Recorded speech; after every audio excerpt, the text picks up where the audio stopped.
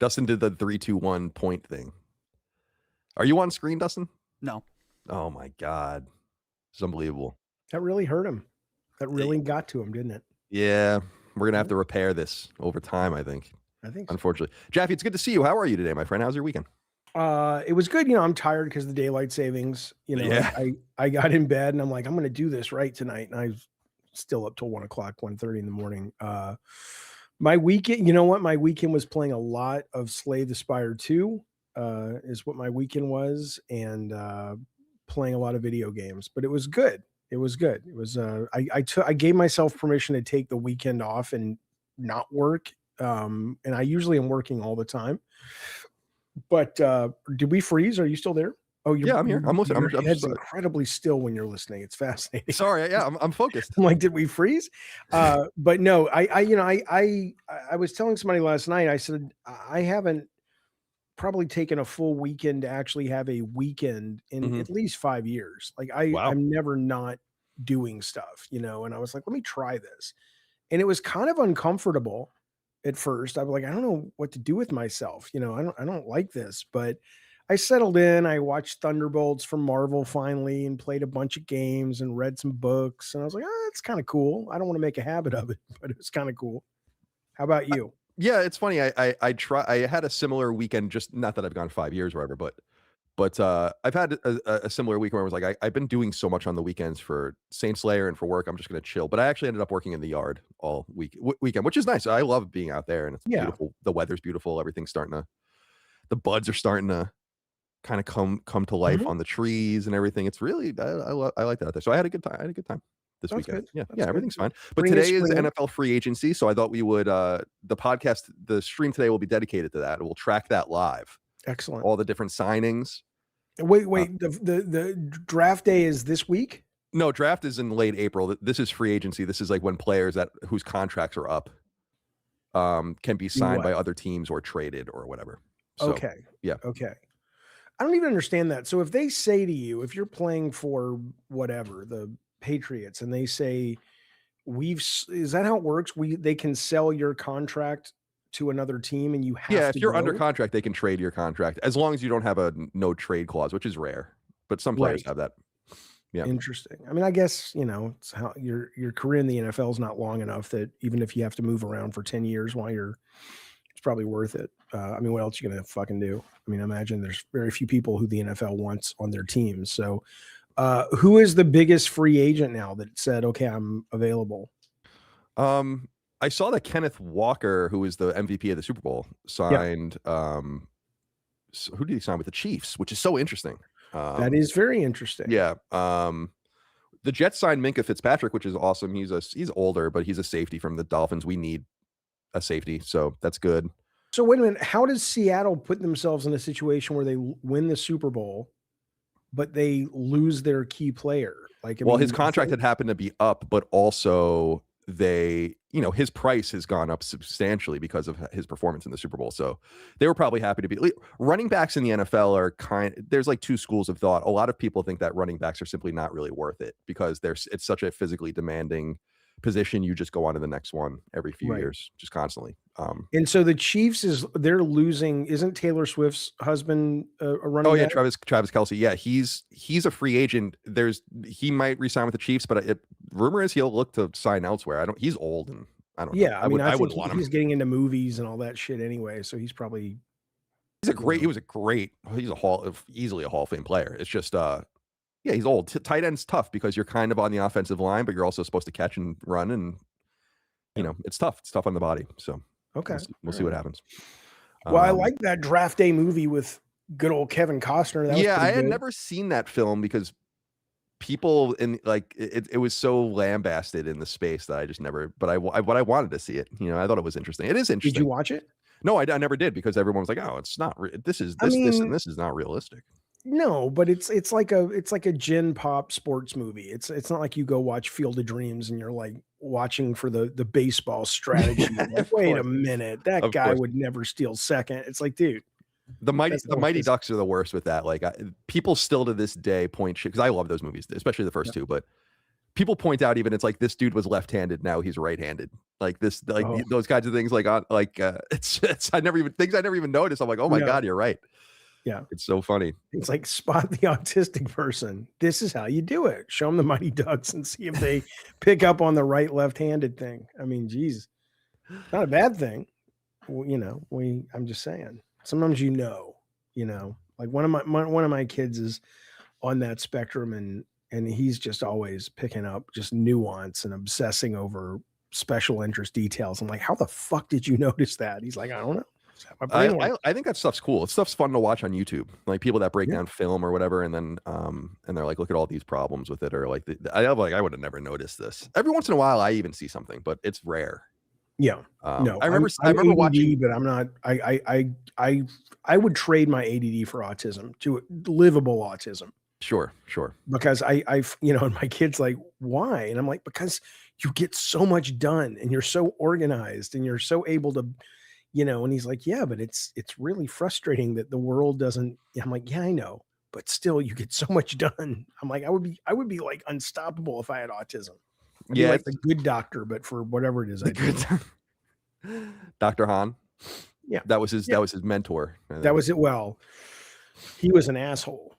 Glassman was his mentor. Oh, okay. Dr. Oh, yeah, you Han watched was, it. yeah. Oh, I Is it watched the over? shit out- Yeah, oh yeah. I Oh, loved I that didn't know. shit. I I didn't. watched It went every came and single went. episode Oh, because wow. Toby's in it. Toby's in it from The West Wing. Oh, okay, cool. He was in God of War as well.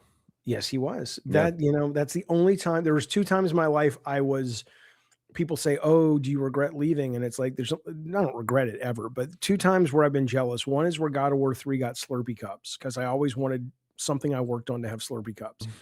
And the other is that they worked with Toby for God of War Ragnarok. And I'm like, oh, that would have been cool. But Yeah. he was very good in that. Isn't the game. word about that was that like his kid really influenced Yeah. him to do it, which is Yeah. cool. And he was good. He was good. Yeah. I didn't like the portrayal of the character. I love him, but I didn't think I expected Odin to be a bit more, maybe because I've been kind of sullied by Anthony Hopkins and the Marvel movies playing Odin. But he felt a little too, non-threatening to me. But The communication director of the gods. yeah, It's a little but West again, Wing. Little West Wing joke for you. Well, was he communication director? I thought he was, yeah. And then I guess that's what the lead speechwriter does, right? yeah, and then yeah. God, I was thinking you and I both love that show. I mean, I love that show. It is like a foreign planet Now, at this point. yes. And it really has been for many, like, since it aired. But I was looking at this. I don't know what the company is, but I was on Drudge Report, and they were selling this 1776 to 2026 250th anniversary bottle of whiskey. But it was all kind of just this beautiful bottle. It had a Liberty Bell topper, and it was all like all the lettering was, I don't kind of 3D puffed out on the bottle, and there was like Lincoln and Washington, and it was very patriot porn, right? But I love the ideals of America, and I love the what we're supposed to be, and I love how that's reflected in The West Wing and how it was reflected in this whiskey bottle. And I don't even drink alcohol all that much, but I'm like, I'm gonna buy that whiskey bottle because it's beautiful. And then I'm like, let me just check some fucking reviews. And it's just one of those fucking Temu things. It's like, it's a beautiful AI ad. And then you see people have gotten it, and it's like a little brown bottle. There's no Liberty Bell topper. It's just a screw off top, and it's a sticker of what you saw on the. I'm like, come on, man. Shitty. How is that even allowed? But I guess it is. Should tariff it 500%. Keep that shit out of the country. Yeah, well, Nintendo's going to say something about that. Yeah. We'll talk about that, I'm sure. Dustin, how was your weekend?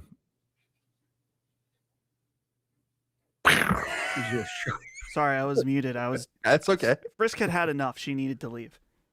So we got her out of here. My weekend was good. I played Pokopia, and that's really about it. Off the game key card. Off the game key card, dude. That's exactly right, dude.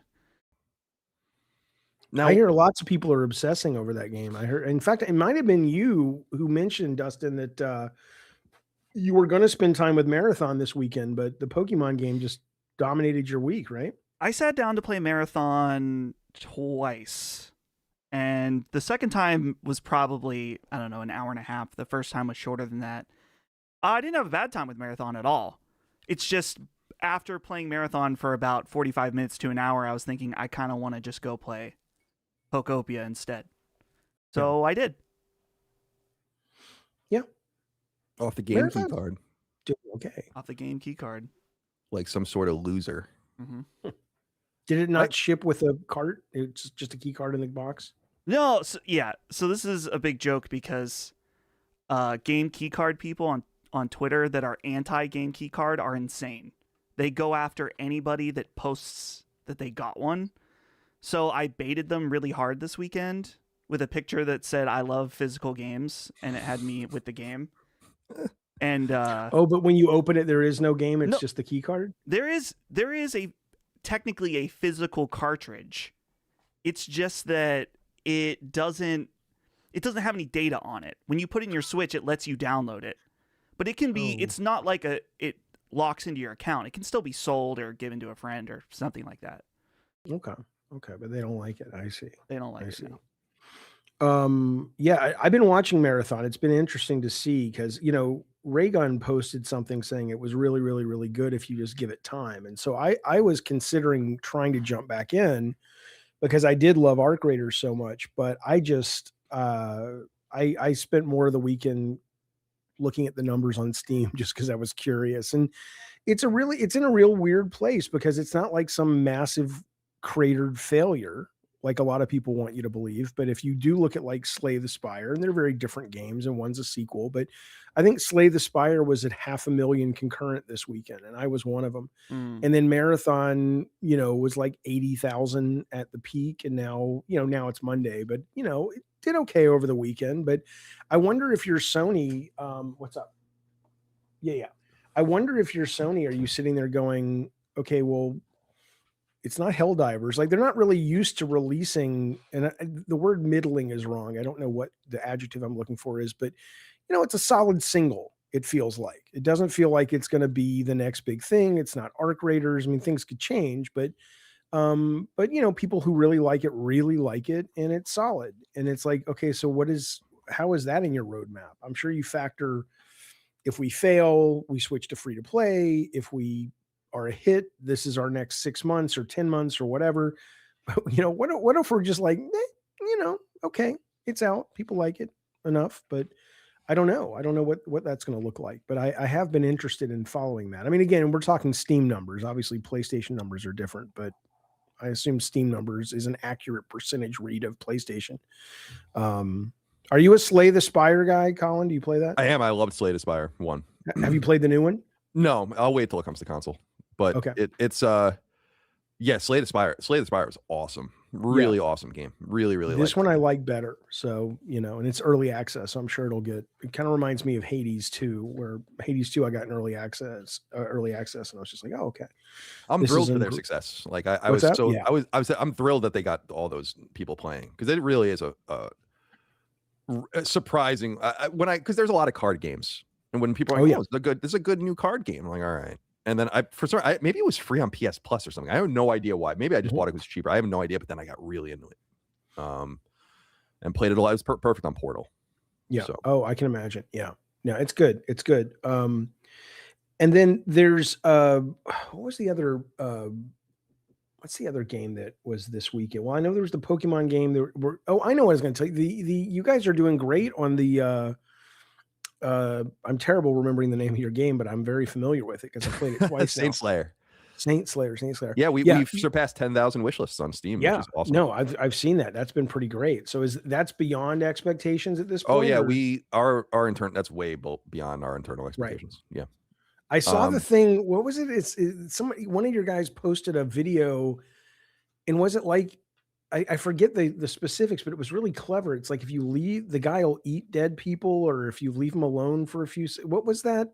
There's a lot of weird. I don't know what Barry's been posting. There's a lot of things in the game. I mean, like, there's one where you can pray. There's one where you throw up. There's one. Yeah, it was the throw up one and the pray one. The pray one I thought was pretty interesting. It's like, right, if you just sit there and pray uninterrupted for X seconds. If you hold down 7 seconds uninterrupted, you'll get like another like you'll regain a little bit of your mana. So metaphor wise, are you promoting religion with your game? Is that sort of a secret way to indoctrinate the masses? Yeah, I mean, it is a religious game.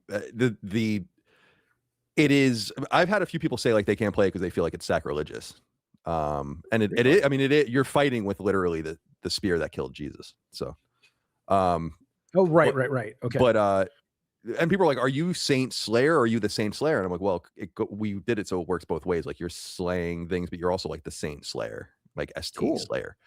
Yeah, it's we're excited. I mean, there's something So, I have when you put the prayer mechanic in, because Yeah. I think it's very interesting. So fundamentally, it's just a mechanic, Mhm. right? It works. It's a good idea. Can you get yourself into a position in a way that you can be unencumbered and molested for 7 seconds? That's cool. That works, right? But the minute it kind of also takes on the religious aspect, do you feel like you're like, dude, I'm not even thinking about it like that? Or do you feel like, no, that is an intentional statement on the part of the team or me or whoever wrote it, as a like prayer works kind of thing, or you don't think about it that deeply? No, I don't think we're getting into it that deep. I don't know if prayer works or not. I don't know what's real and what's not, but Yeah, I just but think I'm it's neat. I culturally think I'm it's a neat culturally thing to put in there, and I just wondered, do you feel there's something deeper than that when you put it in, or just a cool idea? Yeah, I think it's just a cool idea. I mean, there's a lot of Catholicism in the game. I mean, like Yeah. he like kisses his rosary beads at the beginning of every stage. And like cool. he'll cross himself in the beginning of every stage and stuff like Right. that. So he's supposed to be religious. There was a time you wouldn't have been able to release that, like on Switch, Yeah, I mean, I know it's not coming to Switch yet, but there's that scene in the beginning of Dracula's Curse, Castlevania 3, where Trevor is praying in front of an altar, but like the cross is a little, I think, like half destroyed or something like that. Even when we were ImageSoft and I was a tester, we always had to catch that shit. It's like they're gonna send it back if you have any. And Nintendo was worse than Genesis, but if you have any religious iconography, they're gonna have a problem with it. So yeah, so I think that's great. I think that's very, very cool. I'm excited for it. Yeah, me too. I mean, like I had this idea. The reason I wanted to set it in the Holy Roman Empire was because, especially when I did, was because it's the birthplace of Protestantism, but it's still, because what would become Germany later is like the hotbed of early Protestant thought. Was like the proto-Protestants, of course, but of course Calvinism and so on and so forth. So I wanted, but there's a big Catholic, obviously the Holy Roman Empire is a big Catholic presence there, and it always was. So I wanted it to be in a time and place of religious tumult where people weren't even really sure what was true. And this guy is like very Catholic at a time when people are like, we don't pray to the saints, we don't cross ourselves, we don't eat the host, we don't drink, so that was kind of intentional. Have you seen that Anthony? No. What's his name? Russell Crowe movie, like the Pope's Exorcist or whatever. Have you seen that movie? No. It doesn't remind me of this, but it reminds me of sort of supernatural religious horror. And I'm kind of like, I really like that movie. I think there's a sequel coming or already has come, but I'm like, I'd watch a movie based on Saint Slayer based on what you're saying. So hopefully you guys are getting some people talking, I'm excited for people. The story I haven't really talked about the story at all. And like and Pacer, who's like an evil Catholic priest, is the bad guy in the game. It's cool. It's like I'll be interested to see what people think of the story. It's not what you think. Yeah. So give Markiplier a call. Maybe he'll make you a movie. Yeah, dude. There is something cool about the whole setting of it. Also, I'm excited for people to see that, though, like it is aesthetically similar to Castlevania. It's really a lot of other things, and I'm excited for people to see it, like Castlevania, obviously, but there's more to it than that. If you weren't talking to me about it and I just played it sight unseen, I just played it without knowing anything, would I get some of the deeper story stuff that you're mentioning, or is that just sort of your backstory, sort of background stuff? No, I think you'll get it if you pay attention to like what's being said and read the the in-game lore and stuff. You'll figure it out. Cool. I think it sounds cool.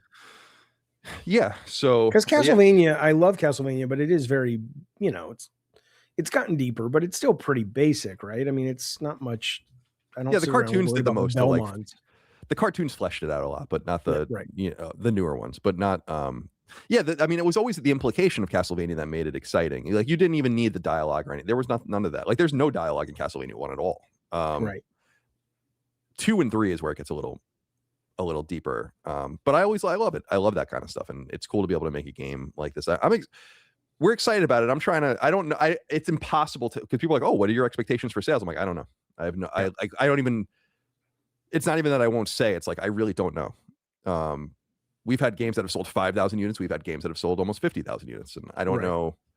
So I don't know. We'll find out when the time comes. April 20th. Yep. And we can get you a build. I mean, the game's done. Let me know. We're I'd entering love to play it. certification. I think you know, like I said, I hope you're play testing a lot. So you're getting. Oh my god, I've played the game a million times, dude. Not you. Yeah. Just new people. Oh yeah, we have other people playing it too. But yeah, the slowly we're getting like final Steam builds out there. Like, we can actually distribute Steam codes now that will give you a copy of the build.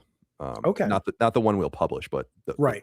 And we will. We have to have people play test it. But yeah, I've played it. I found a bunch of bugs, so it's not like. I don't mean bugs. I mean difficulty ramping and all that. That's the stuff you can't catch because you just get muscle memory with the game, and you know.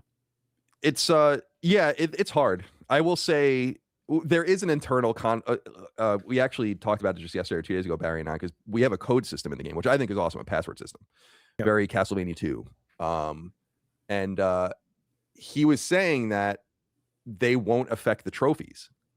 And I'm like, so like you could still earn the trophies while you're cheating. And I'm like, no, I don't want to do that. But then he had made it clear that to get the platinum trophy, you still need to beat the game on the hardest difficulty.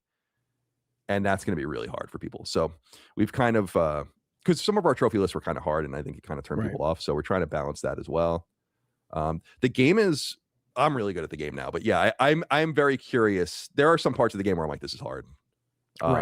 So I will be interested to see what people think of it from that perspective. But yeah, we have to have more people playing it. And some people are complaining it's some people are like, it's stiff or it's difficult. I'm like, it's supposed to be. So like you're not, which is cool if it's not for you. But it's supposed to play. Send me a copy. I would love to play it. Oh yeah, we can do that. I'll do that this week. Yeah, cool. Excellent. All right, Dustin. Let's get through some of these super chats quick, and then we'll start getting into some of our topics. But we can start banging some of these out. Are you ready? Yep. Okay, we'll begin with Tex-Mex 26 Socks. Is that where we are? Yep, that's the first one. Okay, well, I'm just making sure. Yeah. You didn't have to say that. No, well, you didn't have to say it like that. Right. I'll just not say anything. Okay, good. That's great. God, thank God. Shout out to Dustin for his excellent Twitter rage bait. 10 of 10. Well, we already talked about that. Congratulations to you, Dustin. Thank you. Death Metal in Your Face says, gun to your head, you can only eat one cuisine for life. What is it? American counts, but that's a cop-out. Dustin, I'd like your take too. American food. Americana, as we call it. Absolutely. Easy. Done. Jaffe, what would you eat? Incan food? Maize? Guinea pigs? Well, we call it corn. But I would say if I had to only choose one,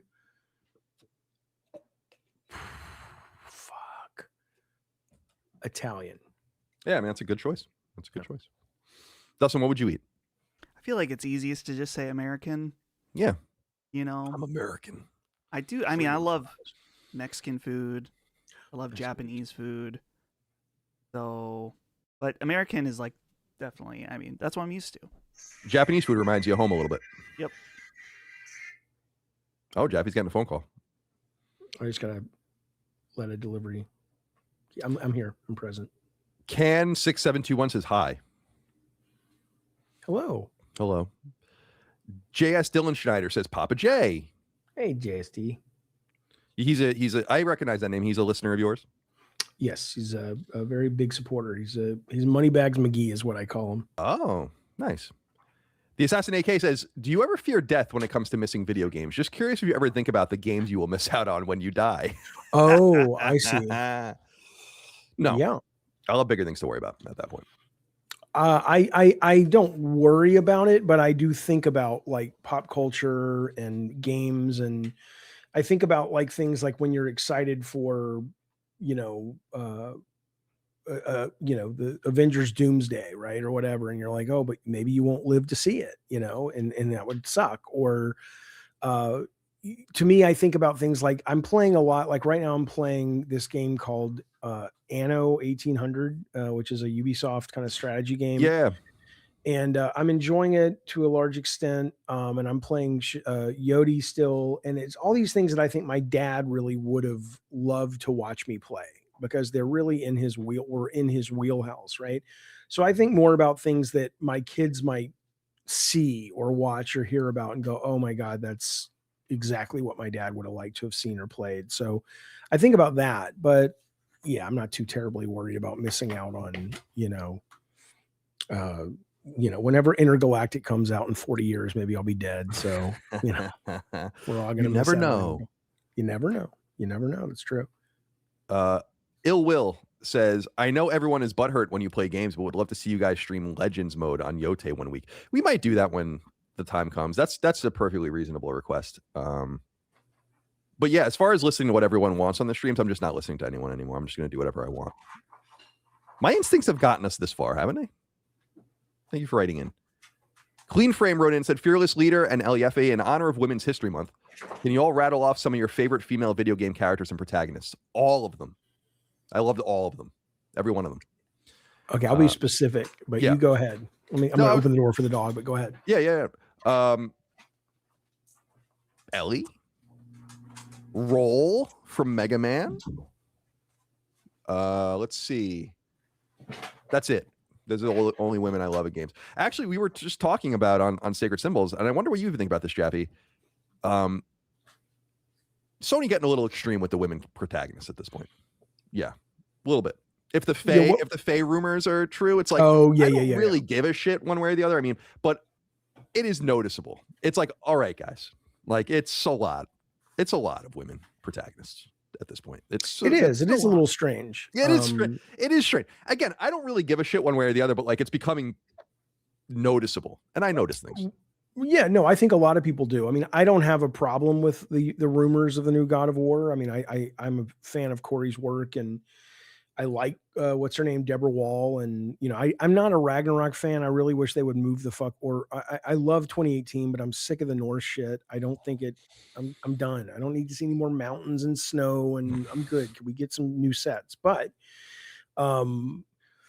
yeah, I think it could be really, really cool. But I agree, it is a strange thing that they really got hurt, I guess, by the whole Deacon talking about looking at his fiance's ass and her wanting to be ridden like a motorcycle. I mean, that really bothered him, I guess. Yeah. And I'm like going, that was a great line. It was funny. It's like, have you guys ever not been, or have you ever been in a relationship? I mean, it's like that's how you flirt and talk. And it's not like he was like coming up to some random woman, on the street or something. So maybe I just get the sense that maybe they got a little bit too up in their own, feels about all that shit. I couldn't tell you, but Ace, you're killing me, buddy. You got to fucking pick a spot and settle. What do you want? Go lay down, you fuck.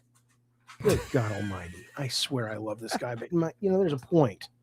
I totally Hassan get it. Piker's starting to look really fucking good, man. Yeah. I gotta say, so you're in on the new Corey game? I found those rumors crazy levels of disappointing. I'm not going to say that I think the game's going to be great, whatever it is, this action-oriented Devil May Cry style God of War game. That sounds cool, but you're making a God of War game, man. Come on. Well, okay. So I was disappointed that it wasn't a brand new IP. I wanted that. I'm sure Corey wanted that. I don't think I could be wrong. I haven't talked to Corey in a very long time, but I can't imagine Corey's like, you know what I want to do next now that I have the world as my oyster after 2018? More of this shit. But given that games cost what they cost, and maybe he went to them and said, I want to do Elden Ring meets Devil May Cry, which I think sounds pretty cool. Just sort of a core base idea. And maybe it was a totally new IP and they're like, we love it. We want to do it. But dude, the situation being what it is with budgets and stuff, give us a little bit of safety. And so I could see that being why he went that way. I don't imagine this was like what he really, but I'm making shit up. I don't know, but I agree. I was looking for a new IP, but I think Devil May Cry and again, I'm not saying it's open world, but it sounded, there was something they said that made it sound kind of more open. Because I know they referenced Devil May Cry, but there was also something in the rumors that it was more of an open space thing versus like a, the Devil May Cry structure, which is Right. more Ninja Gaiden-esque. Yeah, like beat to beat. Yeah. And so, I'm excited for that. And it sounds like maybe they're going to have a little bit more fun and not, let off the brake a little bit and not be so fucking, morose and everything. So I'm interested, and I have a lot of faith in Corey. But no, it's not. I was hoping for something new. Absolutely, no doubt. But yeah, that was so disappointing. I was like, I cannot, because presumably the Ragnarok team is also making a God of War game. You would have to assume. So it's like the next real God of War game. So it's like, what are you doing? And then they were gonna have Blue Point make a God. It's like, go away.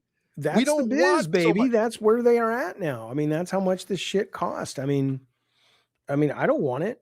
And it'll dovetail in a little bit into the discussion about the new boxes coming out. But I mean, honestly, I think Sony first party this year has some, Marathon's not for me, but I am excited for Wolverine. I am excited for Saros. Oh, Saros. Yeah, hell yeah, dude. But the days where I looked at those games and said, that's going to determine if I buy a console, is I have to play those kinds of, no. Like if for some reason I don't get a PS6, and I have no reason to think I won't, and I miss out on Goddess of War, Girl of War, whatever the fuck they call it, I'll be like, all right. I wonder if they will call it Goddess of War. That would be pretty interesting if they just call it that. Yeah. I don't know, man. I'm not. I mean, we were saying we had the deep caveat on the show, which is that I'm sure it's going to be great. Me too. Corey's no slouch. Nope. It is just surprise. Like I said, that was the last thing I expected. Was like another God of War game. I really thought I was like, oh, we're moving off this shit. Finally. But watch what happens if Saint Slayer sells, 350,000 copies. We'll get Saint Slayer 2. Oh yeah, we already have an idea for a Saint Slayer 2. Right. Yeah, so I mean, that's the business, right? Yeah, so, I get it. But if we had two teams at Lily Mo and one of them was making Saint Slayer 2, then I would be like, all right, well, let's do something different. That's fair. I understand it makes a lot of money. I understand it's big, but at some point, they're going to understand. This happens, I think, with every franchise. I think it would have happened with Uncharted, even if they kept going with it at such a pace. It was like, you will fall off. Well, they did it with Ascension. They're doing the same thing, right? I mean, I have no interest in God of War right now, and I know that people say it's because I'm salty, and it's not that. I just, there's really nothing about it that makes me go. Maybe when they show new footage, I will, but I don't. I mean, do you genuinely find yourself compelled if there's a new God of War? If you didn't know God of War, like if it wasn't like, oh, well, I know Santa Monica, I know Corey or whatever, just as a game, like, is it just me, or I get the feeling that it's at a point where it's just not that interesting anymore? Yeah, I don't know. I don't. I've never been particularly interested. I guess. Yeah, I mean, like I love good games. I think anyone can subjectively look at one like God of War 2018, for instance, and be like, this is fantastic. Yeah, absolutely. I just have never really been into it. It's like I just wanted to. I've always been really interested in seeing Santa Monica do something else, and it just seems like they are becoming they've long been like just a God of War studio since you were there. I mean, other than Connecticut, and it's like, I don't know. If I was there, I'd be like, well, we want to do something else. It's how I assume people at Guerrilla felt when they were working on Horizon. It's like, we kind of don't want to make another Killzone game. Can we please make something else at some point? But I understand but it's funny to hear people even in the chat say like, oh, they make a lot of money on God of War. They have to keep making God of War. And it's like, oh, that's why they're making games as a service. So I guess that oh, right. The same logic. Yeah. The same logic applies.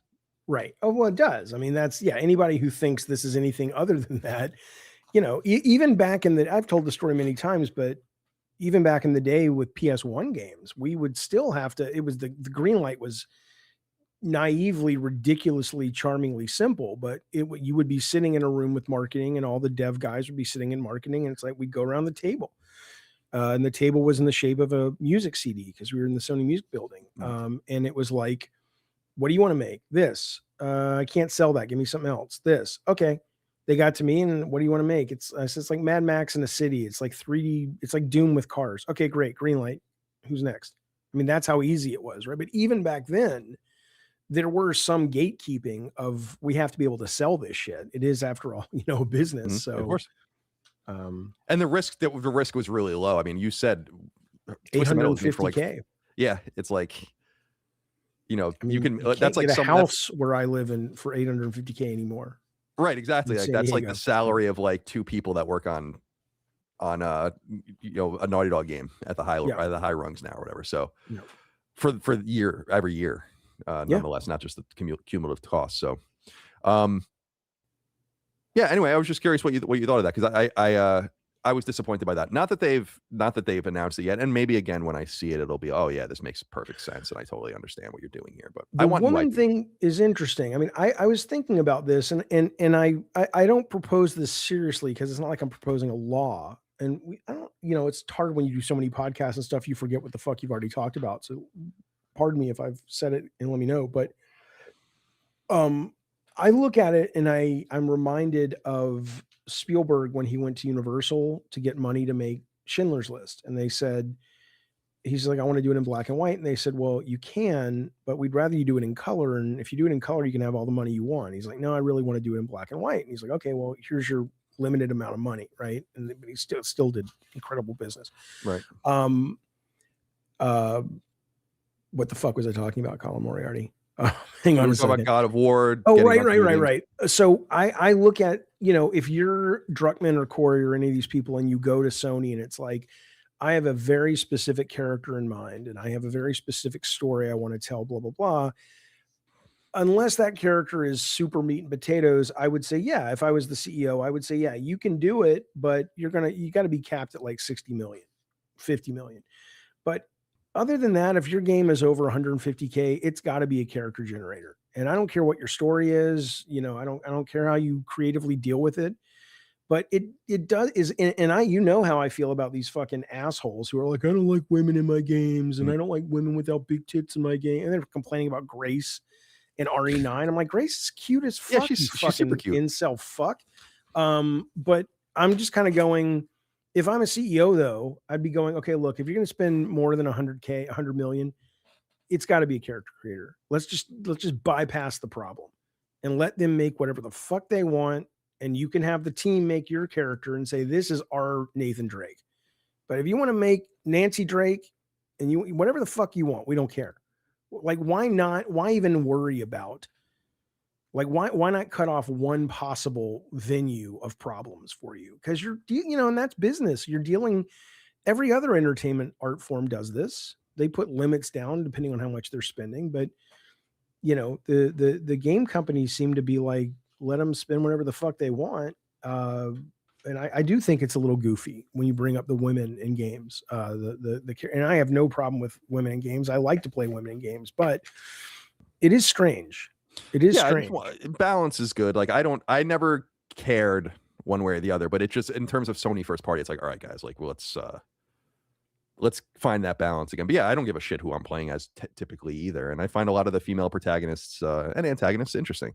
But I love, what the fuck was her name? The bad guy in the third Infamous game was a woman, and she looked like basically like an old school marm or something. She was super cool. Like, I loved her. I didn't play that one. So that game was super cool. So that's fine. But and yeah, everyone's complaining about Grace. What the fuck is her? Isn't she super? She's hot, man. Yeah, like what? Like, what do you guys want? And then people were like, this one guy, this Yorch Games, Yorch Torch Games, and somebody sent me a picture of what he looks like, and I'm not like a fucking Adonis. I'm not going to sit here and look shame people, but I am, because when you see what Grums looks like, or you see what this Yorch Torch guy or this Smash JT guy look, I'm like, are you guys serious right now? It's like, you would be lucky to have like the human version of Miss Piggy look at your fucking ugly ass. The fact that you're complaining, and then they're putting these fucking pictures up of Grace when she's all like big boobs and makeup, and I'm like, look, I love Stellar Blade. I thought Stellar Blade was great. I would love more games that are over the top sexual. That's great, but you can't just plug that in anywhere. Like Resident Evil, it wouldn't work. It would be a B movie and it would be fun and silly, but is that really what you want Resident Evil to be? The No. tone? No, If but you've those got guys this don't play video fucking games, so they don't know what Resident Evil's supposed to be. yeah, Resident that's true. Evil 9, I beat it. I finished my 3rd playthrough last night. It's so fucking good, dude. Like it's so good. It's like really, I don't usually fillate games very much, but it's excellent. I just got to the part where she's looking for the helicopter key. So Oh yeah, okay. I'm playing slow. I don't know how far that is, but I'm enjoying it very, very much. I don't know if it's just the other games that are out right now. It hasn't kind of enraptured me like the last couple where I've finished it in like a week. Like I think the production of it is insanely good and it's really creative. Like I love that sequence where you drain the blood and the conveyor belt starts going and all that shit is really, really cool. But I just haven't felt like, oh, I have to get back to this today. But I think, yeah, it's an amazing achievement. It's doing really well. Yeah, it's killing, which is great to see. Its velocity, I think, is higher than any Resident Evil game ever in terms of sales. So yeah, but I would say to the super chat, favorite female characters, Claire Redfield. I know a lot of people like Jill Valentine, but Claire Redfield in the remake of 2, that's my video game girlfriend. She's hot as a skillet, Colin Moriarty. Yeah, I mean, there's quite a few attractive women in the Resident Evil games. I saw someone bring up, Ada as well, but like, and as like the antithesis of being like, well, she was sexy or whatever. But I'm like, as I understand, it's not like she put on those knee-high boots and then we're like, I'm gonna go hunt. She's like at doing something and this all happens. It's not on like Parasite Eve where like I loved that game because she's like in her dress and her heels or whatever, but like it's because she was like going to the theater that night. Why is Ada dressed like? I mean, Ada's just wearing jeans and a red tight sweater, right? As I remember. Yeah, but I think I don't know my Resident Evil lore. Someone will know as well as I probably should, but there's a thing where she wears like, that tight dress or whatever, but like that's not, I don't think she's just dressed like that. I think it's because like she was caught in the middle of doing something. How about this? How about this, Colin? If Ada's Wong, I don't want to be white. I love it. Did you hear what I did? Dustin, come on camera for a minute. Dustin, come on camera, please. Tell me why. I need to see you laughing. I need to see the joy I've brought to you with my joke. It's too late. I was laughing so hard the mic was muted, but oh passed. boy. Damn it. Oh boy. All right, let's go on to the next one. Let's see here. I have to go back to fan funding, and then we go up here. Where are we? Oh my God, we have so many already. We'll get into the topic here in a second. Deos Damocles wrote in and said, Esoteric Ebb, amazing recommendation from Jaffe. Oh, really good. Really good. Now I'm not a Disco Elysian guy because people were like, it's so much reading, Jaffe. And as much as I love reading, I don't like reading in video games. But I also was kind of turned off by like the Eastern European flavor of it and Sleeper Citizen. It felt too heavy. And this one is more of a beautiful art style D&D kind of thing. And that got me to try it. And then I think Hogue was tweeting about it. And I'm like, okay, what is this? And I played the demo and then I bought the game. And yeah, it's very clever. It's very good. I'm enjoying it. In fact, I'm going to be streaming it tonight or tomorrow. It's a hard game to stream because there is so much reading, but it's worth looking at if it even seems interesting. And there is a great meaty demo out there on Steam if you're into such shenanigans. So I agree. I'm glad you're enjoying it from the recommendation. Yeah, it looks cool. Raw Fury is the publisher. They find a lot of good games. They do. Do you remember Garnet Lee? Yeah, he was at 1UP, right? Yeah, he was, he had the best podcast forever with Weekend Confirmed, if you guys remember that. Right, of course. I mean, yeah. He went to Raw Fury and he was helping them find the games. I don't think he's there anymore, but I wonder if he looks at the link because he's one of those guys that was in the press and wanted to get in the games. But I'm just like, dude, your podcast was so good. I loved his, if he ever comes back, you guys should pick him up. But did you ever listen to Weekend Confirmed? No, I never. I never listened to that. Maybe, yeah. Well, maybe I have at some point, but I don't think so. I remember the name because the name's great. Yeah. All right. Gotcha. But Yeah, Raw Fury, I think, published Blueprints as well, which was Mhm. a really good find. The thing about indie publishing is it's just so dangerous because though there are so many good games where I'm like, this would be big. I've said it to you a million times. I was talking to the guy that made Lovish actually because I'm going to have him on the show, and Yep. I was like, dude, if Lovish came out in 2010, like we said before, I'm like, if it was an Xbox Live Summer Arcade game, you would have sold 1 million copies. Right. Like Right. it's frustrating out there. So it's very dangerous probably on the indie space to be like, yeah, this looks great, this is awesome, but you still got to get people to care. Very I difficult mean, thing to do. it's not different than AAA in that sense, right? I mean, you've got to have a concept that's fun and compelling and interesting, and or marketing word of mouth, which like Blueprints got by because people played it and the press really talked it up, and that's how it became Blueprints. But conceptually speaking, I don't think it's very strong. But then there are these games you hear about that you're like, oh my god, that sounds so fucking cool. I'm trying to think like of one that I saw recently that I probably think would be categorized as friend slop. But it's just, I think a lot of the indie guys who make games are very kind of, I think they don't have the mindset of let's worry about the market. Like I had a guy on my show that made this game called like BZZZT. It was a really good fun game. But I'm just kind of like, it wasn't very marketable. The title was terrible. I feel like an idiot saying it. Yeah, and it, didn't sell very well, but the game was great. So I Yeah, it think a looks lot cool. of these guys really need to do some thinking before they jump, because the game you're talking about, I downloaded it and I played a little of it, a little too hardcore for me. But if you look at even if you look at the logo of it, it's very confusing to see like what is this thing called? Because doesn't it look all like big Japanese Yeah, it looks letters or Japanese. something? That's what attracted me to it. I was like, oh, I'd never heard of this, and then I realized it was Yeah, like some Western guy that made it. But yeah, you're right. Yeah, this looks kind of cool. yeah. It's really But good. yeah, it's like a side scroller collectathon action game. It's kind of more. It's not. It's got a lot similar to this Lovish game. It's kind of single screen, I believe, or not many screens. And you just sort of deal with those 2 or 3 screens. You move to the next. It's like Super Meat Boy. Mm. Very exacting, but it's really good. Really good.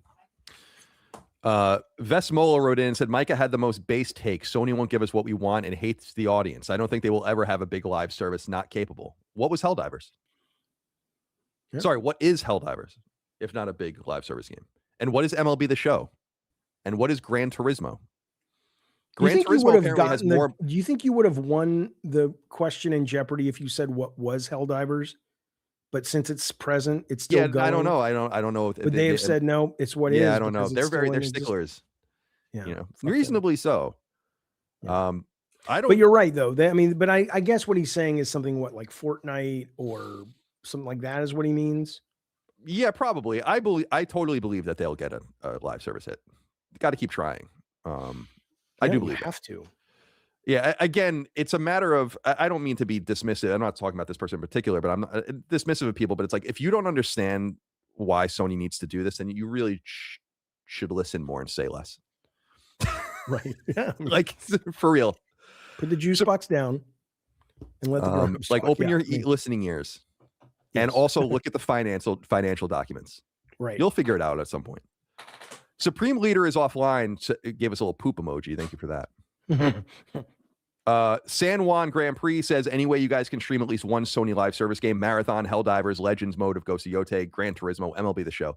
The fan base would love this. Marathon, I think, is probably in the future with Chris. I'm sure we'll do that in the coming weeks.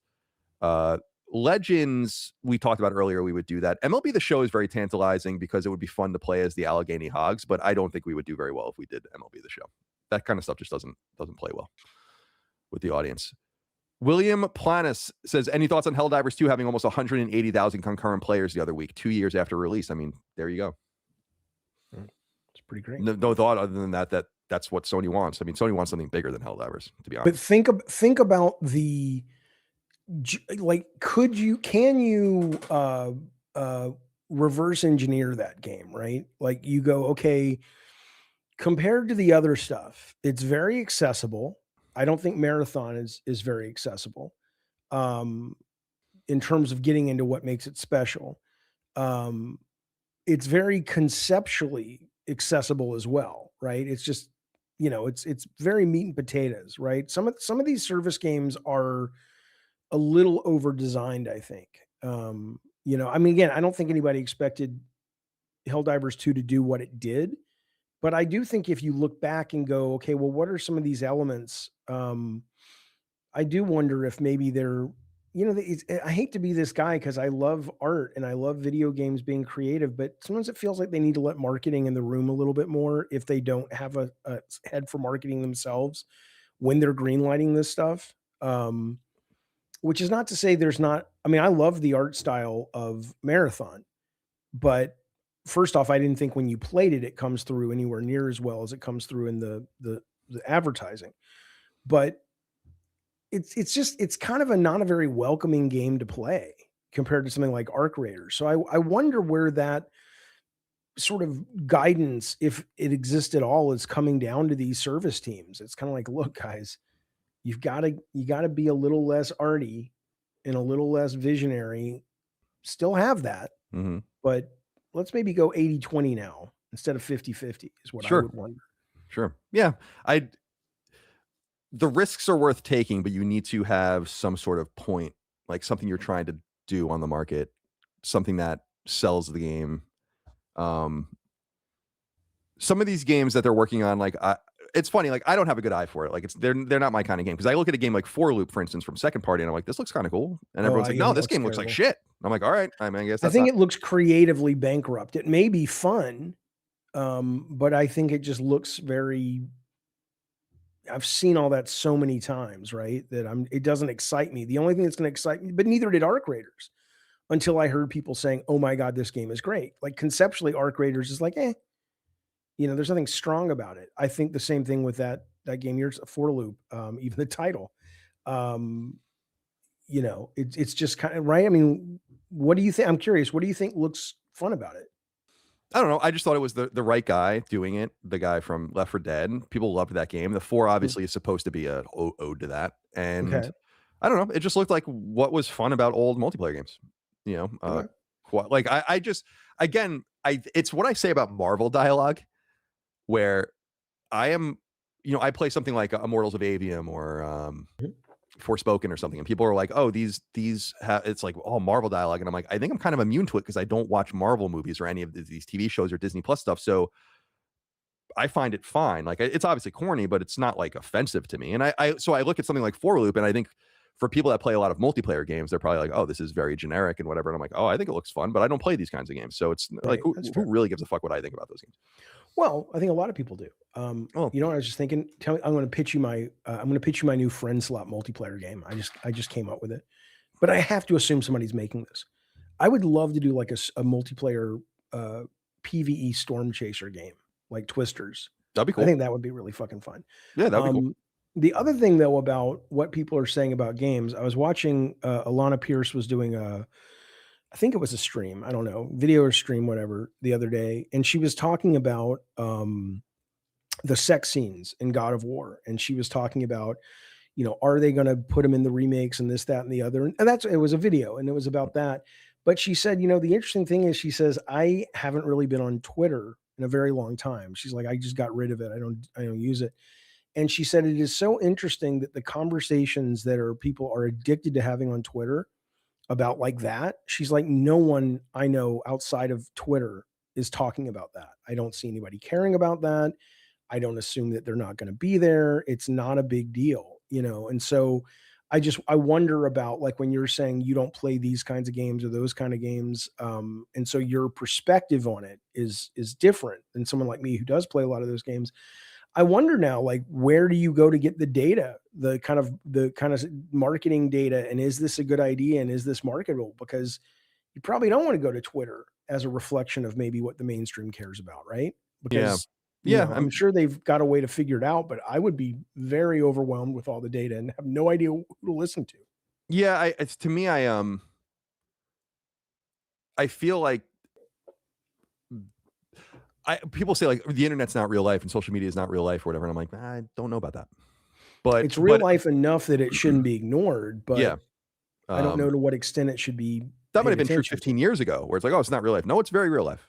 the president won, the Right. presidency because of Elon Musk taking Twitter. So Right. let's not act like it doesn't matter. It absolutely matters 100%. All right, we've done enough of this. Let's get into the top. I want to get into some of these topics here that I pulled for you. I want to begin with Project Helix. What are your thoughts here on I mean, they haven't said much. I think they're having a GDC presentation this week. Yes, they are. So we'll have more information on it soon, I assume. But what is your top level thought?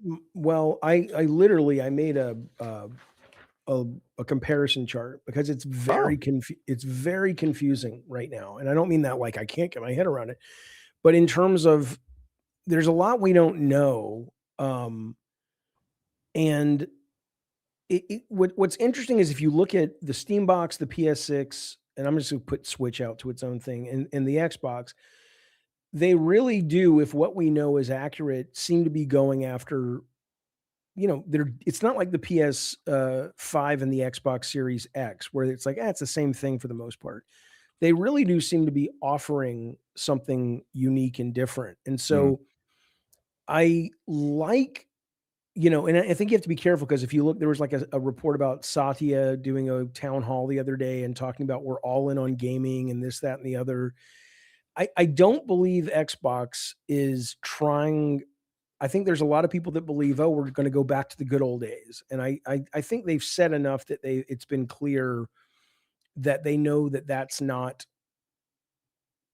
going to be their main source, right? I think they know that you can't sustain just AAA after AAA after AAA, and that's an exclusive, and so they've been very kind of coy on that part of it.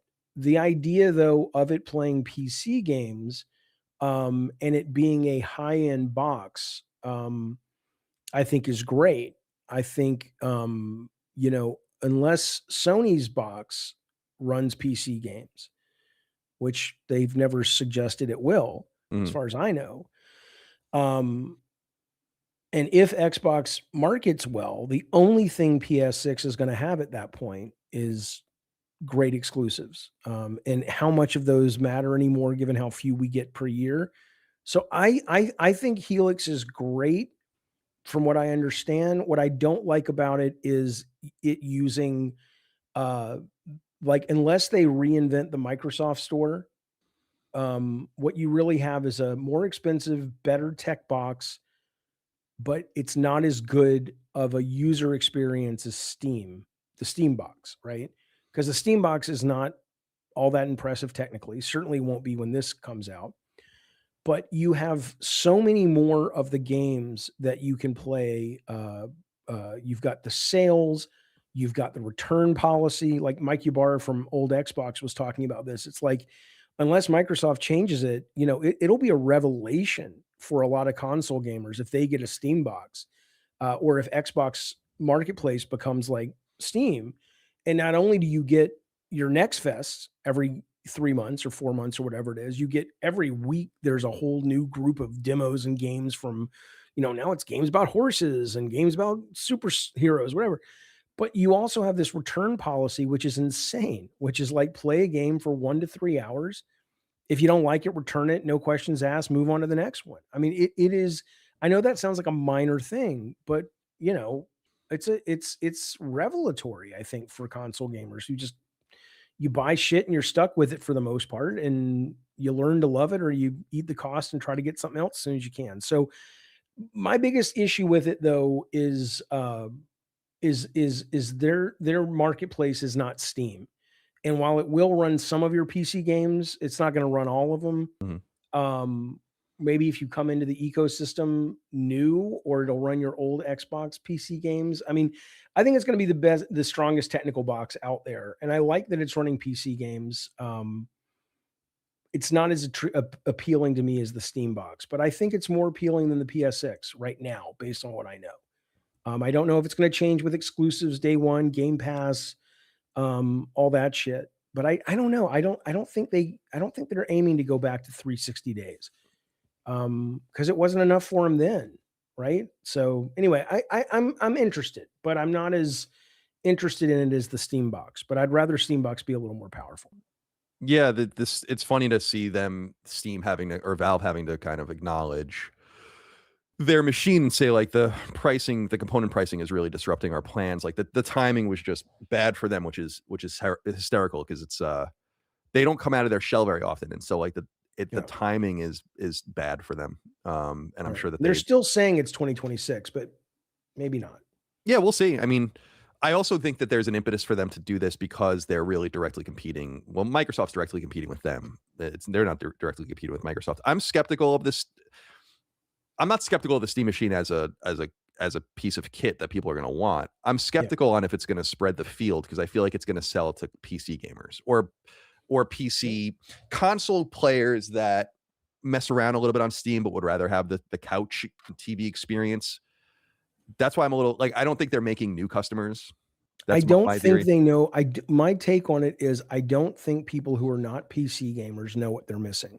They think they know what they're missing. And with this Xbox or with the Steam box, like if you look at the market and you look at all the people who are analysts and talking about these cheaper games and things like Peak or Repo or Are We There Yet or any of these things that kind of come out of nowhere and burn really bright for 3 or 4 or 5 months and make tons of money and then they go on to the next thing.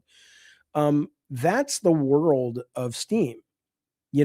That the return policy, the next fest, the constant demos, it is the community that you're able to build compared to PS6 and Xbox in terms of the social aspect of Steam, your profile and the chats and you can gift things to people. It's so robust as a ecosystem that I think when console gamers, if they can communicate to them, and I think Xbox could do this too, but they've got to redesign their store and all that. And who knows how, Steam's been around forever. It takes time to do that.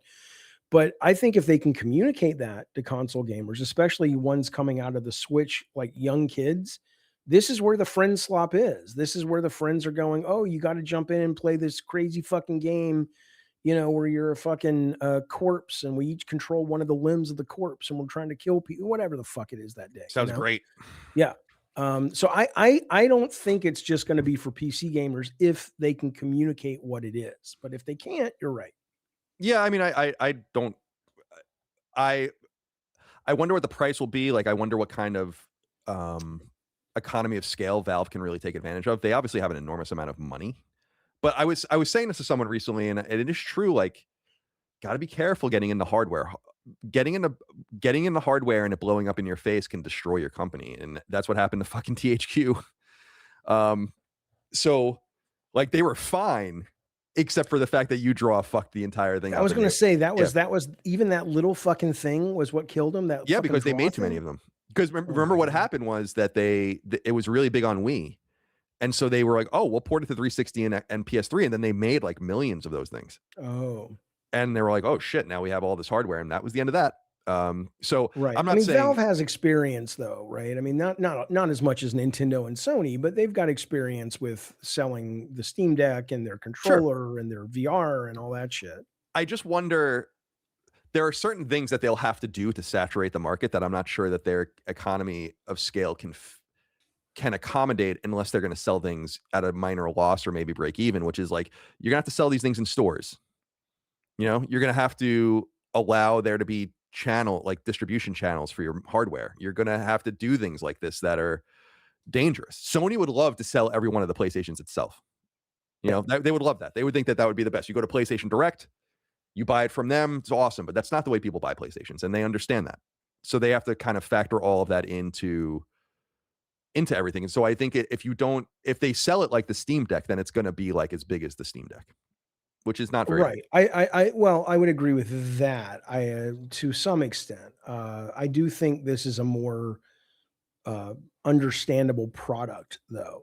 I think when you say, look at all the games, look at the cost, and you could say that about Steam Deck, but I don't know. I'm more, as they say, bullish on this one. Let me ask you this: do you think it is a meaningfully correct read, or do you think it's a minor blip that I think when we hear what the younger generation of gamers are doing and playing and responding to, whether it is really young with Roblox or whether it's teenagers and with the friend slap stuff, I mean, that seems to be where the new generation of gamers is coming from. Do you agree that that is an appealing thing, whether it's Xbox or Steambox or PS6 if they put PC shit on it, to sort of have that walled garden less of a walled garden, so you're able to play a lot of this shit with your friends, and it doesn't matter if it doesn't meet the Nintendo seal of quality. It's less about that these days for these gamers, and these two boxes will deliver on that.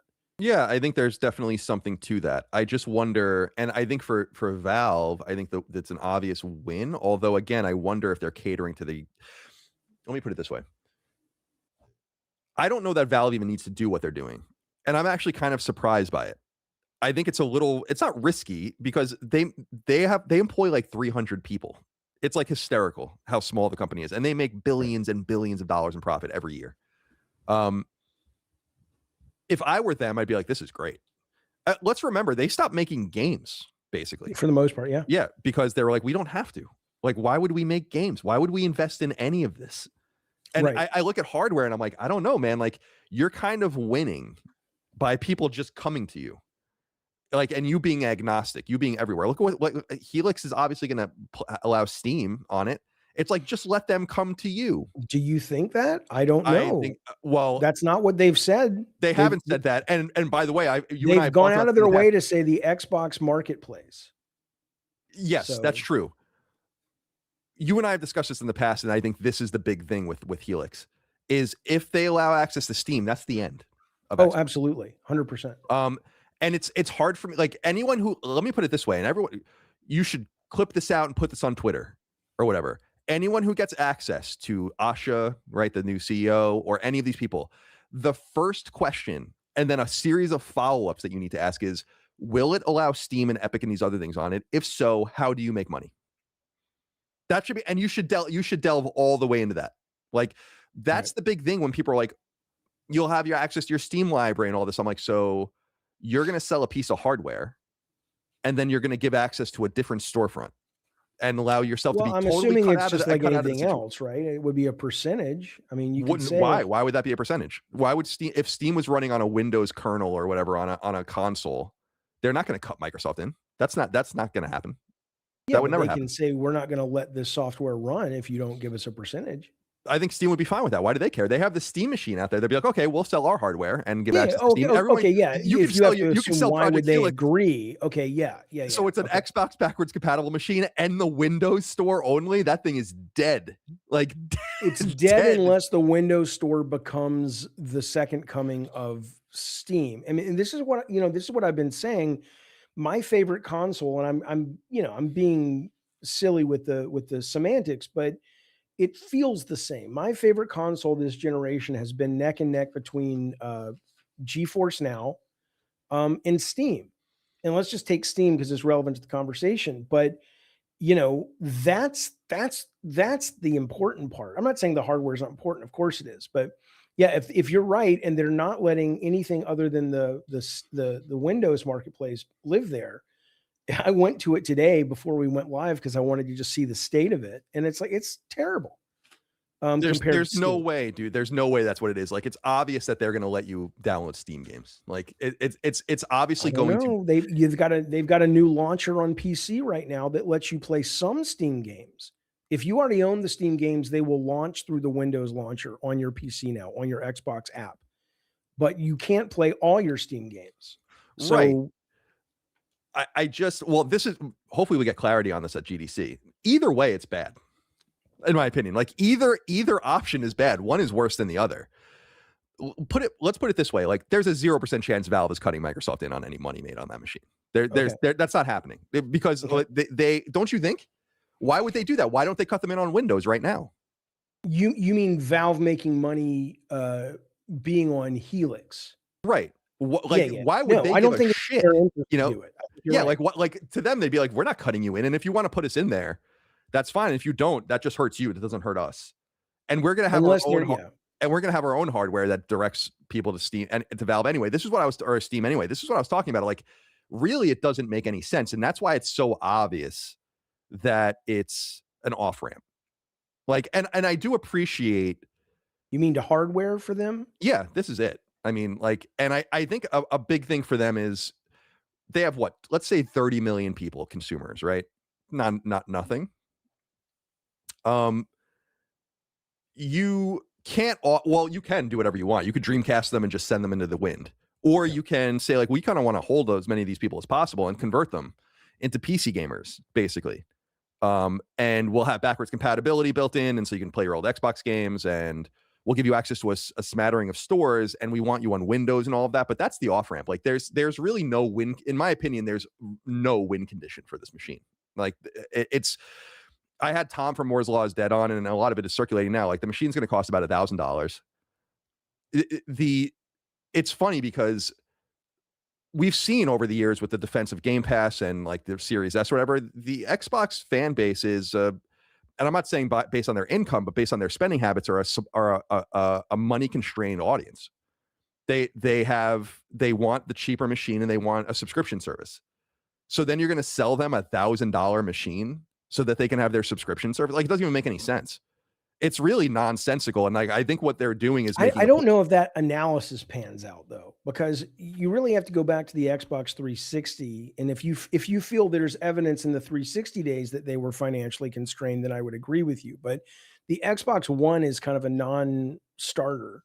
And the Xbox Series X and S began life with that option, right? So that's what they've shown on this hardware in this cycle, but that's because that's what they were offered. I don't think they would have said we're not going to buy Halo at $70 if it wasn't on Game Pass. But if you're going to put it on Game Pass, I didn't buy it. I played on Game Pass. I'm not financially constrained. I'm just like, probably the reason I'm not financially constrained is I don't buy a $70 game. Well, that's what I'm saying. I'm not saying about people's income or the amount of money they command, but rather like what they're willing to spend.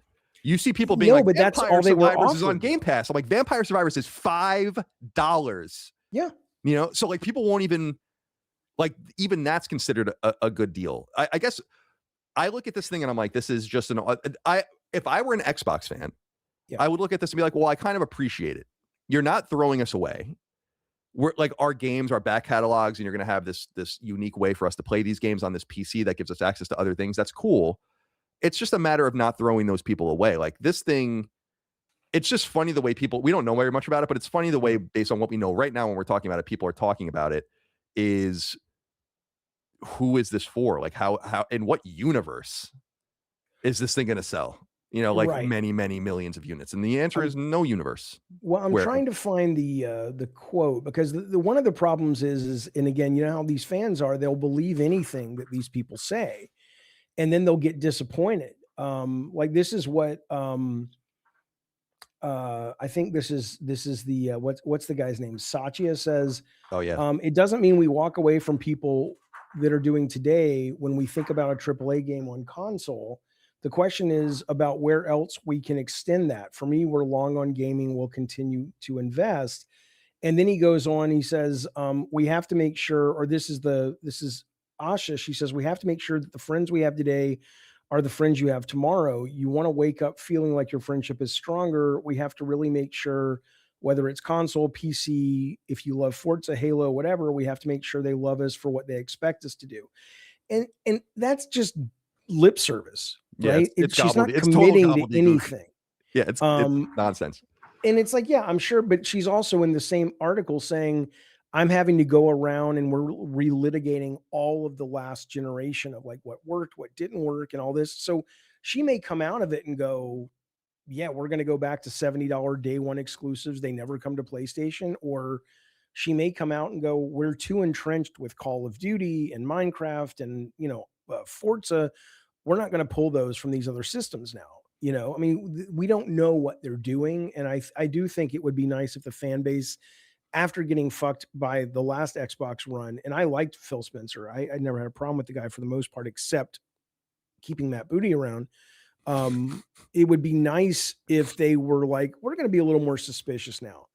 You can't just tell us things and okay, company said, just step back, except you have no idea what they're going to do. And it'll be okay. I used to pray at the altar of Apple, and now I don't, because they let me down as a customer. So I've moved on. It's okay. You will survive. It's not a big deal. It's just a corporation. They don't care. So that's what I would say. Yeah, I agree with that. And Dustin, are you there? Yeah, I'm here. Are you able to show anything on screen if I ask you to find something? Yeah, I just gotta set it up, so it'll take 1 second. But Oh, what do you need? there was that. Can you find a picture of Asha's header on? Yeah, I saw yeah. this. I think she changed it Yes, I already, did. but Oh no, on that was Twitter. bad. The one thing that I think is clear is that and hey, Xbox marketing's smart in this way. It's like we have this group of zealots, right? That literally make free marketing materials for us and talk up everything we do and whatever. And we're going to lean into these guys. But it's not helping them. If it helped them, I would agree. But it's not like it moved the needle. No, it didn't. It actually got worse and worse. But I think that it's what I said about that Florian Mueller guy, that lawyer guy during the ABK deal when he was like it was like leading people down the primrose path or whatever. And like, I don't understand, like there seems to be almost no pushback in that space about what is so obviously not going to work. And I understand that it's a dire time. You mean on the part of the fans, they don't push back. Yeah, it's like a dire, right. Like they'll just eat up anything. But PlayStation, come on, you're right, but PlayStation fanboys are the same. There's no I don't think there's even, no, they're not, because there's not enough communique or even games for anyone to change their minds about anything. Right. So, but I think fanboys in general are the same. I don't think Xbox has a majority on, I'll do anything because these corporations are my friends and they love me and I have warm feelings about them from my childhood and I'm not self-aware enough to analyze that. And so I'll just do whatever they tell me to do. I think fanboys are the same. And I think with Sony, I'm not looking at the chat, but I'm assuming in the chat when I say things like, if all PlayStation 6 is going to do is have a great piece of hardware and they're just going to keep doing the same old thing, I'm sure there's a lot of people in the chat who are PlayStation fanboys who are going, yeah, please keep doing the same old thing. They're winning. They're the number one box, blah, blah, blah, blah, blah. And I'm like, okay, I don't agree that that's going to last them much longer because the budgets are going to keep going up, but the audience isn't going to grow. But my point is that there's not a lot of critical thought when you're dealing with a fanboy, regardless of what they're into. Wouldn't you agree with that? Yeah, fanboyism. I mean, it's like in sports. It's like there's but even in sports, the Jets are bad, yeah, right? You have the awareness that, okay, I love these guys. They're part of my nostalgia. They're part of my childhood, my history, but I'm not expecting many Super Bowl rings from these guys, right? I mean, that's the PlayStation fanboys, the Xbox fanboys, the Atari fanboys. They'll believe it. Yeah, I think it's funny. I just think that the Sony fanboy, I think the Sony fanboy was at a crescendo late PS3, early PS4, because that was when the games we had a lot of releases and a lot of communications and a lot of movement. Yeah, now I think PlayStation fans are kind of or even fanboys are kind of in stasis, like where there's really nothing to even react to. It's just a very steady thing that's happening. It's actually kind of unexciting. Like it would be great for there to be a little bit of tumult for sacred symbols and all of that rest, but there's really not that much to talk about, because they're kind of just, I think they learn, and we talked about this in the past, I think they've learned their lesson in the past about like, we just say too much. We don't need to say anything. We don't need to. Well, and they just don't have as many releases. Right, exactly. But what is there to talk about right now? Right, that's exactly right. So, as far as the Xbox situation is concerned, it's like it's obvious that Project Helix makes no sense if they're going to give access to other storefronts. And that is, I assume, what's going to happen. And therefore, I think it is an off-ramp. There's just, it's damned if you do, damned if you don't. They release a PC that doesn't let you use Steam, then that thing's dead. If they give you if they let you buy a PC that gives you access to other storefronts, Xbox is dead. Right? Like you'd be absolutely crazy to go onto this new Xbox hardware and then buy a game from them. Why wouldn't you just buy it from Steam? Like, why would you lock yourself into this further lock yourself into this ecosystem? And by the way, they're going to give access to these storefronts where their own games are going to be on there. And then they're going to like allow them to be sold on third-party storefronts. It's like almost comical how stupid it is. Well, that's what Ybarra was saying about the reason that he feels the reason that Sony is saying we're not going on PC anymore with our single player is because they are a little worried about the Steam box. Now, I don't know if that's true, but it's not bad analysis. No, I think that's what I was saying is like, I don't think my personal take is unless you assume Sony knows what Microsoft is doing behind the scenes, which is possible. Yeah. You would assume that they're reacting to the Steam box and are much more concerned about that. I don't think Sony's very concerned about Microsoft anymore. And I don't think they've been very concerned about them for years. Like I think that they're more worried about Nintendo. That's why like we're going into the handheld space again. And I think they're more worried and Japan and trying to kind of like reclaim the homeland or whatever, not working very well. And then they're worried about Steam and like kind of like the agnostic storefront situation. That's why I think I told you like when there was that rumor from Hip Hop Gamer that like PlayStation 6 will also run Steam. I'm like, it's not that I don't believe you, it's that I don't believe it. Like that's unbelievable because it would be the same thing with Microsoft. It's exactly what I said. If Sony did that, it would be over. Like if Steam wasn't coming out with a box though, do you think that changes something for Steam to be on the other platforms? Yeah, I think it's a complete capitulation and a victory for them. That's why again I'm confused about why even bothering with your own hardware when it seems like it's obvious that others are going to accommodate you soon enough. Do you think Sony is going to do anything with running PC games? I don't think so. I mean, I don't know. That's the thing is like that sounds good, and there's no doubt that it's pro-consumer in quotes, right? Like, oh, give people access, but like, it destroys your business. Mm-hmm. It's just period, end of story. The second you give access to another storefront, it's over. People like this is what I was saying earlier about like if there are certain things you don't understand, it's like just stop and listen. Right. Like, you know, like it's like if you have a piece of hardware, you know this, like, and everyone knows this. Just go look at the financials. They make their money. Sony makes most of their money selling other people's games. If you now sell a piece of hardware and then give access to another storefront, then there's nothing left for you. It's over. But what do you think if Sony or Microsoft? Microsoft's ahead of Sony right now, but if Sony were to say, we are going to basically we're going to make our own Steam. So you can play PlayStation 6 exclusive games. You can go backwards compatible up until, whatever we can make work. You can't play your Steam games on it, but you can start building a library of games that aren't, we're going to run a version of PC. So you can play the Friend Swap games and you can play Roblox and you don't need a PS version of it. You can just run that. I mean, yeah, but it would be a PC version through a bespoke storefront. Why don't they make the storefront? Yeah, but that I think would be a bad Windows already has that store. So like Sony, I thought for a while Sony might work on their own launcher or something like that. Yeah. For PC specifically, but it's clear that they don't want to be in that space anymore. And I think a lot of it has to do with if you remove Helldivers from Sony's cumulative sales, it's entirely likely that Forza 5 on PlayStation 5 sold more units than pretty much every PC game they've sold combined. So it's like, I think they look at that and they're like, nah, this isn't worth it. Like what 2% of gross revenue we're making here is just not worth the risks to the hardware and to the ecosystem, in my opinion. Do you think if PS6 is basically what it is now with the same cadence of release, but these other boxes are in the market and the Switch is in the market, that it'll continue to just soar at sales? Or do you think Steambox will eat into Sony? I think Steambox will probably eat into it a little bit, but I think people underestimate how much people just want a true console experience. We can try isn't Steambox that?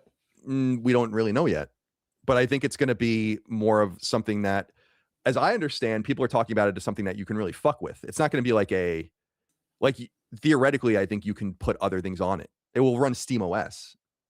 So like there would be nothing for you stopping it from using it more like a computer, I think. I guess what I'm saying is people want like the out of the box, this thing just kind of works situation. And I don't know that Steam box will necessarily be that, but even if it is, again, it has to find commercial channels that are outside of Valve in order to saturate the market. You got to sell it at Target, got to sell it on Amazon, and I don't know if they're willing to do that.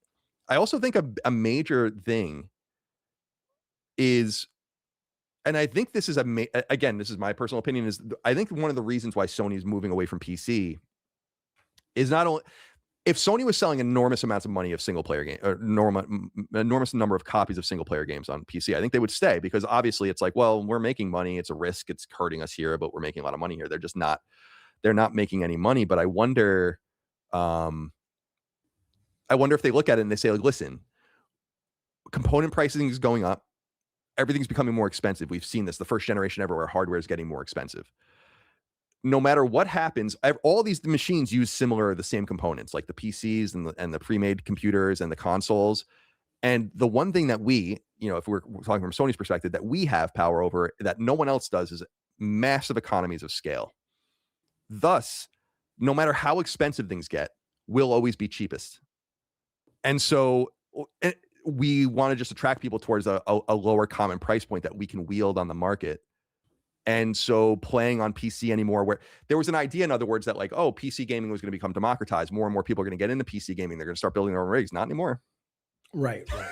not I don't anymore. think most people want to build their own fucking rigs. I mean, I don't like any of that shit. When I talk about PC gaming, it has nothing to do with tinkering or any of that fucking shit. I hate that shit.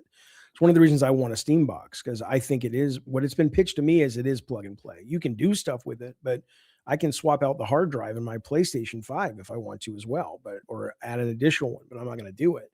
But I mean, it's a good point though. I mean, the cost will make a huge difference. Like Sony can sign a contract for like, for the first 10 million units, we get X price on this component. Like no one else can sign that deal, because there's no way they can even command 10 million. They don't even know if they'll be able to sell that. But do you think the product, and again, I'm not saying it's not, I clearly am biased towards PC gaming at this point, but do you think the product is still compelling enough to continue to define the space? No, I think that things will become more. I'm surprised it hasn't happened already, but I think things will become more fractured moving forward. Where like I think PS5 will outsell PS4. Like that, I think is fairly obviously going to happen. After that, I think it probably goes down, probably more towards like PS3 numbers cumulatively. So somewhere in like the 80 million range or whatever. Right. But the budgets for the games go up. Right. Which is why it's interesting. I was saying this on the show, I think, is like, I don't think Sony has dealt with the PC question for the last time. Yeah. Like, I think that might be their choice now. And then they haven't officially said anything, but Jason Schreier is obviously a highly believable person. It's talking to real people there. But because what you're saying about budgets and all the rest, it's like Sony will probably want to spread the field again in the future. I really think it's like a short to midterm play to say like component pricing is nuts. We might be the cheapest possible machine. This might be, even at a high price, might be attractive because you can point at everything else and say, well, all those are more expensive nonetheless.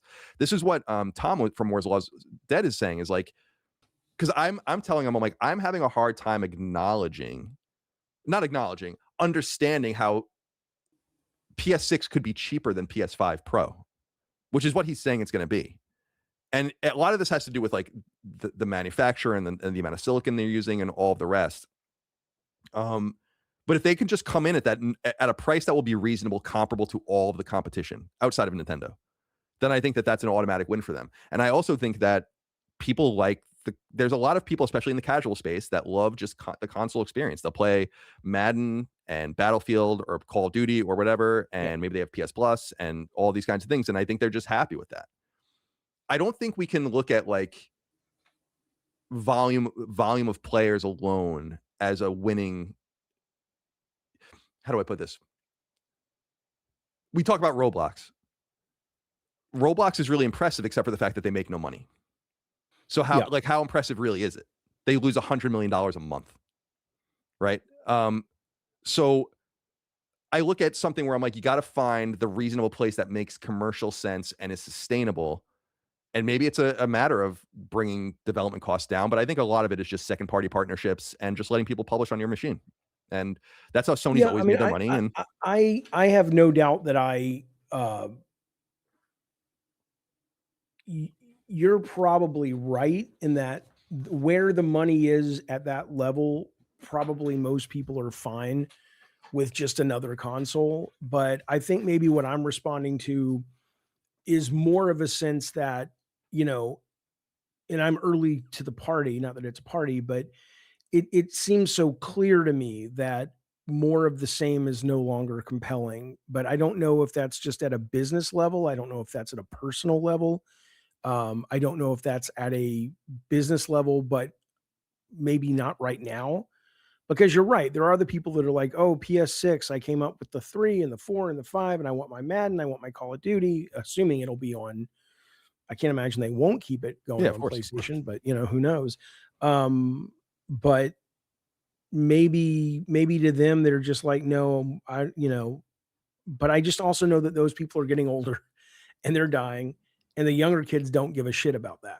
So I just wonder when is that demographic shift going to make itself much more apparent, right? Because the console space, how long is it going to last before people just sort of go, I didn't come up with that. My kids didn't come up with it. Their friends didn't come up with it. And they were surrounded by it. Yeah, I And think they you're still didn't give a shit. I think you're right, but I think you also have to admit that we've just been so premature in assuming this. Like, this has been Yes. the assumption for 2 decades. Is like Yeah. at some point, some cell phones and tablets, like Yeah. and on live and Ouya and all. It's like, and I'm not saying any of those products themselves were going to take things down, Yeah. but people thought that those were the directions. Like, oh, an Android console. Oh, a streaming box. Oh, you can play games on a touch screen. It's like no one gives a fuck. Like the console gaming has only become bigger in that time. Think about it. Well, I don't know if it's become bigger, but Per capita, well, I don't want to say per capita, per company, it certainly has. There's one, Nintendo and Sony are murdering. Oh yeah, but it's also become a lot more expensive, right? But I mean, the number of people playing console games, unless Sean Layden's been proven wrong, I thought his number has held pretty much throughout the generations. That 250 to 300 million isn't really growing. It's just No, it's not. But it's not. I'll say this again. It's not really fair to say that when two companies are growing and one isn't. And then everyone puts those numbers together. It's like Sony's velocity of PlayStation 5 when Grand Theft Auto is about to come out is going to go above PS4's velocity and of sales time adjusted. And Switch 2 is the fastest selling console ever. So it's kind of unfair to say like, well, but nonetheless the numbers are static. And it's like, well, there's some company. Well, isn't holding up their end of the bargain, and then right. everyone But then gets, those people are moving over. it. Those people are moving over to the other companies, though, is what you're saying. I mean, the number is still, like Layden said, the pie is still the pie. It's just getting distributed in a different way, correct? Right. But what I'm saying is that it's unfair to look at it as a cumulative number when two of the three big companies are pulling their weight nonetheless. If the number would be going up, or even, it wouldn't remain so static if everyone was pulling in the same direction, but they're not. It's some mystery of what happened here. Maybe I'm confused by what you're saying, because that's exactly what Layden was saying. It's whether 250 million in a larger percentage one generation went to the Wii, and then because they were pulling more weight, and then this generation Xbox is barely there, but all of their pieces of the pie, a lot of them have gone to Sony and Nintendo, right? Yeah, but the Wii era was 100 million Wiis, 85 million PS3s, 85 million Xbox 360s. Okay. Now it's 100 million. It's going to be soon 100 million PS5s, something like 20 something million Switches in a year, and then something probably like 30 million Xboxes in 5 years. One of those numbers is different, right? Like, that's what I'm saying. So I don't look at it, if what we were saying was true and that there was this, because I agree there's probably a cumulative number, like you said, and yeah, he said this for years about the vaunted 250 million. What I'm saying is that I don't think it's fair. It's endemic of the entire market to say like, well, if you have A, B, and C, and A and B are all doing well still, and C is the one that's fucked up. It's like, well, it's not A and B's problem that C is doing bad. No, but it is their problem that ultimately it's still the same number of customers, give or take, and they're still competing for that same pie, and their budgets are going up, and the pie isn't getting any bigger, right? Yeah, the pie. Well, by player base, the pie is probably not getting bigger. By money made per person, the pie is getting substantially bigger. Even with the budgets. Well, if you take into account service stuff, right, that runs forever. Dude, I mean, the numbers have exploded. Like, Sony is making so much money off of a per capita PlayStation player compared to what it was even in PS4 era. Nonetheless, the PS3 era, it's comical. Let's not forget, where does that come from? Because they have less product. Is that just the third party licensing when they get 30% or whatever percentage? Yeah, it's all that. Again, I've said it's well worn, but like 50% of their PSN revenue comes from 10 games. Yeah. And which is nuts. Absolutely insane. I mean, you are right about the. Go ahead. I was gonna say, I think on Steam the number is something like 96% of games make 2% of the revenue.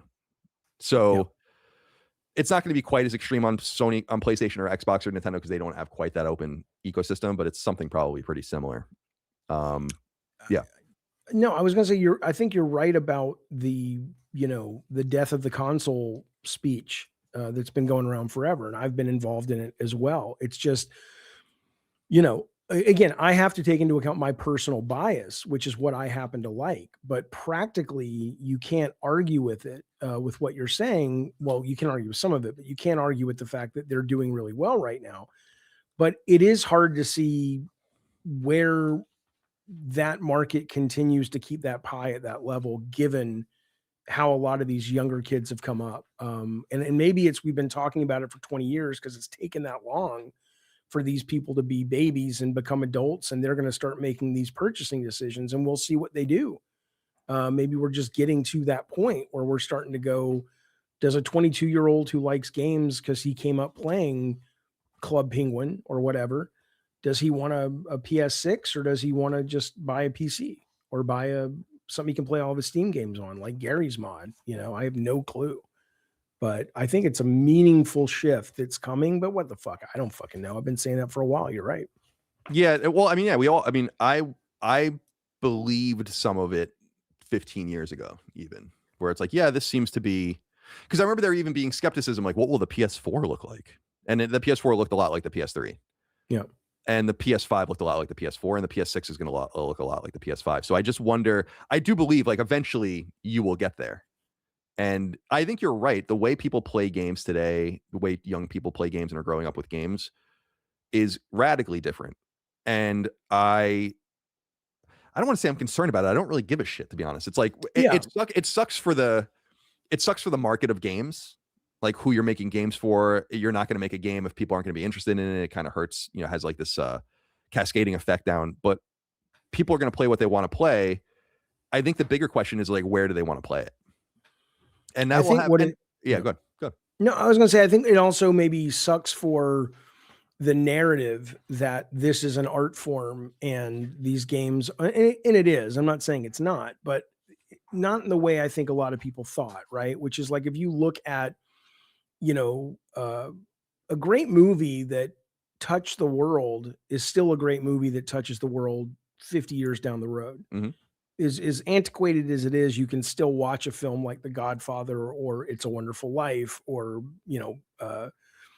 going back before that to something like Charlie Chaplin movies. And there's some kind of resonance that, and some of that is availability and ease of access. But I also think the idea that if Journey was really art, people would still be playing it in a meaningful way, or if Grand Theft Auto 4 story was Shakespearean, as I think IGN said, or one of these outlets said at some point, I think people would be studying it. But I think it does kind of lay down bare this possibility that part of it is not true, right? Because wouldn't that suggest that when you're saying people play games different and people respond to games different these days? Sure, but why, do we see that in any other medium? We still listen to music from 100 years ago and it can totally be evocative and move you. Sure. Yeah, I don't know. I think our how everything will age in games, I think, is yet to be determined. Right? Like I think, unlike that old music, you go listen to, not even that 100 years old, you go listen to like the Yardbirds or something, or like, and you're like, you can see it and you can hear it, and it's mono and it's fucking not recorded very well, whatever, but like you get it. I don't know if I don't know if a 10-year-old is ever going to get River Raid, no matter how much you show them. Right. And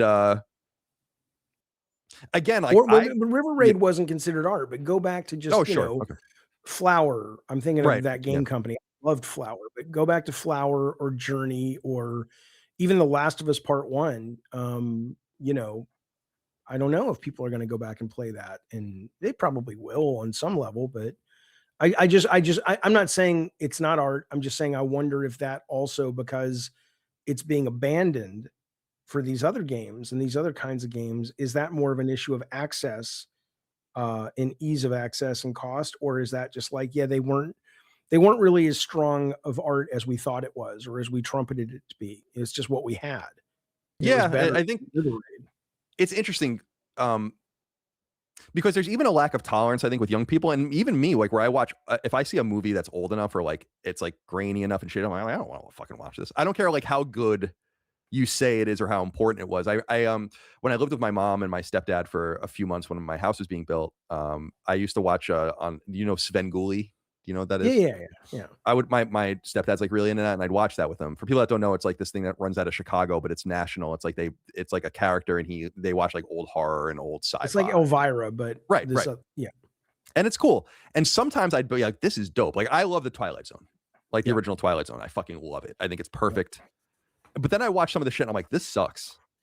Like this doesn't hold up. It's weird, like But it's isn't that the Svengoolie thing though? It's like Mystery Science. I mean, he picks crap, right? For the most part. sometimes he picks crap. Yeah, and I think it's also what they have access to, like Right. because The I know it was Twilight a big Zone's a deal. great example. If you can go back today and watch a Twilight Zone, which was what, 1965 or whatever? Earlier than that, I think it was over by 65. Yeah. Okay, so that's that's pretty impressive. Yeah, it is like That's because Rod Serling's a master, and they did great production, and the sound design's awesome, and the writing is on point, and all the rest. So all those things will matter, and I think that those will matter in old games too. But I wonder, we say this about Roblox. It's like Roblox looks like shit. Mhm. So like it looks like fucking shit. Like when Yeah, I it does. when I first saw it, because again, I've said this about Fortnite. I'm like, say what you will about Fortnite, but it looks good. Yeah, it's a Like good it's game got too. Yeah. style, and it runs well and whatever. I look at Roblox, I'm like, this is the biggest game, and like this has more concurrent users than PlayStation Network. Yeah. Than PlayStation Network, and it looks like this. So again, who knows what their tolerance will be? Because I'm not much of a graphics whore either, but I look at this and I'm like, this is the biggest game in the world. Yeah. Like it's so depressing when you see it. But so let's wrap up this Xbox topic by saying we're going to learn more this week, I think, about at GDC. So we'll have more to talk about in the future. But it seems like a very expensive PC style machine doesn't have much of a prayer. And Unless it runs Steam. well, if it runs Steam, then maybe this is the value proposition is like, okay, so let's say it's $1,000. I think Tom said that they could sell it at cost for $900. So let's say that they want to make a little bit of profit. They sell it for $1,000, give them a little bit of a cushion. If it doesn't play Steam, then it's a non-starter. It'll be a very expensive backwards compatible Xbox with, I guess, a bespoke PC storefront or something. If it does sell Steam, it does allow Steam, it'll become much more. It will become a very good pre-built PC for people to buy to run Steam games on. Either way, I have no idea how Microsoft wins. Like that's I get, but when you're saying it though, it doesn't. The thing you're proposing is obviously it wouldn't run Steam because it doesn't make sense. So you're basically saying $1,000 box that runs Xbox games and runs your PC games that you buy through Windows. Right, basically. Exactly. So that's going to be cool for 10 million people, maybe something like that, or do like you whatever. Think it matters if they pull? Like, do you think Game Pass is going away, and do you think they're putting their games everywhere else is going away? And would that move the needle if you can't play Wolfenstein and Skyrim or whatever the next one's called? I love how you call it Skyrim. I always call it Skyrim because that's the one I came up knowing. But yeah, Oblivion, whatever the fuck they're called. People get mad at me when I call it Skyrim. I'm like, well, fuck you. That's the main game that was sold the most. Fuck off. But they really do. I'm like, no, it's Elder Scrolls. Fine. You know what I'm talking about, though. Elder Scrolls and Wolfenstein and, let's say they keep Forts on PlayStation or whatever. Do you see that changing if they are going to go with this Windows/Xbox combo? No, I don't think they can. Maybe Game Pass, but I don't think so. Like, they are so far down this road that I don't know, like, what are your off ramps? Or you want to turn around? Like, I don't know. You're going to get fucking run over. By the way, I wasn't making fun of you for saying Skyrim because it represents. I'm making fun of you for saying the way you say it. The way you say it. Oh, I wasn't offended, but I'm just saying I get that all the time. Oh yeah, no. It's like saying Spider-Man. That's what I was. Steve Spider-Man. Steven Spider-Man. Yeah, I get upset because they get upset with me because I guess the series is Elder Scrolls, right?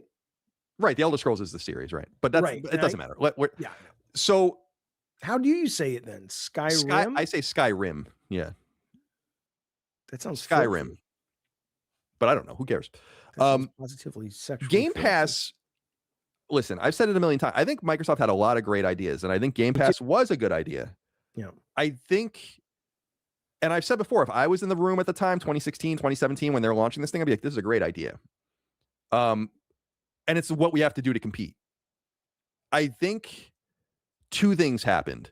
One, they obviously didn't have the games. By the time they had the games, it was years too late. Yeah. The second thing is that they might have just learned that this isn't going to work in games. And someone had to, the idea that I was going to get 100 million subscribers, it's like, that is fucking hysterical at this point. Like, it's like you are so off base that it's wild. And they're tens and tens of millions behind where they thought they were going to be. And we know that from the FTC leaks. So it's not to say that it was a bad idea. It's just to say that it might not work. Like, sometimes the rubber hits the road, right? And it's like, you have to drive, and then you have to see how it goes and how the car runs and how the gas mileage is. And then they looked at it and they're like, oh yeah, this isn't really working. I think the two things that didn't mix for them was Game Pass mixed with the Xbox everywhere, right? Because if you think about Minecraft, and I don't know what the daily active user is, and it's certainly not Roblox anymore, but it's up there.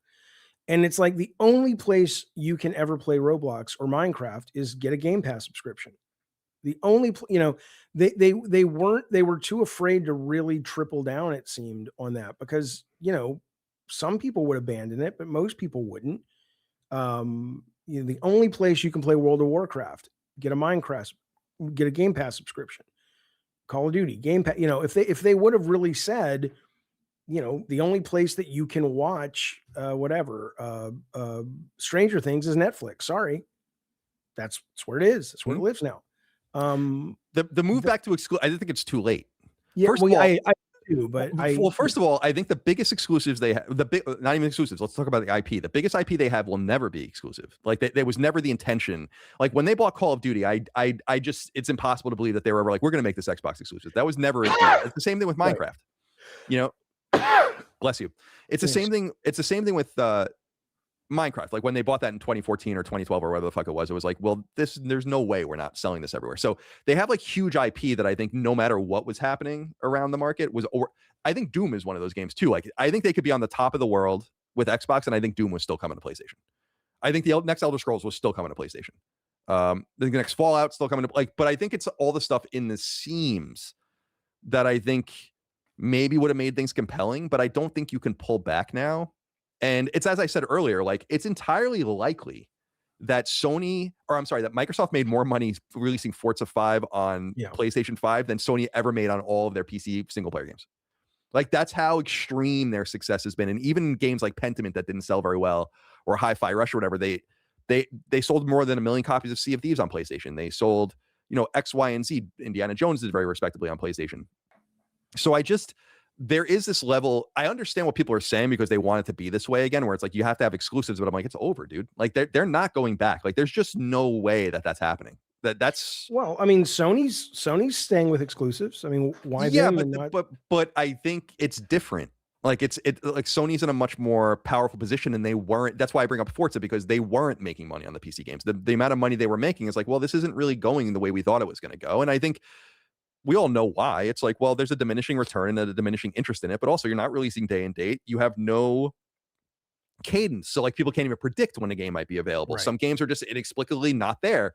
I heard a long time ago that they canned the, and people were talking about it. It was not my rumor that, like, Gran Turismo was running on PC, and they're like, nah, like, we don't really like, and recent rumors that they canceled Saros on PC and they canceled Ghost on PC. Yep. So I think they look at it and say, like, we're just not making sufficient amount of money. I don't think that's Microsoft's problem at all. I think they're looking at it and saying, we're making a lot of money doing this. Yeah. And by cutting off PlayStation again or cutting off Nintendo again, then we're left with our own player base of 25 or 30 million. You think we're really going to attract people back to this place? I don't think so.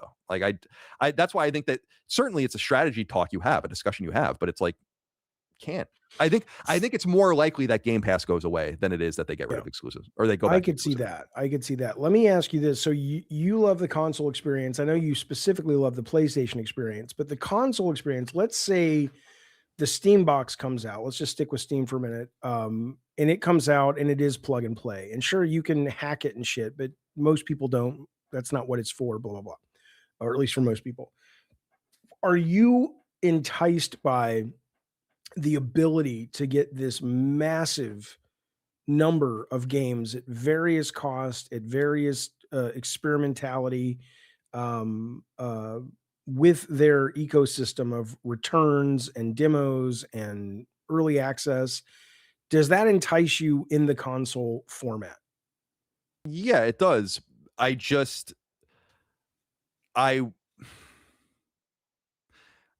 think PSN and Xbox Live and the Nintendo Store were supposed to be kind of different.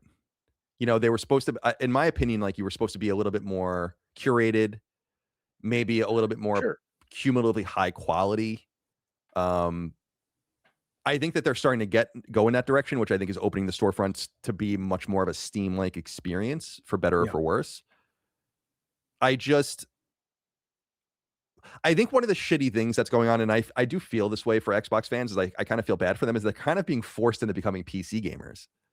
And if I were them, I'd be like, I don't want to be a PC gamer. Actually, Micah and I were on a walk recently, and I was telling her, I'm like, if Sony did this to me, right, where they're like, we're making a PC and we're going to do all this kind of stuff, and like, you're going to play the games this way, and I think I'd probably just go back to Nintendo or something. Because like, it's like what I want. I want this concise, simple experience that allows me to have access to great games without much thought of, you know, the innards of my machine, or do I have the proper drivers? Forget all that, because that wouldn't be the case with assuming Steam box is plug and play. And Steam is pretty much plug and play. I don't fuck with drivers or any of that shit. I think, and again, this is why I think it goes back to the Sony removing their games from PC is they probably look at this as their greatest threat. Steam and Valve is an imperial, you know, an imperial empire that's staking its flags into a bunch of other territory, and reasonably so. That's why I'm confused Microsoft letting them in. You know, but then again, they have to. I mean, this is but I'm wondering, are you personally interested in the Steam box for your TV? No, I have no interest in the Steam box. Maybe Micah would be. Oh, probably not. But even with all the games, that's what I'm saying. So the amount of games and new games and early access, that's not enough because you like the curated experience more. Yeah, and I have my trophies and my saves and my library and all those kinds of things. So it's like this is what I think everyone identified in the PS4 and Xbox One eras, was like, you're just kind of becoming more and more entrenched. It's going to be very difficult for you to move off. This is why I think, again, another good idea that's really not executable is their whole idea of, like what you said, Xbox Play Anywhere. It's like, yeah, that's cool, but like, why would third parties allow that unless you're paying them? Like that's why there are very few Play Anywhere games that Microsoft doesn't control, and the games that they do have from third parties, they're paying for. So there's all of these problems with it. I like a stream. I'm a console gamer, like unapologetically, and I'm a PlayStation gamer unapologetically. It's what I like, but I'm open to new experiences and new ideas and new modalities. But I just think that the status quo is working pretty well right now, and I think that there are unless you're Blue Point and from. Well, yeah, that's not good. That's just bad management. No, I bring that up just because I know we're going to talk about that. But yeah. Oh yeah. We can get into that next. Colin, do you want the image of the header? I had found it, but I'm sorry. You guys are far. Oh, it took me a minute to find because it's, you know, she doesn't have it up anymore, but I do have it. She did change it. That's crazy. It's Project Helix now. But, but there should be an image of it. Yeah, I have an image of it up on the stream. Let me send it to you guys so you guys can see. Oh, it's on the stream now. Yeah. This is just. I mean, it's please like me. Let me. God. Yeah. I guess someone made this for her and sent it to her. I don't know, but this is many of the names here, not all of them. I like some of the people here, but many of the names here are the ones that led you down the primrose path to begin with. And the most reliable marketers and mouthpieces, propagandists for the brand. You're right, though, Jaffe. You make a good point. It's like, why lean into these guys? Look what happened. There is an interesting point to be made there. It's I think my guess is it was like early kudos points. Like, it's like I learned in a very small way on Drawn to Death, our fan outreach at first, we thought that would matter so much, right? And, I think I've said to you before, we were like, we had big fans before the game release that we would call on their birthdays and the team would sing them happy birthday. It was very, let's build a cheering squad, But end of the day, the product is the product, and people are the number of people that you can get by doing this is such a waste of your time at anyone's level, certainly her level, that it just looks silly. It's like, dude, who cares? Make your fucking thing awesome and make it affordable and get it out to people. Nobody gives a shit that you are hanging out with, whoever, Jez or any of these people. I don't fucking know. Tom, I don't know any of them, but you know what I'm saying? It comes off as very naive on her part to actually celebrate that. It's kind of I think it is naive, but it's also like these people are so high on the supply that it worked. You don't have any idea how elated those people were to see this, probably. Oh my God. They were probably bought years of loyalty that out image. That was their Pornhub. It's like, and again, I see a few people on here I like, so I'm not trying to be mean to everyone, but it's like, this is, I would be so embarrassed if I was on that I would be like, you got to take my name off this thing. Like and I don't think, like, there are a few people, like, I don't think like Maddie or Cog are on it or anything like that. It's like, Cog's on it. Is he? Well, somebody says Cog is. I haven't seen. Yeah, I believe it. His name, but and there's a few names I see that I'm like, oh, I don't mind. I don't mind you. But there are a lot of like things where I'm like, I don't know about this. This woman Asha is a mercenary. It's obvious. She's been in a bunch of different places, and she's here to do a job. And she'll lean into what she has to do. But I saw that and I was like, damn. Yeah. I don't know. Yeah, it didn't come off. I mean, it's not going to make a difference, but it is a little dumb. But she changed it to Helix or whatever, and that's fine. So it lasted a few days, but I'm glad someone got a screenshot of it. Yeah. All right, let's get into the next topic. Well, actually, should we get back into some? Let's get into some super chats first. Okay. Because we probably have a bunch of these to read, I assume. Let me see. Where are we? Dustin, where are we supposed to be here? We're at Walking, Stalking, Stephen Hawking, right? Yep, that's correct. Says, really dig these Moriarty Jaffe streams, S-tier stuff, but Colin, I can't take it any longer. Turn your China symbol the right way, for God's sake. It's funny. You're supposed to have the China symbol with the ridge up. I don't like it wasn't dead enough. Like the sound of it wasn't dead enough until I turned it upside down. I like it better this way, but I know. Thank you for writing him. Clean Frame wrote in and said, hey, fearless leader, I was hoping that 100%ing Saint Slayer would cause a secret cutscene to the now put on ice RPG project at Lilimo. Hopefully it's Saint Slayer sales enough. It can help the RPG. I mean, won't hurt the role-playing game. But yeah, we need more capital to. It's funny because, like, I've said this before, and we were talking about this earlier, Jaffe, is like, there's no guarantees, and there's never been guarantee, but there's no guarantee in indie development. I could fund the RPG myself and we could finish it. It's just risky. If this was 10 years ago, I'd be like, all right, I'll put the whatever we need, a few $100,000 or whatever to like get this thing done. But I don't know if I'll make that money back because the market is so fickle. And I'm like, well, I'm not putting the money in. Like, we need to make. I don't take any money out of Lilimo, so all my money goes back into the company. We need to make enough money off the games to be able to do it more naturalistically. Or I guess get a publisher, but I don't want to work with a publisher. We actually got approached by a publisher for the first time. Like a big publisher, but a bigger publisher. For Saint Slayer or what? Yeah, actually. Yep. But it's like, we don't really need you, but I guess we would need them maybe more to fund this other stuff. But I don't want to put the money up myself. Just because I think it's just too risky. If I knew I was going to make it back, that would be fine. Even if I knew I was going to break even. Would you fundraise it with like Kickstarter and Patreon, or you? I don't like doing that because it's because then it's like you use your money, and obviously you'll get the game, but it's like access to the money is not the problem. It's the wisdom in doing it at all. I get it. I get that. It just makes me nervous. That's all. But maybe we get enough sales, plus we get enough hype and enough recognition where we'll get more fans of our games, and then it become maybe a little bit easier to do. I don't know. Skull King wrote in and said, hello, good day. Have either of you seen my Little Big Planet 4 ad on Twitter? 16 million views, 32,000 likes, spreading it for the LBP community. We are still here. I don't think so. Was there a Little Big Planet 4? No, I guess are you trying to like rally to have them make it? I think Little Big Planet's dead personally, but Yeah, of course. The funny thing about Little Big Planet was it was kind of ahead of its time in a lot of different ways, but I never liked it. But I like Sackboy. Sackboy's cool. Yeah, Sackboy's cute, and Sackboy Adventure is a good game. Yeah, I never played that. That was a launch game. I never. Really fun. Really fun.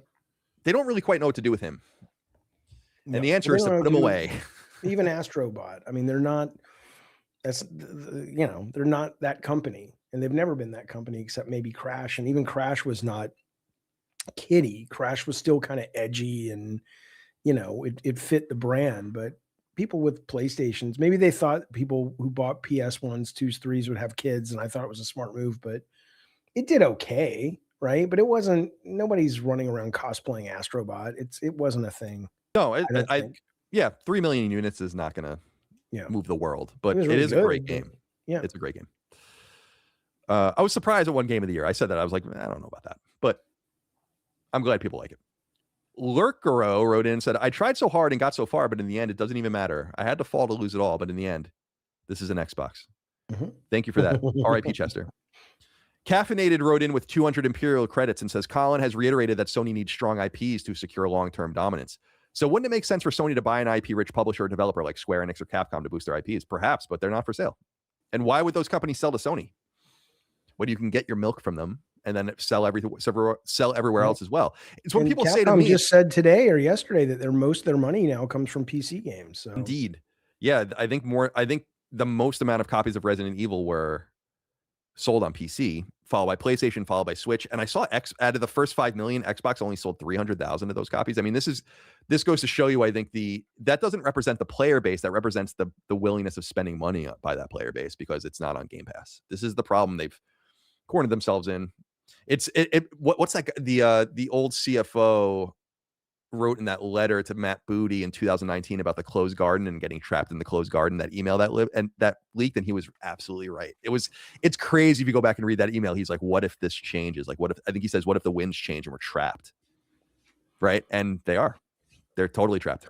Well, yeah, but you build you innovate with the assumption that you're going to control the winds. I mean, if Game Pass was the place to play, it wouldn't matter, right? I mean, if Game Pass, Game Pass trains you not to spend money on games, but Netflix trains you not to go out and buy movie tickets either. I mean, that's not necessarily a bad thing if most of what you watch at home is acceptable to you. But it would be a bad thing if Netflix was trying to make money on movie theaters.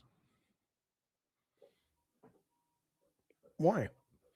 Because they would also need to figure out how they make money on movie theaters. It's not a problem. It would be a bad thing because it's cutting into its own. Oh yeah, right, like they don't give a shit about the movies. They care about the theaters as much as like they put their movies in the theaters so they get nominated for awards. They don't care about. Yeah, I assumed that Xbox assumed that we're all in on Game Pass and we're not really going to worry about the kind of licensing money that we used to make off third-party games. But yeah, you're right. I mean, if they didn't see that it trained players to go, maybe what I have on Game Pass isn't as great, but there's so much more to play here. I'm not going to drop $70. I think you get trained on that 100%. The bigger comparison would be something like NBC and Peacock, where it's like putting shows on Peacock hurts NBC. They make more money on NBC probably through ad revenue than they do on Peacock. Like they want numbers to be jacked up there, but they know they have to put their show there and they injure each other, but they own both of them. Netflix is in a unique position, in my opinion, because they can do whatever they want. They don't really like this. The DVD by mail business was going to be the conflict, and they eventually killed it. Remember when they tried to rename it? I love that so much. No, they tried to keep the DVD thing going. Yeah, they renamed it for like one day. It was like probably 15 years ago. They were naming it like, someone remind me in the chat. I think it was Quickster. Oh, okay. Then Netflix was going to be like the online component of it, and everyone's like, Quickster, the fuck are you talking about? And then they're like, never mind. It's almost as if it never happened. People should go look into that. It's like that Sasha's header on her Twitter. No, I Right. didn't know what you're talking about. Exactly. Yeah, that was like literally like a 2-day story. I'll never forget that because they were like, yeah, we're splitting into 2 companies. One company is going to be like the DVDs. One company is going to be the digital. Everyone's like, all right. Trebla wrote in and said, hey, dudes, it's my birthday. Can I get a shout out? No. Happy birthday to you. Happy birthday. What's his name? Trebla, Trebla. Trebla, you're nothing but trouble, baby. Since the minute you walked into this bar, I knew you were going to be nothing but trouble for the Moriartys, and it turned out to be true. Now you go in the back right now. There's a shotgun. You put it in your mouth. You pull the trigger, and you be grateful that you've only been here for as little as you have. You son of a bitch. Happy birthday, you fuck. Wow. Austin Eller wrote in. Said, did either of you read Project Hail Mary, and will you be watching the film, whether in theater or once it drops on streaming? I did read the book. I loved it. Read it 2 summers ago, I think. That's that Martin Weir book, I think. Yeah. Is that what his name is? Weir? Yeah, Weir. Matt, yeah, something like that. I read all 3 of his books, actually. I have no knowledge of it other than I know there's a movie coming out, but I haven't read it. It's he's great. I mean, The Martian is a great book. The second book he wrote is Artemis, which is more of a murder mystery, but it's on the moon. I think that's maybe his most interesting book, but it would be the most difficult one to do because it's on the moon. So you're at like 1/6 gravity. Everyone moves differently. It's all about how people move differently. And like there's chase scenes where they're like chasing each other down corridors. And that's cool. That's cool. And then Project Hail Mary is about how do you know what it's about? It's a really cool. It's kind of guy's got to go save the Earth or something, and he gets like the sun starts dimming, like but just a little bit, but it's enough to fuck everything up, and they realize. Well, I don't want to say it too much. Yeah. It's a really cool I will book. see the movie for sure, or maybe I'll read the book first. I've been reading a lot lately, so maybe I'll watch it. I'll read it before. Yeah, it's brief. It's probably you can probably read it in a few days. I mean, I read it in like a few pool floats or whatever. I really liked it. The movie. So I mean, it's not a spoiler because like there's an alien in it. That's part of what it's about, and I saw a little bit of it, but I'm like I envisioned him differently in my mind's eye, so that was a little different.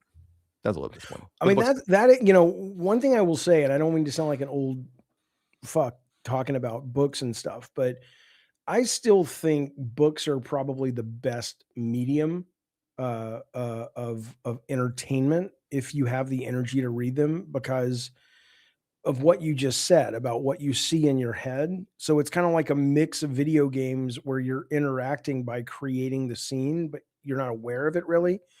But you're still led on a path, so it's not just like a big sandbox and it's meandering. And I catch myself when I watch myself reading like in my head and I step back and see what I'm doing. The sense of immersion is insane reading a book, but people just don't read anymore. It's kind of, is what it is. Whatever you want to do is fine with me, but you really are missing out by not reading if you like adventures and immersive experiences and stuff. But yeah, what I'm fascinated about reading is how it's as you're saying, like something will enter my mind's eye, like a vision of a scene or a setting, and that stays there forever. Yeah, like if I go back or I think about it, there. It's like a memory. You're in that space. It's just interesting. It's like I remember reading The Hobbit and seeing before obviously the movies came long before the movies came out, and it's like the Shire or whatever, and it's like I see that a specific way in my mind still to this day, like the same exact way I envisioned it. It's permanent. So like if I were to read Project Hail Mary again, I would see it exactly the way I saw it in my head the first time. I don't think I'd be able to see it any different way. And that is something very unique about that. Like the way your mind just comes up with something.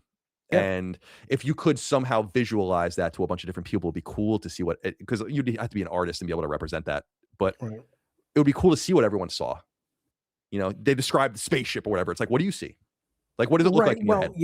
Yeah. And when I used to want to write fiction like prose, I would get really frustrated that I couldn't express, I want you to see exactly what I see in my mind. And it wasn't until much later, like a couple decades later, that I'm like, then you're fucking up the magic because you want them to co-create with you in that experience. So that's why I think reading books, it's like Cormac McCarthy books are a good example of this. Like they're actually like pretty, whether it's No Country or The Road or whatever, they're really well represented in film but you really should read them first. You'll have like a different vision of them, but they get pretty close to like Yeah. the way I saw it, which is cool. Austin Eller. Oh no, Austin Eller, you were I already read yours. Thank you for writing in. Charis6 wrote in and said, "Hey Colin, discovered Sacred Symbols in 2023, and I love the weekly discussions and everyone's perspective on the gaming industry. Appreciate everything, and thank you to everyone who makes LSM work." Thank you, Dustin. He's talking to you. Thank you. Thank you for that. It's very kind of you. Project Aries wrote in and said, "We already had a female God of War game. It was called Heavenly Sword. I loved Heavenly Sword. Did you like Heavenly Sword back in the day? I liked it. I didn't lose my shit over it. I thought it was cool, and she moved cool in the combat. I remember seeing it at E3 the first time and going, okay, God of War's got to step it up, because I think God of War 2 was in production, or 3, and I was just like, there was this one moment she's fighting these guys and she does some airborne attack and the camera goes up with her into the sky, but it wasn't a cut scene. I'm like, oh my God, how are they doing that? So I appreciated it, but it didn't engage me enough to finish it. No. It was a cool game. I liked what was her name? Noriko, I think, something like that. I remember the first game, or one of the very first games on PlayStation 3 I played, where I'm like, oh, this is kind of good. Because PS3 had such a bad vibe in the beginning, Yeah. And Resistance was okay at the time, Motorstorm or whatever, but I was like, you were looking for these things, and things would come out like Layer or Haze, and you're like, oh my fucking The God. worst thing is it's changed now because you get so few games, but those generations where you got enough games that every game that came out was oh, it's okay, it's another game for my system, and this is going to be the one. This is going to be the one, and it takes a while to get to that level where it's just normalized, and so you're not excited about every release on the hardware. But so much of it, was like, Haze is a great example. It's just like, what is this fucking thing? There's a bunch of those games on PS3. It was about like a guy that ate pollen or something, wasn't it? It had something to do with bees. Yeah. It's like kind of an interesting idea. The early PS3 was, there was like games like Folklore and Layer, yeah, Africa. Yes. It was a bunch of weird shit in the beginning, but they finally found. I think Metal Gear was like the first one where everyone was like, all right, this is like, and that was by 2008, so yeah, it was a little dire out there. But I remember Heavenly Sword. I was like, yeah, this is fucking dope. Really, really liked that game a lot, and they wanted to make very well. It didn't. They wanted to make a sequel, and they got shut down. So I think I saw someone say in the chat earlier, and it's like Blue Point should have remade Heavenly Sword, and it's like that would have been kind of cool. That would have been a dead end, but I think it would have been pretty. That's a cool IP, and they brought her back, and she was in PlayStation All Stars, which I thought was kind of cool. So they did acknowledge her. Yeah. Anyway, well, they didn't have a lot of choices. They brought back Polygon Man too. No one wanted to. I was talking to someone about it recently. Oh yeah, I won't say it, but like some interesting insight into what was going on with that game. Daddy T 1997 wrote in and said, "Goddess of the Kitchen." It's not very nice to say that. Ves Molo wrote in and said, "Sony is losing money by being safe rather than finding an edge. What happened to the Naughty Dog team that made the factions in Uncharted multiplayer? They had the sauce. They're probably making assets on Intergalactic right now." But they're not. Sony's losing money through bad management. They've lost a lot of money on bad game decisions. That's what's so funny about how much money they're making. This would have killed them in a different generation. This like level of bad investment, malinvestment, bad direction. Not anymore. Death Shoot says, "Some of us love Kinetica. What better time to revive a game with a Y2K aesthetic than now? Than it's fashionable again. Heck, it even has Gooner bait." You didn't work on Kinetica, right? God of War was built on Kinetica, but yeah, I worked on Kinetica. I was the creative director at the studio, but I got really upset because that was not the game that we greenlit. The game that we greenlit was bikes that could ride up walls, and it was going to be more like a Midway Studios game where it was like, had more of a Twisted Metal vibe where you're going up the Statue of Liberty and you're going up skyscrapers and crashing into ballrooms and leaping out and having rooftop chases and stuff. And, I got busy working on Twisted Metal Black, and it ended up sort of, the art team fell in love with what we started calling ass bikes, which was just this. And I was like, this kind of Euro crap. And I was just like, guys, it's cool, but no one's going to buy this. It's like, there was that XG game that was similar or whatever it was called. And I'm just like, oh, Extreme G. Wasn't that what? I'm just like, guys, these don't sell, but I was busy on Black and whatever. So when Black finished before God of War, I worked on it for about 3 months and added some systems and worked with the guys and stuff on the design team. But I don't really have any connection to it other than that, and the fact that I get to say I told you so because it came out and nobody bought it. Because like, yeah, it's what is it? It's you can't relate to it. It's too weird. Yeah, and you already have like a Wipeout, and you already have like all these other things that like. Yeah. And even Wipeout was never a massive success No. in America, you know. So No. I don't know what they were chasing. I didn't know you worked on Black. I remember seeing Black at my first E3. No. Sorry, Twisted Metal Black. Oh, Twisted Metal Black. Oh, okay. Yeah. Oh, I see. No, I didn't work on Black. I was like, Black. Do you remember that game? Black? I do. I remember it for the weird reason. What sticks in my mind is I got home from E3 and some journalist on the internet had written, and it was just so cringy the way he wrote it. He said, I almost concede in my mind. I don't think it was a tweet. Maybe it was on a message board, but he's like, guys, ... I've seen something. I have to tell you about it. I can't talk about it yet or something. And it turned out to be Black. And I thought it was going to be like, have we discovered aliens or something? And I was just like, it's fine. It's a nice looking shooter, but this, that's what I remember about it. I didn't play it much, but I thought it was pretty. Yeah, it was at my first E3 was 2004, which was really memorable because that was like there was like a Metal Gear game there, I think. Zelda was Metal there. Gear Snake Eater was there. God of War was there. World of Warcraft was there. Yep. It was a good year. Yeah, it was interesting. And Black, I remember the big thing about Black was the destructible environments. It's like what Red Faction kind of tried to do a little bit before, but it was like much. And that was behind closed doors, I think. So you probably saw it because you were a journalist, right? Yeah. I was an intern at IGN at the time. Yep. So yeah, that was funny. I told people about that. Is that like that was during I don't know if you remember this. This was so funny because like we were still using people would still give you cassette tapes, like VHS tapes of footage. Oh wow. And then you would but they were in like these little like they were smaller things, and we had like these special machines and you have to ingest the footage to make like digitize them or whatever. And so like I was the intern that like had to do that. So I had to go to like all the different, and people used to give you like CDs, remember? Like they didn't even give you thumb drives at this point. They would give you like asset CDs, and then you'd have to like rip all the assets off them. And so like I had to do all that grunt work to like populate the galleries, and it just fucking sucked. Yeah. All right. Skull King says God of War as a whole IP has to be one of the best stories ever told, the best Greek tragedy, and then it continued to Norse and was even better as a whole series until he's the Grim Reaper. Thanks, Jeff. Well, thank you for playing our stuff, but I don't think it's one of the best stories ever told, but I appreciate that you feel that way. And on all of us who made it, thank you. We appreciate it. Thanks, man. Dragon Guy Geigley says Crimson Desert lack of console footage a red flag?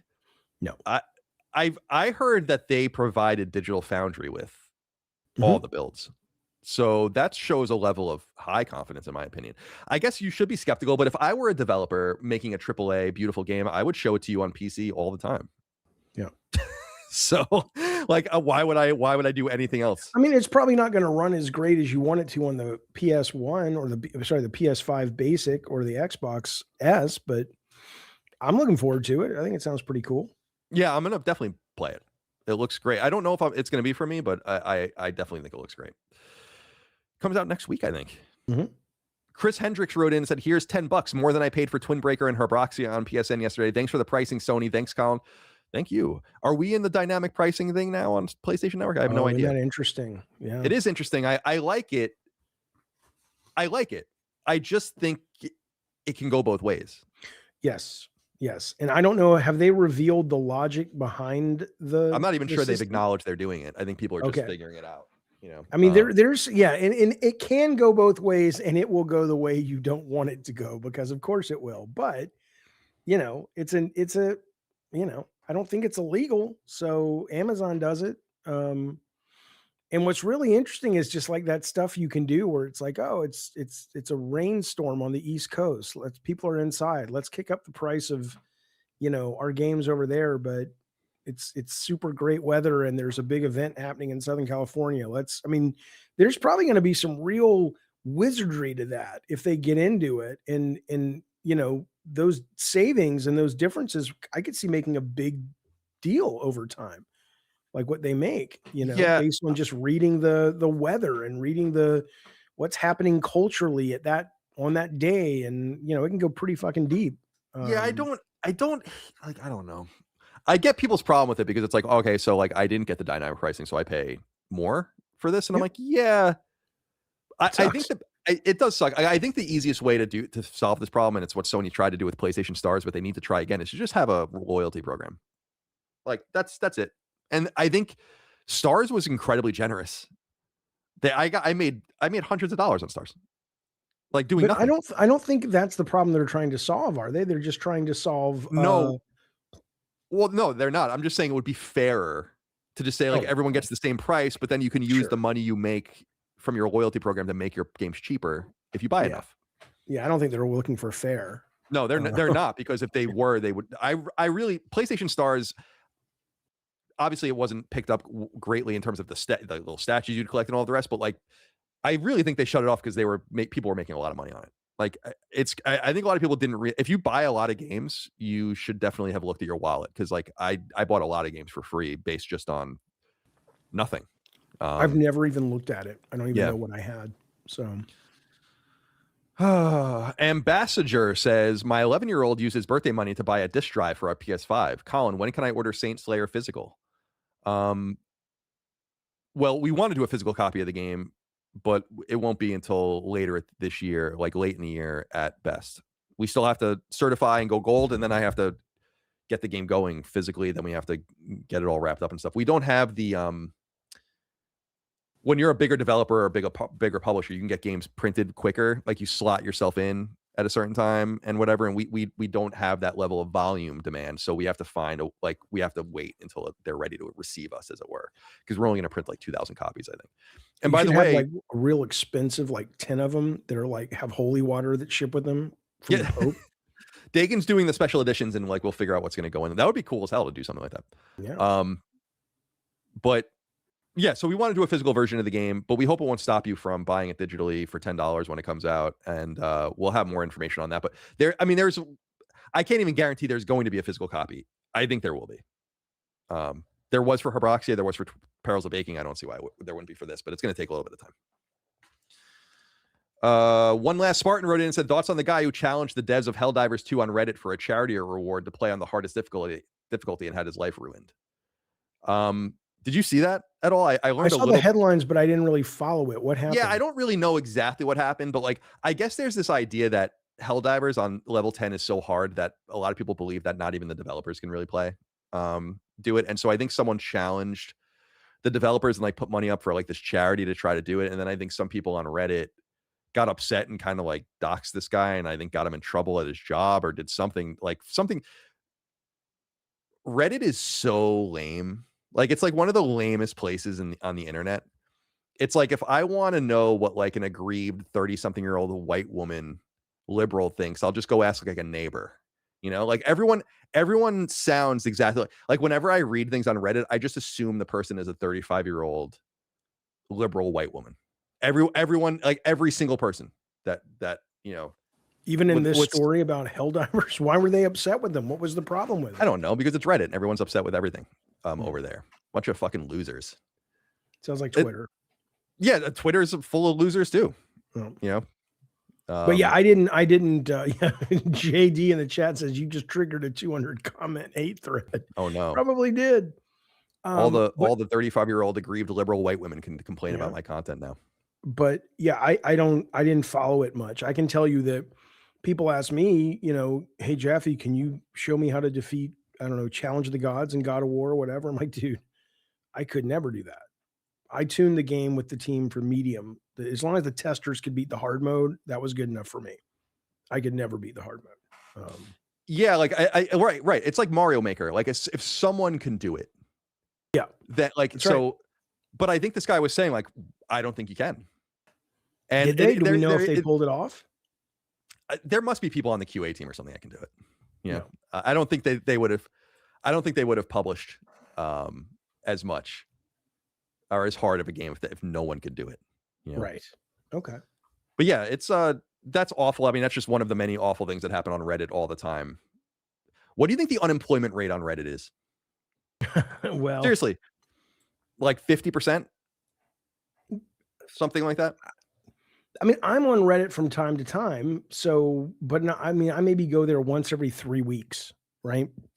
Just to check in certain stories I'm following, but I assume it's probably at the same level of any other site that if you're a hardcore poster, I mean, it would apply to NeoGAF, Reset Era, probably the Oh, Reset Last Era Stand is Media awful. Discord.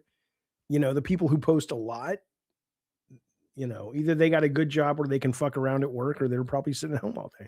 Joblessness runs amok on Reddit. I guarantee it. Okay, I believe it.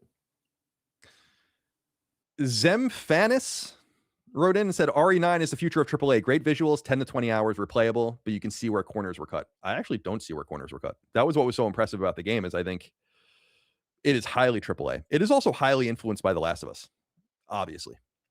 I'll be it's there's so many parts of it that are like, when I played it the third time, I'm like, oh, this too. Interesting. Yeah.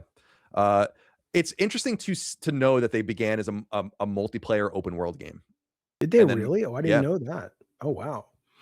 What do you think? Just with Grace and that little girl, or there's other parts?